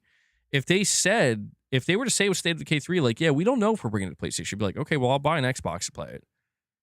Or I'll play it on my PC. I'll find a way to play it. I'd like it to be on PS5, but Kenny Powers 76 with a $5 super chat. Thank you, man. He says, feels like Xbox are stuck with their current publishing strategy until they pay Microsoft back the $70 billion from ABK. Yeah, I mean, that's another major aspect, Kenny. I don't think a lot of Xbox players excuse me. I don't think a lot of Xbox players, when we look back at the announcement of the acquisition of ABK, one of the things that really stands out in my mind, specifically from Xbox fanboys, which is fine, we're talking about like 2023, 2022, 2023. I mean, they were like climbing the lamp poles, bro. Hanging from stuff, like going crazy, because they were making these infographics of like, here's all the studios Microsoft is gonna own now. And I remember thinking like, oh my God, yeah, that's a lot, dude. I remember looking at that being like, that's kind of crazy. But most of the people who were doing that were doing so under the guise of, yeah, these games are going to be exclusive. And to be fair, Sony made them think that too, because even Jim Ryan was out here being like, we're all going to die. Like he was like, they're going to kill us. It's over. They're making everything exclusive. So I'm not blaming Xbox fans. I'm not trying to poke fun at them. I'm just saying that I think if they had known at the time, like actually it's the complete opposite of what you're thinking and basically celebrating right now, I think the conversation would have been totally different. I think they would have felt completely differently about ABK. In fact, I think quite a few Xbox fans would have been like, well, what's the point? And I think a portion of those Xbox fans would have said Game Pass. And that can be more than enough justification for a certain amount of Xbox players. But I think if they had realized that, like, no, this means they're going multi-platform. It's like, oh, okay, so like Activision games are going to be multi-platform, right? It's like, no. Bethesda games, keep going. Halo and Forza, it's like, yeah. I think if Xbox fans had known that, they would have never wanted to see this happen. I mean, they've accepted it now. They have no choice, but that's what I'm saying. Like, if you go back to what Xbox fans were asking for and celebrating back in 2019, 2020, and 2021, they're like, yeah, we want our box to have exclusives, man. We want to rally around that. And I get it. I totally get it. That's why you bought the console. That's why I bought the console. That's why we're here. We like it. Cheese and Chainsaws with a 10-pound super chat. Thank you, buddy. He says Starfield is best on PC.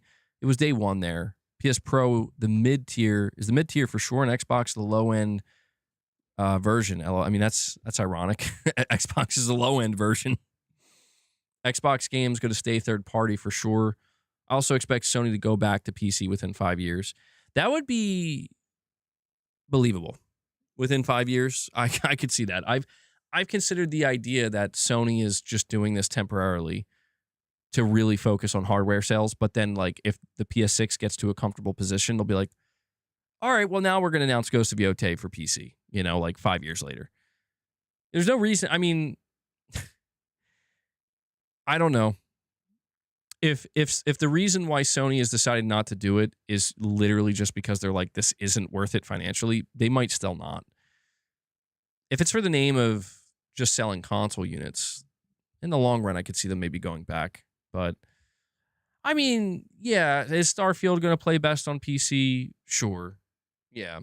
There's no denying that. But I guess it's just, it's kind of like what you're saying, though. Like, the Xbox version is the low-end. Like, how did that happen? That, you know, that to me is where, like, I can understand the frustration of Xbox players who are like, how did we get here? You know? But Cheese and Chainsaws, thank you for the super chat, man.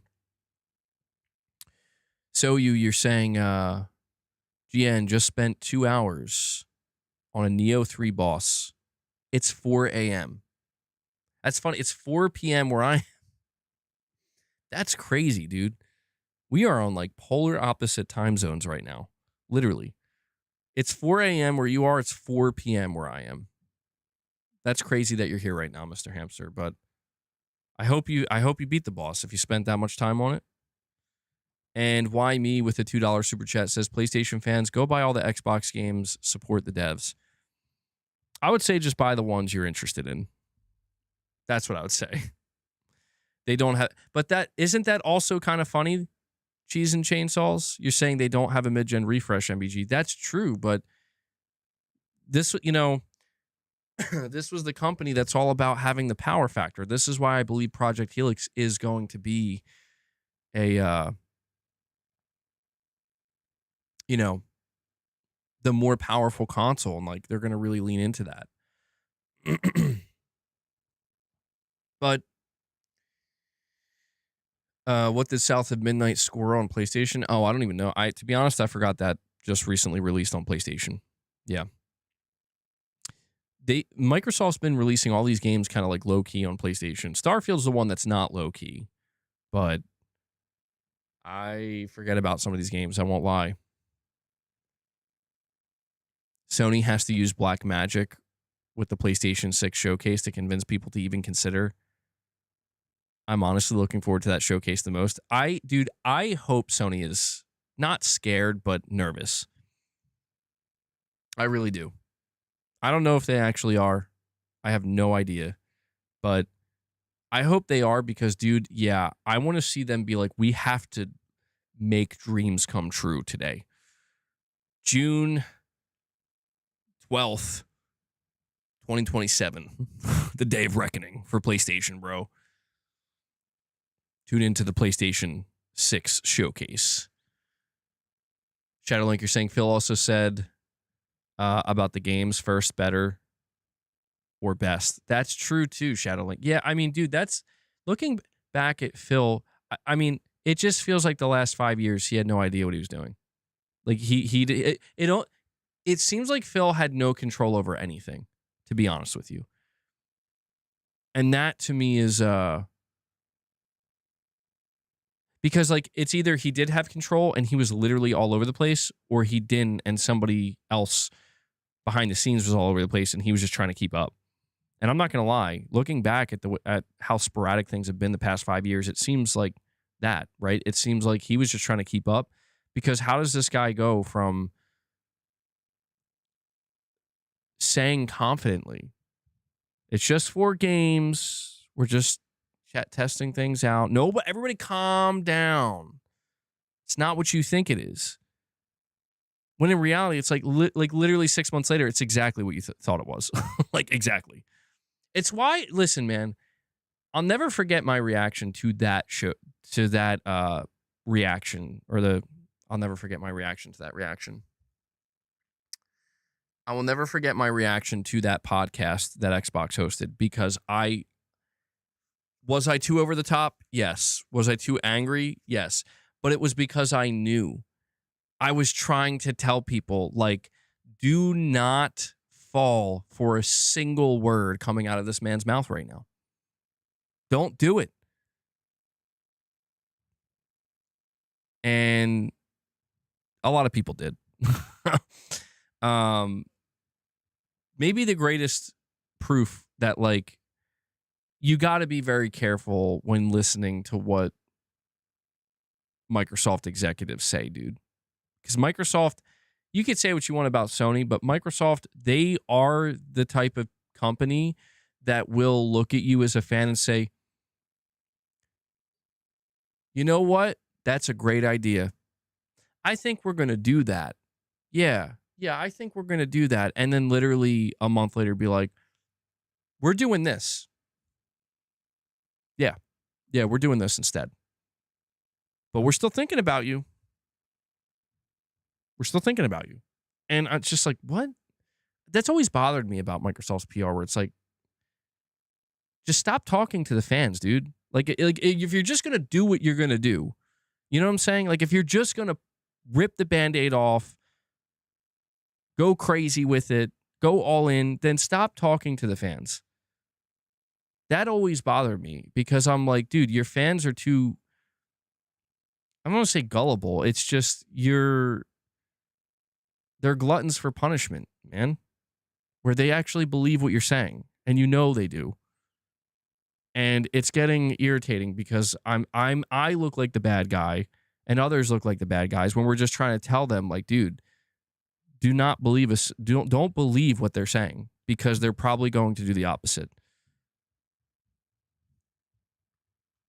But, you know, Sony's had their moments too. So, you know, nobody's innocent when it comes to these corporations and their PR speak. Nobody's innocent. But I do genuinely believe that Microsoft has been by far the worst, where they've been on like another level.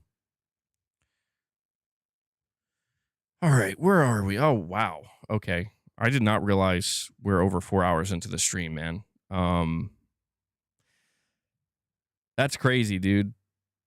I completely lost track of time. Hosting a small event to address PS5 port rumors is still lying. Nothing will ever top that day on Twitter. Yeah, I mean, if I cared enough, man, I would love to go back, but,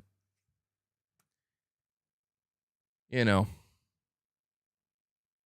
everybody's wrong sometimes. I just think that, I don't know.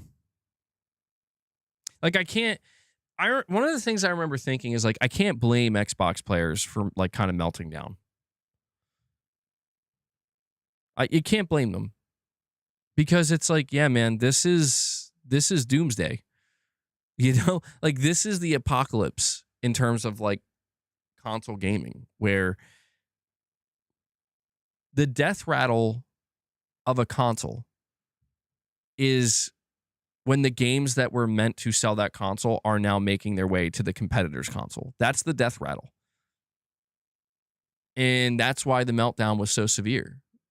And that's why it was so comical to me, and also so frustrating to see Microsoft actually think, like, we're gonna talk our way out of this one.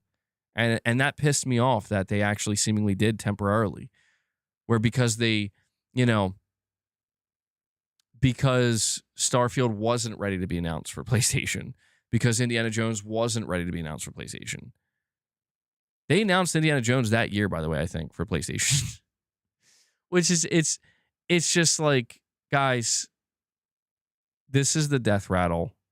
And that's why I you know, that's why I turn to some of the people that are saying to me, like, no, Asha Sharma, it's going to be different. And I'm like, how? Like, there's a reason why that death rattle occurred. It wasn't because Phil Spencer said, I hate you guys and I hate exclusives and I want to put these games on PlayStation. He clearly didn't want to do that. There's a reason for it. That's why I said earlier, the only possible answer, if what some people believe turns out to be true, is that for some reason, Satya Nadella is telling Asha Sharma, like, we don't care if you lose money. Blank check, baby. Go crazy. We just want to be number one. Number one. But it's like, does that sound at all like how Microsoft would operate? I don't think so, dude. I don't think so. MBG, you have to blame them. They are the reason that Xbox has died. They never held them accountable. Starfield, good? No. But the bots will say so. Redfall made a fake preview for it. Dude,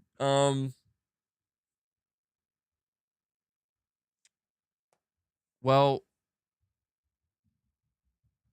all I can say to that, Rich Rod, is for the Xbox fans that are still sticking around and are still all in with where Xbox is right now with Project Helix, the way that they've handled going multi-platform, price increases as well, and you see where the Series X and the Series S are right now, where Game Pass is. If you're, still through and through an Xbox fan, and I'm not trying to, I know this sounds rude with the way I'm saying it, but it's like, in some sense, you must have gotten what you wanted because you're still here. You're still there, I should say.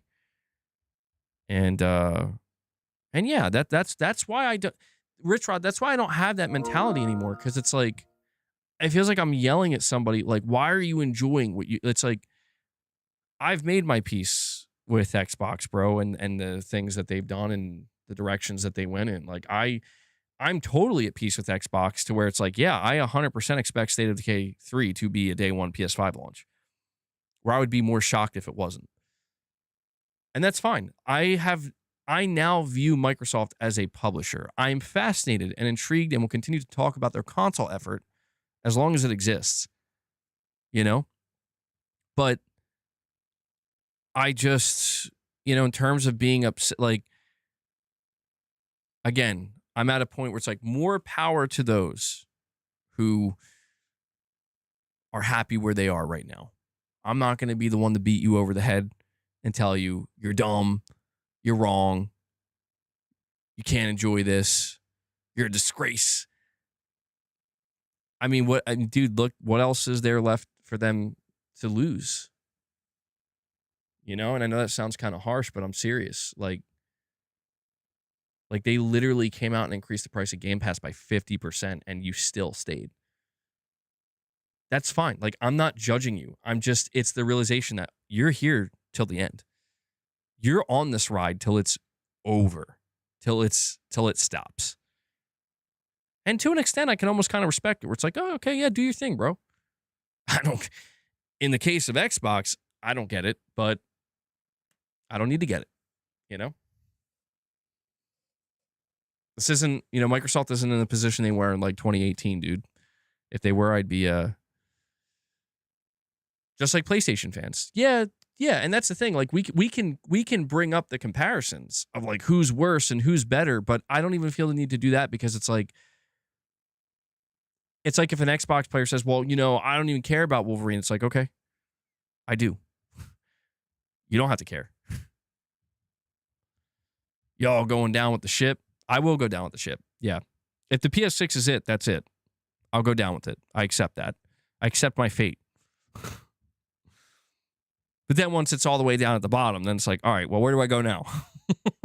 We're not literally in the ocean. This wasn't actually a ship. Where do I play my games now? Guess I'll just enjoy my PS6, for the next 7 years till Sony, I guess, I don't know, completely converts to cloud gaming. All right, sorry, I missed the super chat from Cheese and Chainsaws. He says, MBG, if exclusives sell the console, if that's the case, near 80 million PS5 users would disagree, LOL. They're playing slop online games.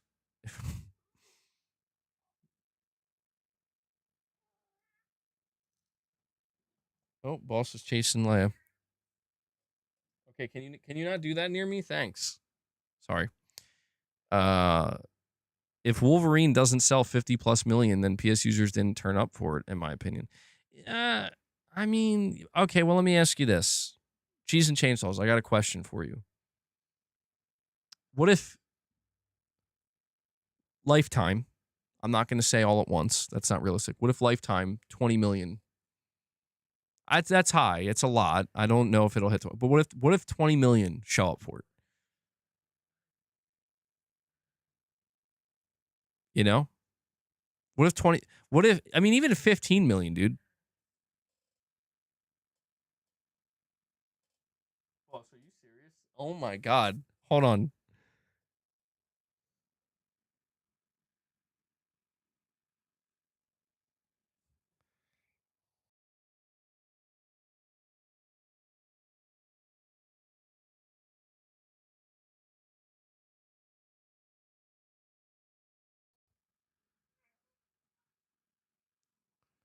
Okay, hold on. I have to reset my camera. I'm still here.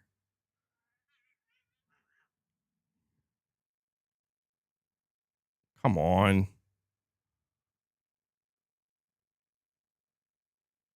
There we go. All right. I was trying to move my camera to show you guys something, but now it's over. I mean, here's the problem that I identify with that with what you're saying, Cheese and Chainsaws, is that I think we have to try to understand that a game like Wolverine doesn't need to sell 50 million plus copies in order for that to be not just a success individually, obviously. If Wolverine sells 10 million, that's a huge success. But if Wolverine moves 5 million console units, that's huge.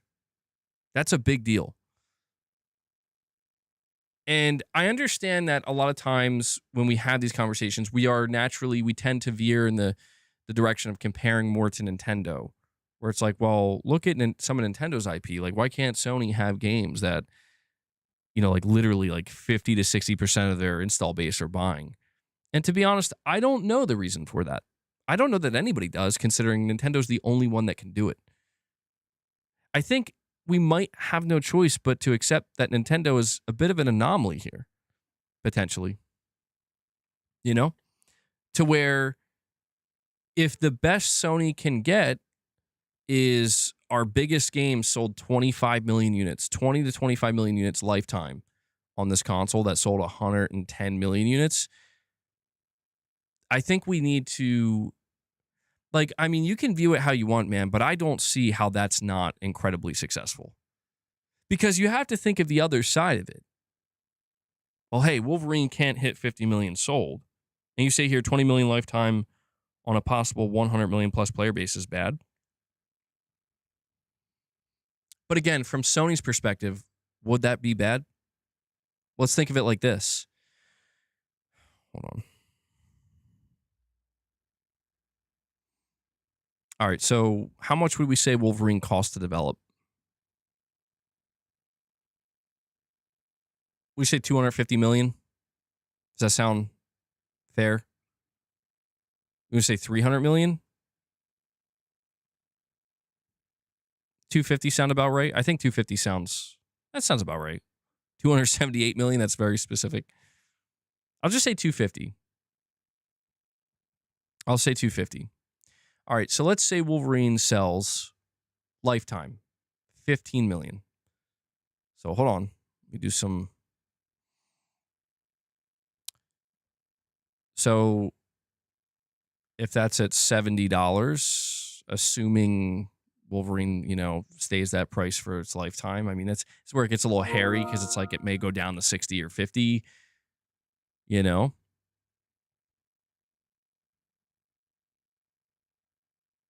I think I did this wrong.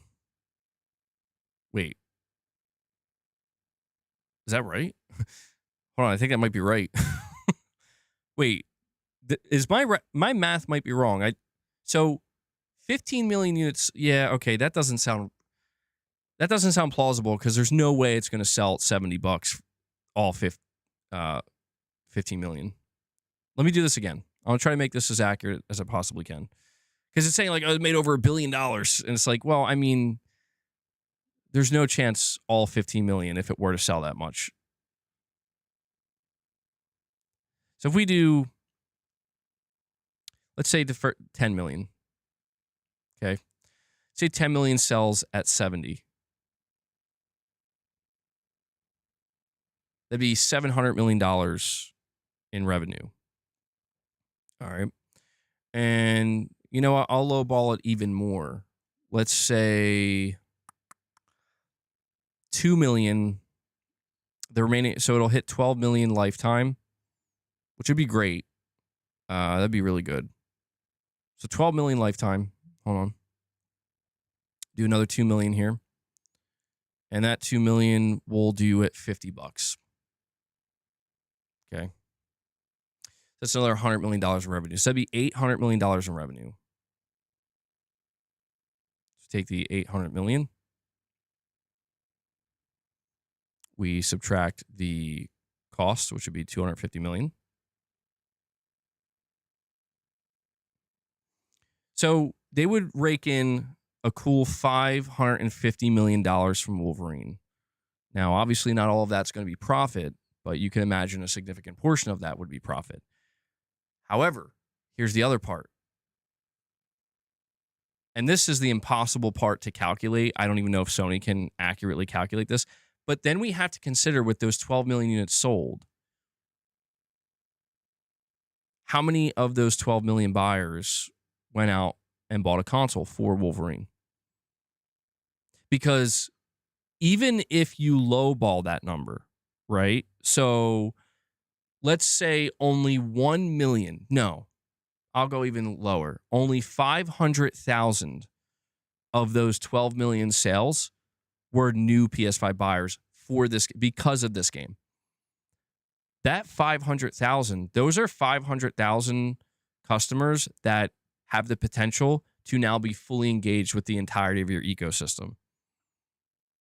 So not only did they buy your console and your game, but now they're a potential big spender. That's 500,000 people that could become potential big spenders. And so I guess what I'm trying to say here, Cheese and Chainsaws, is that like from Sony's perspective, I don't think they need to hit these absurdly high ratios in order to justify not only what they're doing in their first party business, but for it to actually be successful, you know? And who knows what's going to happen with Wolverine? I mean, I think I'm saying 12 million, but it is worth noting that it is going to drop to about 100 million PS5s. So it could, who knows? It could go further. We got Avengers Doomsday coming up. Hugh Jackman's Wolverine is going to be in it. I mean, who knows how far it could go, you know? But I mean, yeah, I mean, you from that 550 million, you could take away marketing costs. And Cheese and Chainsaws, you're saying, then why say the console is only bought for exclusives? Well, I don't think the console is only bought for exclusives. I don't. I think it is obvious, right? Like, I think you're pointing out something that I think is totally fair to acknowledge and needs to be acknowledged if we're going to have honest conversations about the console marketplace, the console market as well as the business side of it. And it's that the vast majority of people playing on PlayStation are engaged with games that Sony's not making. You know, we've talked about how this explains why Sony went crazy with live service, because they're like, well, we want to make those games. And it's like, maybe don't do that. You know?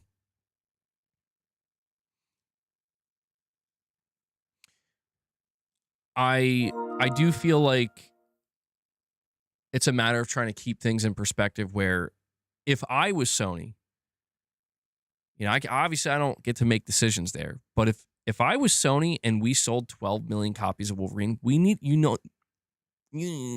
need to keep in mind, Cheese and Chainsaw. I'm like losing it here. This is the part of the show where I just start making weird sounds and having a mini stroke. We need to keep in mind that most third-party video game publishers in the AAA space would love to sell 10 million units of their game across all platforms. PS5, PS4, Xbox Series, Xbox One, Switch 2, Steam. Most, like the vast majority of AAA publishers would love to sell 10 million across all platforms. This is why I'm saying, like, it's a matter of, I think, Sony trying to keep things in perspective. Where Sony, any game you sell as a first-party exclusive that cracks the 10 million, that's crazy, dude. That's like, on your own console, I get it. Comparison's the thief of joy. Sony may look at Nintendo and be like, well, how come we aren't selling 35 million or 40 million? What gives? It's like, I get it. Nintendo in this instance is outdoing you, and it gives you something to potentially strive for and push for, but understand, and I think Sony does, that like selling 10 million units of a single game on a single console is insane. Like, that is insane.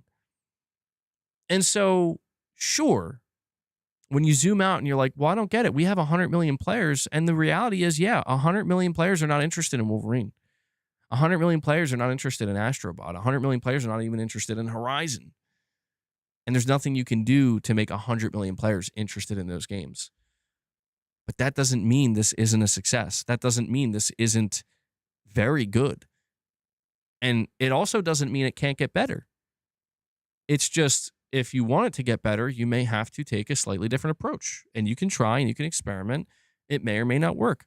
But even if it doesn't work in isolation, not only is this sustainable, but it's something that most other publishers would kind of kill to have, But it really comes down to the perspective of the people making these decisions, in the board of Sony. And Cheese and Chainsaws, you're saying, I'm not talking about Sony. You keep saying the only reason to own the console is for PlayStation exclusives when the majority of players on it don't buy PlayStation IP. Well, I don't think I've been saying that, but to me, owning a console, there's a multitude of reasons. For me personally, and I can only speak for myself, exclusives have always been the driver. Well, maybe not always. I don't know if that, like when I was really young, I don't think I can honestly say exclusive games. Well, ironically, Cheese and Chainsaws, you know what made me, if I can remember correctly, being very young, I had a Nintendo 64. And one of the things I feel like I can remember is I wanted the PlayStation 1 because there were a bunch of games on there. Like I remember when I would go to Blockbuster and I would look down God, man, I'm aging myself. And I would go down the aisles and I would, be in the Nintendo 64 aisle. Does anybody remember the smell of Blockbuster, dude? I don't know why. Like I just had that distinct memory of like walking into a Blockbuster and it had a certain aroma. It doesn't exist anymore. I don't think it does. Does anybody remember that? It had such a distinct smell, dude. The video store, the Blockbuster. Oh man. You used to work at Blockbuster, Scissor Man. Well, you have a very vague memory of being in a Blockbuster when you were like 3. That's funny. Well, I used to go to Blockbuster all the time, man. And that was the way people got access to kids, mainly, like myself. Our parents usually weren't buying us games left and right. So Blockbuster was a great way where you could rent it, just have to make sure to bring it back in time. God, that's so crazy. It's like crazy that just feels like it was a whole nother time. But I remember when I would, walk up and down the aisles, I would go down the PlayStation 1 aisle and I'd see all these games. And my father used to take me to this place. It was just called the Mart. And I still don't even know what it was to this day. But it was like almost like I'm not gonna lie, it was like a super ghetto shopping mall, dude. It was like really ghetto. But it had some really interesting stores. And one of the stores that it had, and they weren't even like stores, they were almost like kind of like kiosks or whatever. But there was one for gaming. And I remember, because he would take me there every weekend, every time we walked by, there was this whole wall of PS1 games. And I just remember thinking, like, my God, there's way more games, dude. They're like a flea market, yeah. And I think that's what pushed me, if I recall. I think actually there was a SpongeBob. I was really young. I was a young kid. I think there was a SpongeBob game. And when I saw that, I was like obsessed with SpongeBob as a kid. I was like, I'm going to need a PS1. So I guess what I'm just trying to say is that, like, as I got older, exclusives really pushed me to things. And it is funny to think that, like, it was third party. It was Nintendo's lack of third party that pushed me to PlayStation ultimately. But I think these days, man, there's many different reasons for people to own a console. And, you know, this kind of goes back into the conversation of, like, what is the great danger for Sony with the PlayStation 6 and a high price point? The great danger is that you're stripping away one of the biggest reasons why people would choose to buy a PlayStation console over, say, a PC, or, you know, just saying I'm going to go to mobile or something instead. And it's that, you know, sure, you know, there could be 100 million PlayStation players, and they're like, I don't want to spend $800 or $900 to play my Fortnite and my Call of Duty, especially when I can just still play my Fortnite and my Call of Duty on PS5. And that's where it's like, if Sony comes in and says, yeah, but check out this nice shiny game we got, Uncharted 5. Don't you want to play that? That's exclusive to PS6. That same person might be like, no, I'm good. Yeah, that right there is like the big catch-22 that Sony has to deal with. And I don't have the answer to that for them. I really don't. It's like, yeah, I don't know. This is the great conundrum. How do you make more people care about your games? Keep trying. That's the only thing I can offer Sony, is keep trying to get better. Keep trying to make your games better and better. Diversify where it makes sense to do so.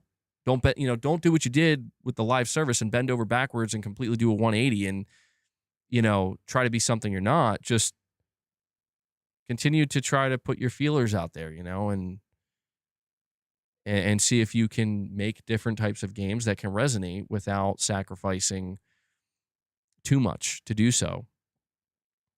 But I think people buy consoles for a lot of different reasons, man. And for me, exclusives do matter. They do. I think, you know, could PlayStation be perfectly fine without them? Maybe. My question to that would be, why risk? Why take a chance and find out? Why fuck around and find out, you know? Thank you, MVP Moss. And we have JD Gamer with a $5 chat. It says, data shows that exclusives don't really sell that many consoles, a la Wii U. What does sell lots of consoles is being a leader in the zeitgeist, equals PS5. Yeah. I mean, there's kind of like a strange dichotomy here. Excuse me. I'm belching a lot today. I'm sorry. There's a strange dichotomy here, you know? Hold on. Swarg Devta, you're saying, hello, you play PUBG? I give you a challenge. Park Hill's $50. You must win a chicken dinner on a match. But one thing, bot kills are not mentioned. Aaron Gell. No, I'm not going to do that challenge. I appreciate it. I haven't played PUBG in a long time, dude. Yeah, I'm not going to go back and play PUBG. If I was in the middle of my heyday with PUBG, I would take that challenge. $50 per kill. I'd take that. Get a chicken dinner win? Sure. But I'm probably trash now, dude. I have no prayer of winning a chicken dinner in PUBG now. No, there's no update on the project that People Can Fly is working on. No update on that. Haven't heard anything. Gosh, what was I just saying? Sorry, I lost track of what I got distracted.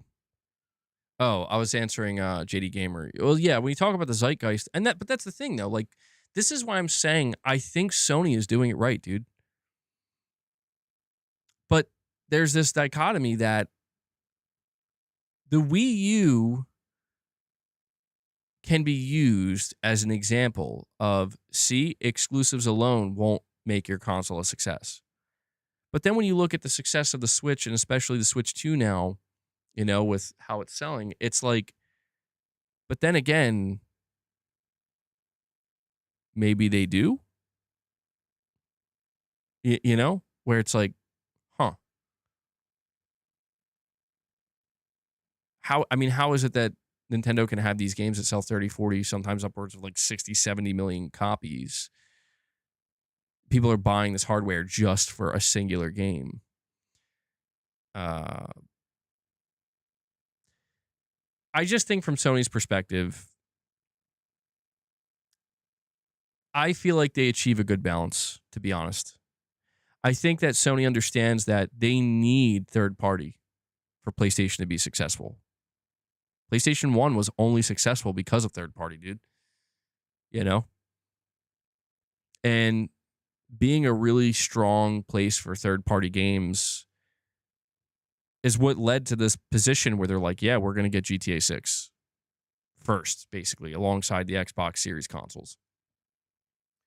And it's why when you watch their state of plays, when you watch any PlayStation show, third party is such a big deal, because it's literally a big deal for Sony, where the if anything, it proves that exclusivity is not all that matters. But Sony need to cover all the bases, man.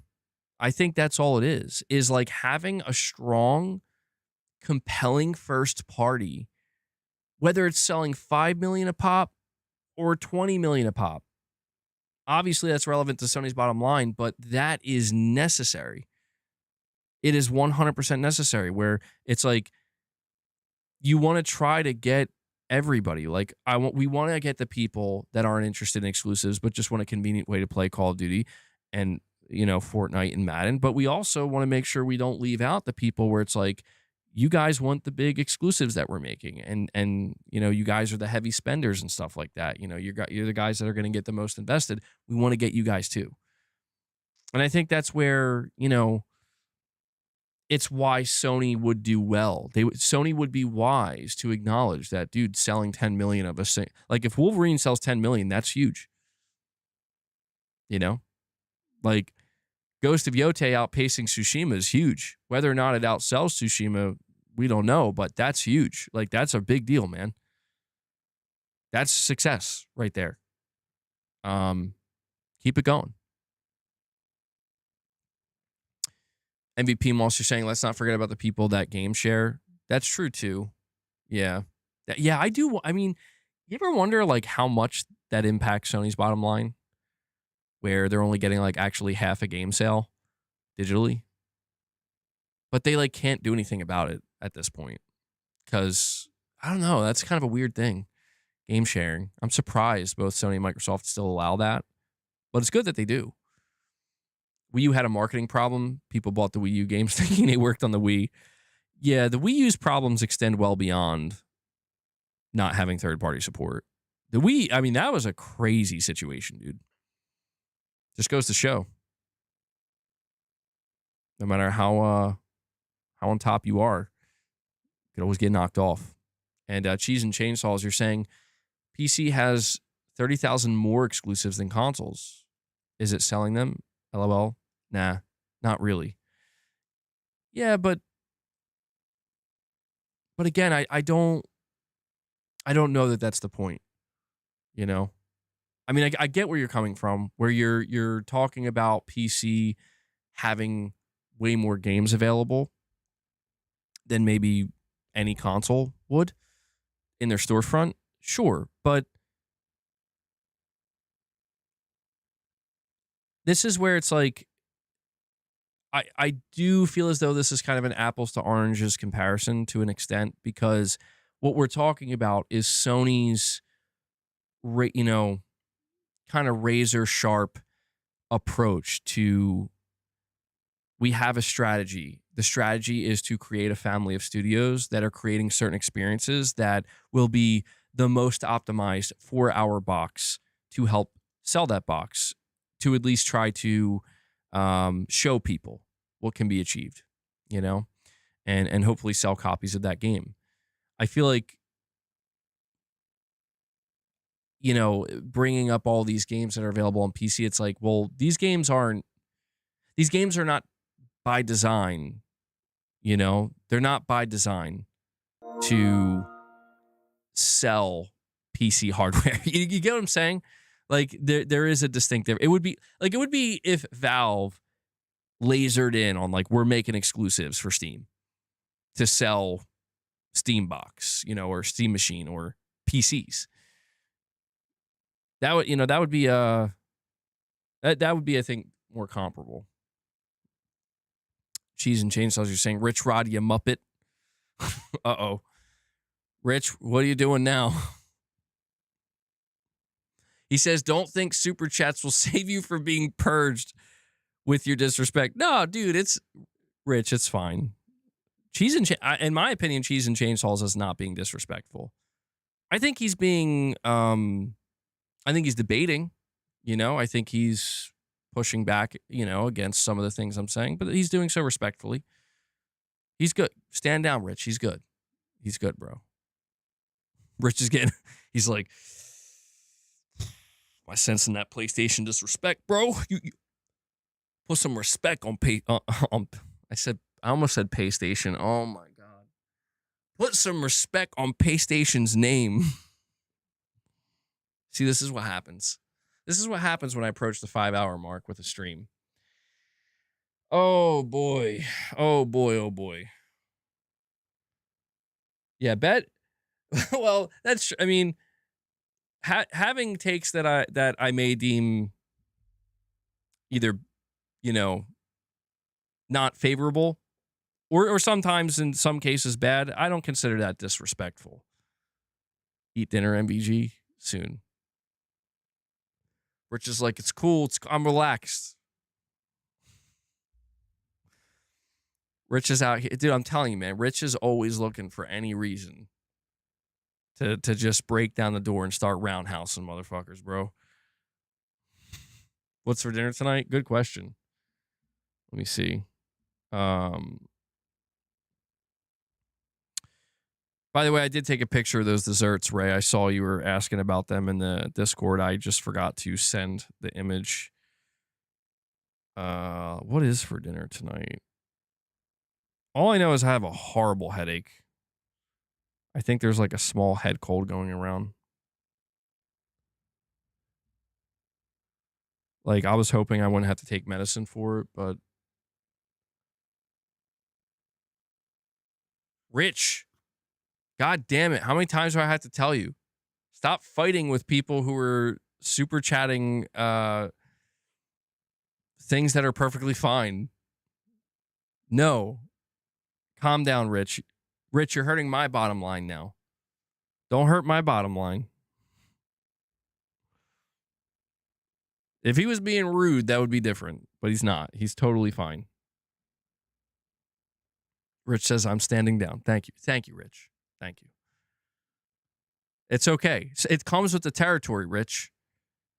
Sometimes you got to learn to just take it on the chin a little bit, It's okay. We can agree to disagree. You're not a Muppet. Cheese and Chainsaws isn't disrespectful. We're all getting along fine here. Pushing Polygons, you're heading out, man. Yeah, I'm going to be wrapping up very soon. Appreciate you hanging out. ABG, how long left on the podcast game live stream? Running on empty, almost 5 hours, man. Yeah, just a couple more. So we'll do like our last call now.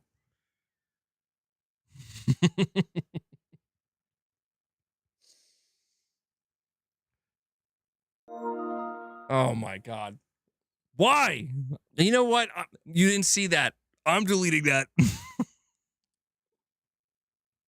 He just said he was standing down, Cheese and Chainsaws. He says, "Oh man,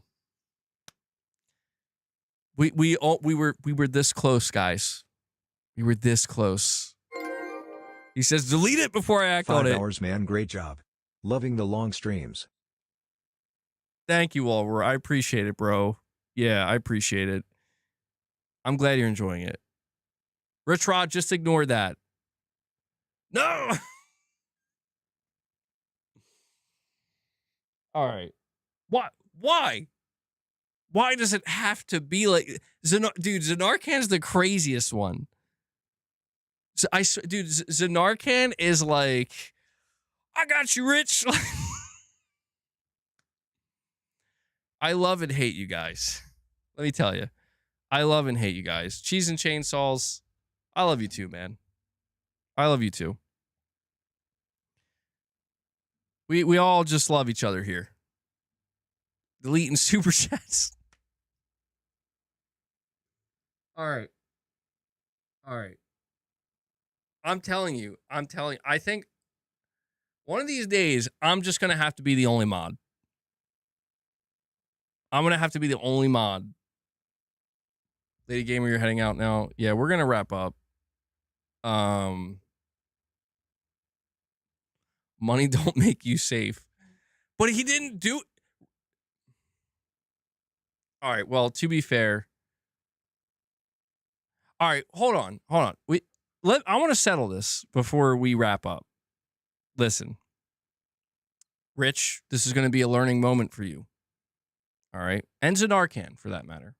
I think Zanarkan maybe thought I said to delete his super chat. I was just kidding about that. So, sorry, Zanarkan. Fingers on the trigger, bro.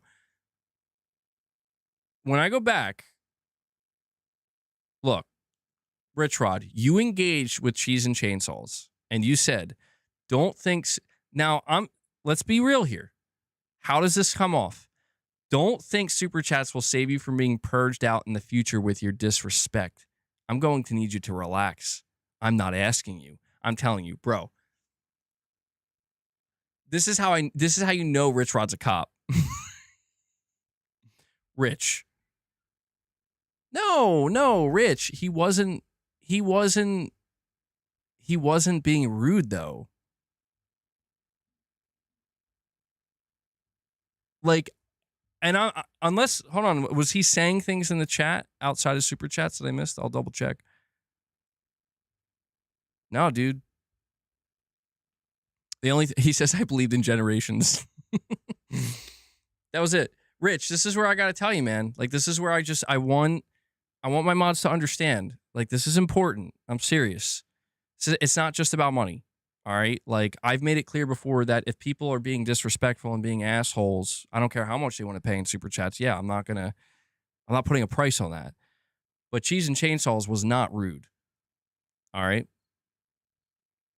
And I'm not trying to call you out on this, Rich Rod, but it's just, we just have to, I just need to make sure my mods understand. Like, we have to know the difference between people who are being rude, people who are being trolls, and people who are just being, who are just disagreeing.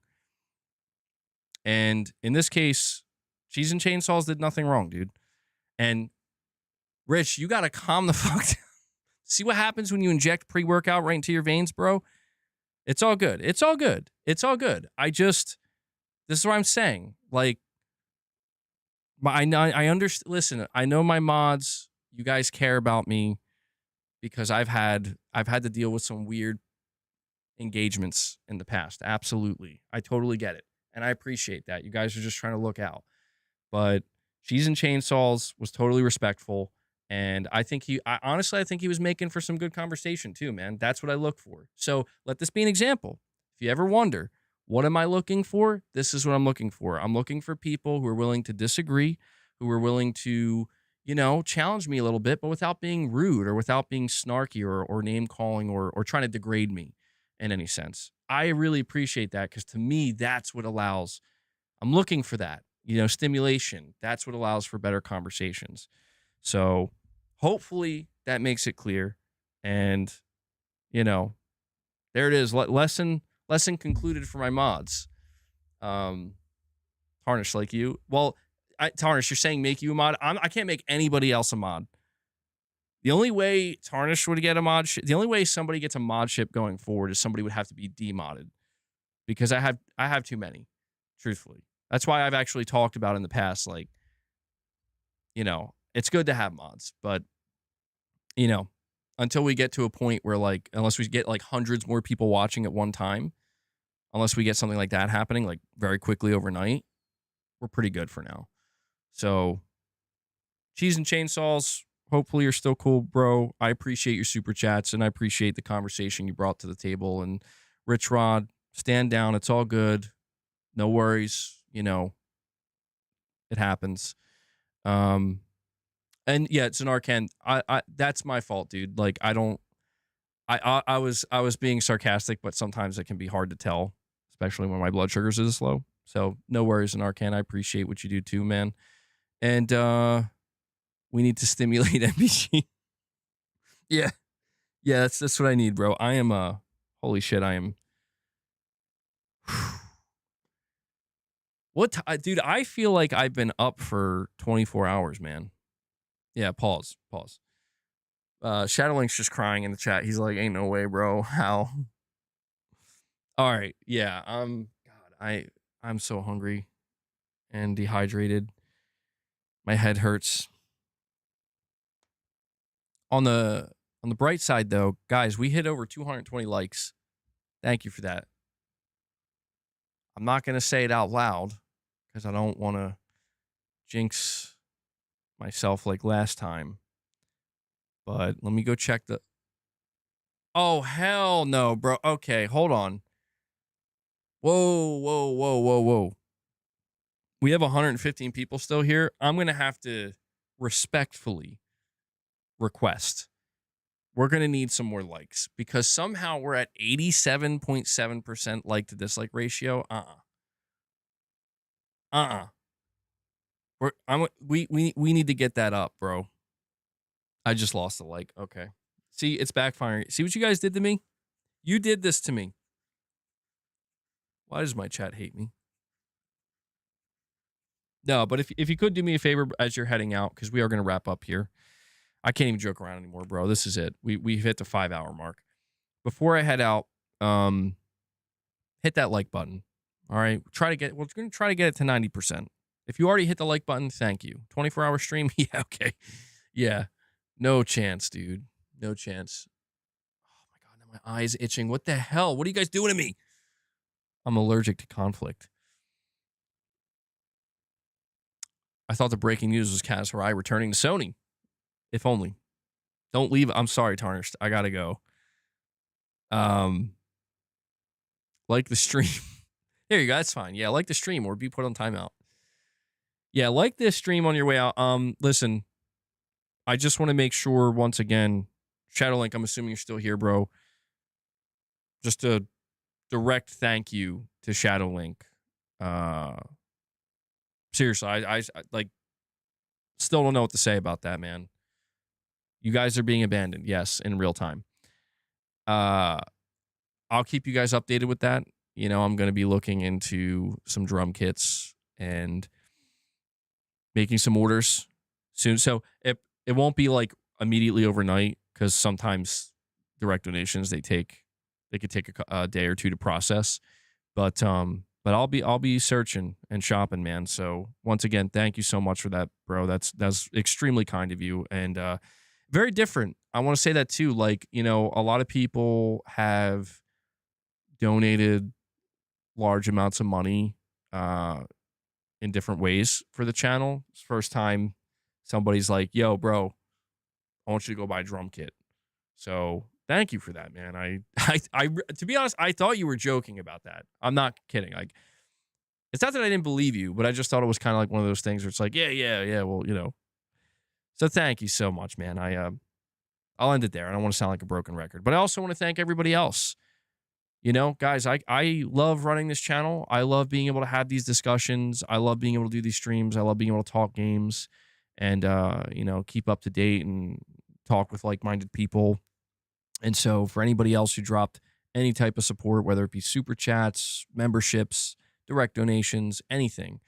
I can only do it because you make it possible. So a sincere thank you from me for that. And also want to make sure to give Devil Shooter a big shout out. Okay. Devil Shooter does the timestamps for the streams. So, if you see him in the comments with those timestamps, give him some love, show him some thanks. I know he appreciates it. Devil Shooter, thank you for what you do, bro. And I'm glad you had a good time, Tarnished. Yeah, I love the hype. I love the hype. I'm glad you enjoy it. Sincerely, I really appreciate you guys who view the streams and look forward to them. So, all right. God, tomorrow's Tuesday. I did not make a video today, but my hope is tomorrow I'll have a video out. We'll do another stream, another Press X podcast episode. And I think that's it. Guys. So, like I said, hit that like button. Enjoy your day, evening, or night. And I will catch everybody in the next one. Until then, take care, everyone. Yes, we will stream tomorrow.